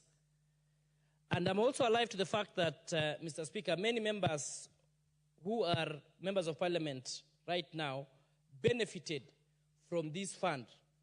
Had it not been of the CDF, many members would not be in this house because they benefited from this fund. The many children, young children with dreams but no facilitation to go through schools to achieve their dreams, they are catered for by CDF to realize their ambitions. So we should not, or I'll not be part of the people who are seeing dreams for young people getting to an end or dying, yet this facility of CDF has really helped many people and many children. The other day, or what is happening right now in Kenya, maybe what the Gen Zs are doing, I'm calling upon them that we have a listening president. The president has taken into consideration what they wanted, and I'm appealing to them to actually give the president and the Kenya Kwanza government time, because it's just 2 years, not even 2 years. And I believe what is also happening in terms of economy is visible. The inflation rate, which from 9% to around less than 5%, is a clear indicator that things are going on well. If I would just plead with them that we have had as leaders. Of course, what is happening, every leader right now knows that what the Kenyans and what the Gen Zs have said is that they want accountability in all funds or in all fundings. And I know for sure they have seen what the president has done. He did not sign the bill, and there should really be no reason as to why we are still having unrest. It would be a worse situation and scenario if the president, since he's a human being, gives up too. So I would just appeal to them that we don't want to drive this country into anarchy, because all the countries who have been driven in such manners, they've never recovered. And I call upon the Gen Zs that it is now time to give the president, to give the government ample time. And I know for sure in the few months ahead, they are going to see a lot of difference. So let me support the report of the committee that NGCDF, nobody should even think of scrapping it, because that is what this country relies on in terms of development. There are many schools, even over the weekend in my constituency, that when I was going for prayer day, I would see that the students are really many, yet they are just in 1 acre or so, and they were pleading that they need to be bought for land. We are alive to the fact that the ministries do not, or the funding from ministry, do not buy land. And what can be able to assist these particular schools is funding from NGCDF. And after all, the management of NGCDF, how the funds are managed from the time you are given to the time when it is being implemented until the completion, the supervisory or the supervising body in NGCDF are up to the task and we usually get good results. So I would not see why anybody would want to pull down such kind of a system and we go into a system that we do not know. So let me appeal to members that we actually we should all resist on this, and we should also entrench it so that we do not have further discussions pertaining NGCDF. It is crystal clear, and that is what is actually making us, even as members of parliament, relevant in our oversight role. Somebody somewhere, and people sometimes think it is money for members of parliament. I want to be extremely clear that we don't even get a shilling. We don't even handle even the bursaries or the development, because we are not even signatories of any funds being given out by NGCDF. What our work is to supervise and actually oversight, and to ensure that it has been disbursed in the manner which it's intended for. Otherwise, thank you so much, Mr. Speaker, and let us all unite to ensure that this NGCDF does not go anywhere and instead be entrenched in the Constitution. Thank you so much, Mr. Speaker, for this time. The MP for Nyatike. Honorable Dege. Thank you very much, Honorable Speaker, for giving me this opportunity to add my voice on this noble debate which has been going on in the House today. As a member of Parliament who has been implementing projects using CDF for the last 5 years, and if we don't forget very fast, as those who advocated for devolution in this country, I would have wished that the debate today would have been for how do we get more money to the lowest level possible, but not how do we stop disbursement of CDF money. It should be a rallying call to all leaders in this country that we devolve more funds. And even if you talk about the Senate, what the debate I was expecting from the Senate was how do we create a fund similar to CDF at the ward level so that we move more money from the national level up to the lowest level possible. But trying to think that a fund which has been established closer to the people to be killed just because the name of MP is seen there, I think that one is backwardness. I've met a number of senators and in functions, and you look at the way they are arguing, it's ignorance. And I would wish, as a National Assembly and Senate, we need a seminar for senators to understand exactly where we are coming from and where we are going. If a senator can stand inside the House and purport that we are driving cars, big cars, just because we are managing CDF, it's foolishness. Some of us came to this parliament when we were driving V8, me inclusive. And somebody trying to say that now if I'm driving V8, it's just because I have CDF, is ignorance. And those of most senators who are arguing like that were former MPs. And we never told them to go to Senate. If being an MP was good for them enough, why were they going to the Senate? Me, senators, if they can listen to me, let them think of devolving more funds to the wards and not thinking of how do we stop CDF. We need more money at the grassroots. We need more funds closer to the people. Even CDF has MPs here. The debate I was expecting now in this budget, how are we improving this money? Like me seated here today, I can tell you I have over 800 fully sponsored students in TVETs and universities being funded by CDF fully. Most of those students, if you talk to them today, that's why Gen Zs are making noise here in big towns, and they cannot make noise in Nyatike because they're taking the bulk of the money. The bulk of the money from CDF of Nyatike is actually benefiting the Gen Zs in my constituency. If you go to them today and you tell them, how do we go about this CDF now that people don't want it, they'll ban you. And I can challenge the senators and even the governors. They go and conduct public participation in our constituencies about CDF and they'll get the results. The only money being talked of at the lowest level there is CDF. And we would want to change the debate if the senators are working and the governors.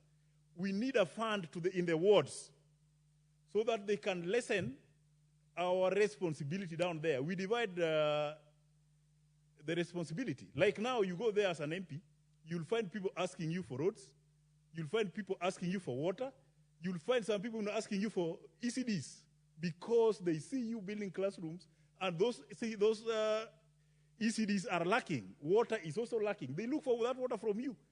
And when you come to our act here, you are barred from doing those things. But those people, because they elected you, they think that's your full responsibility, and you're supposed to be doing it there. That's why the debate now should be, how do we devolve more money to the lowest level possible? And if I would have been a member of Senate today, I would have lobbied the National Assembly. We see how best we can get more funds from the national government up to the ward level, but you don't fight a fund which is already devolved and is closer to the people. If you stop that money there, this money is from the national government. There is no guarantee if you stop it today, it will go to the county. That money will revert back to the national government, and those governors will not see it. So by trying to stop people from getting money up to the lowest level possible, I would say here today that it's a debate which we cannot entertain. If a senator talked of CDF to be MP's money, that senator needs to be enlightened. It requires a seminar. If not, then a divine intervention, because they don't live in this country. They don't know what they're supposed to do so that we can lift this country together. What can make us lift this country together is insisting on how we can get more money from the national office to the lowest level. CDF is one of them. If they work and they think they can help Kenyans well, let them advocate we get money again, which can go up to the ward level where the ward people can budget of. Then when they come from the ward, we do something at the constituency. The governor also does something at the constituency level. We'll get more money at the lowest level as opposed to now trying to debate over a fund which its benefit has been seen down there. So for anyone who is thinking of how to try and frustrate CDF, let them be ready to face the wrath of Kenyans. This thing is now beyond an MP. This fund has been owned by Kenyans, and when you want to criticize this fund, be rest assured the Kenyans will face you, because this is the money they're seeing down there. Because with us, we don't pay any salary. With us, we don't pay anything. We take the money to the people, and we do what those people are looking for. If it was not for CDF, I don't think we would be having schools to be proud of. If it was not for CDF, I don't think orphans would have gone to school. If it's not for CDF, I don't think our own police officers, chiefs, and schools or school administrators would have something they can pinpoint out to be happening down there. Some of us worked in the civil service when the CDF was not there. And I can tell you, every student, orphan who used to go to school, we were fundraising for them. But as we are talking now, the fundraising for secondary school fee has drastically reduced because of this money. You talk about the university, now all MPs seated here. Now that the students are reporting in August and September, I'm sure your phones are full with messages. And those messages are targeting what? Bursaries. Where do we get that bursary? NGCDF. So if somebody is coming out to purport that this money is being eaten by MPs, let them go to EACC, they go to DCI and report. Because a member of parliament is not allowed even to do business with this money.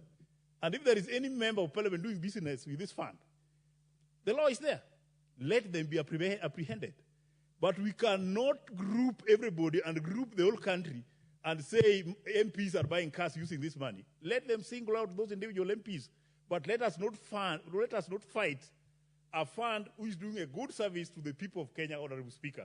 We have to defend this money. And on this one, we have to defend the position of the committee. And I want to say here categorically that we are going to die with the committee and ensure that we protect this fund, not for ourselves, but for the people of Kenya. I thank you, Honorable Speaker. The Honorable Engineer Paul Nzengu, MP for Mwingi North. Thank you, Mr. Speaker, for allowing me to speak to this matter as well. From the onset, I support the report. And I just want to say that CDF funds, there's been a confusion or misunderstanding or misinterpretation by a lot of people out there. And as many members have contributed and said, this is the only fund that seems to be visible on the ground. The results are tangible. They can always be seen. There is nothing done undercover. If it is projects, projects are done to completion. They are there physically. There is no provision for anyone to try and maybe misuse the fund or misinterpret the usage of the funds. And therefore, the misinterpretation by the civil society, by the senators, by the enemies of our constituencies is completely misplaced. Mr. Speaker, if we look at my constituency, for example, this year alone we have allocated or given bursaries to over 16,000 beneficiaries. And we have built schools, we have built classrooms, we have built police stations. And I keep on wondering, when the police, for example, come knocking the doors of the constituency offices and asking for money for the construction of offices, where is the money that goes to the Ministry of Interior? They are allocated in the budget a lot of money, as those of us who have been able to look at how much money is allocated to some of these ministries. Yet, the offices of the police officers and the chiefs, and even the DCCs, some of them are in dilapidated situations, others are being done in makeshift structures, yet the national government or the executive is allocated quite a lot of money when you compare. Mr. Speaker, if you consider also the fact that CDF funds are part of the national or the executive or the national government funds, and the funds are taken down to the constituency level. That is also a unit where equality is more or less like exercised. Because if it were not so, if this money remained, for example, in the national executive, and a certain constituency like mine, which is like an opposition, so to say, constituency, then there is no guarantee that money will end up getting there. So I think the wisdom of our predecessors who formulated the law on CDF, I think that we need to recognize that that was a lot of wisdom. I can compare that with also the CARA funds, because CARA funds are also distributed or shared among constituencies in Kenya.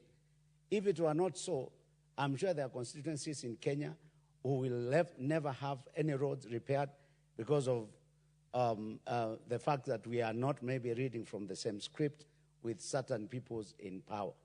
And Mr. Speaker, you know I brought an issue here in this parliament over the same, asking about how the money from what we call the GOK funds, the ones that are not shared by, or they are not distributed by the act, the road act that allocates money for CARA, for example, the 22%, the 10%, the balance of which, the 10%, which now goes to the minister's allocation, you realize that that money is never getting to certain constituencies. Yet you hear that a certain constituency or a certain county has an allocation of over 2 billion shillings. And yet a county like Kitui gets less than even 50 million. That is a kind of comparison that I can make, that when you have money distributed according to the constituencies, it reaches every corner of this country. When you have money that is being left to an individual to decide, then that money only gets to certain people and not to every corner of our country. So, Mr. Speaker, I want to appreciate that these CDF funds have really done tremendous job, and it really has changed the scenario in the country. Well, of course, there could be issues here and there on distribution. For example, if you compare my constituency, which has 282 primary schools and 58 secondary schools, that is a total of 340 or 330 schools in total. And I have got 94 sublocations and 34 locations. When you compare that with certain other constituencies, you realize that certain constituencies are sort of disadvantaged in one or another, because we are given equal or the same amount of money, and yet the schools that expect to benefit from the CDF funds are not the same. You find that in certain constituencies, even in rural constituencies, some Some constituencies have got schools up to about less than 100.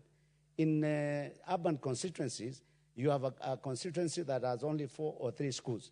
And then when people in my constituency do not understand that I have to, the CDF funds have got to take care of 330 schools compared to Nairobi, where in Isili there are only 4 schools, and they see that CDF is doing story classrooms, then they start complaining, oh, where did we go wrong? Where did we go wrong? Why is our MP not building, or why is our CDF not building, story building? Some other schools, they even get tarmac roads in Nairobi, for example, because it cannot keep on going up and up and up. So I think there's maybe some misconceptions here and there that I think, Mr. Speaker, can be corrected going forward. And the confidence that is with CDF is the same that has resulted into the president declaring that that money that was supposed to be set aside to do junior secondary schools, that money has been sent through, or it has been sent through the GCDF. Why is it? Because it has been proved that CDF funds are always channeled in the right way, and the projects are done to completion. I think when the money goes to the ministry, there are so many loopholes that can be used and the money will be lost. And therefore, Mr. Speaker, I think it is very clear for the senators to be agitating for winding up of NGCDF. I think that is completely misplaced. I have met people who are supporting certain senators and saying that we members of parliament, because of CDF, we consume 70% and 30% is the one that goes to implementation of project. I think it's a pity, and I think senators should be given a public education so that they understand the act, the NGCDF Act. I thank you, Mr. Speaker.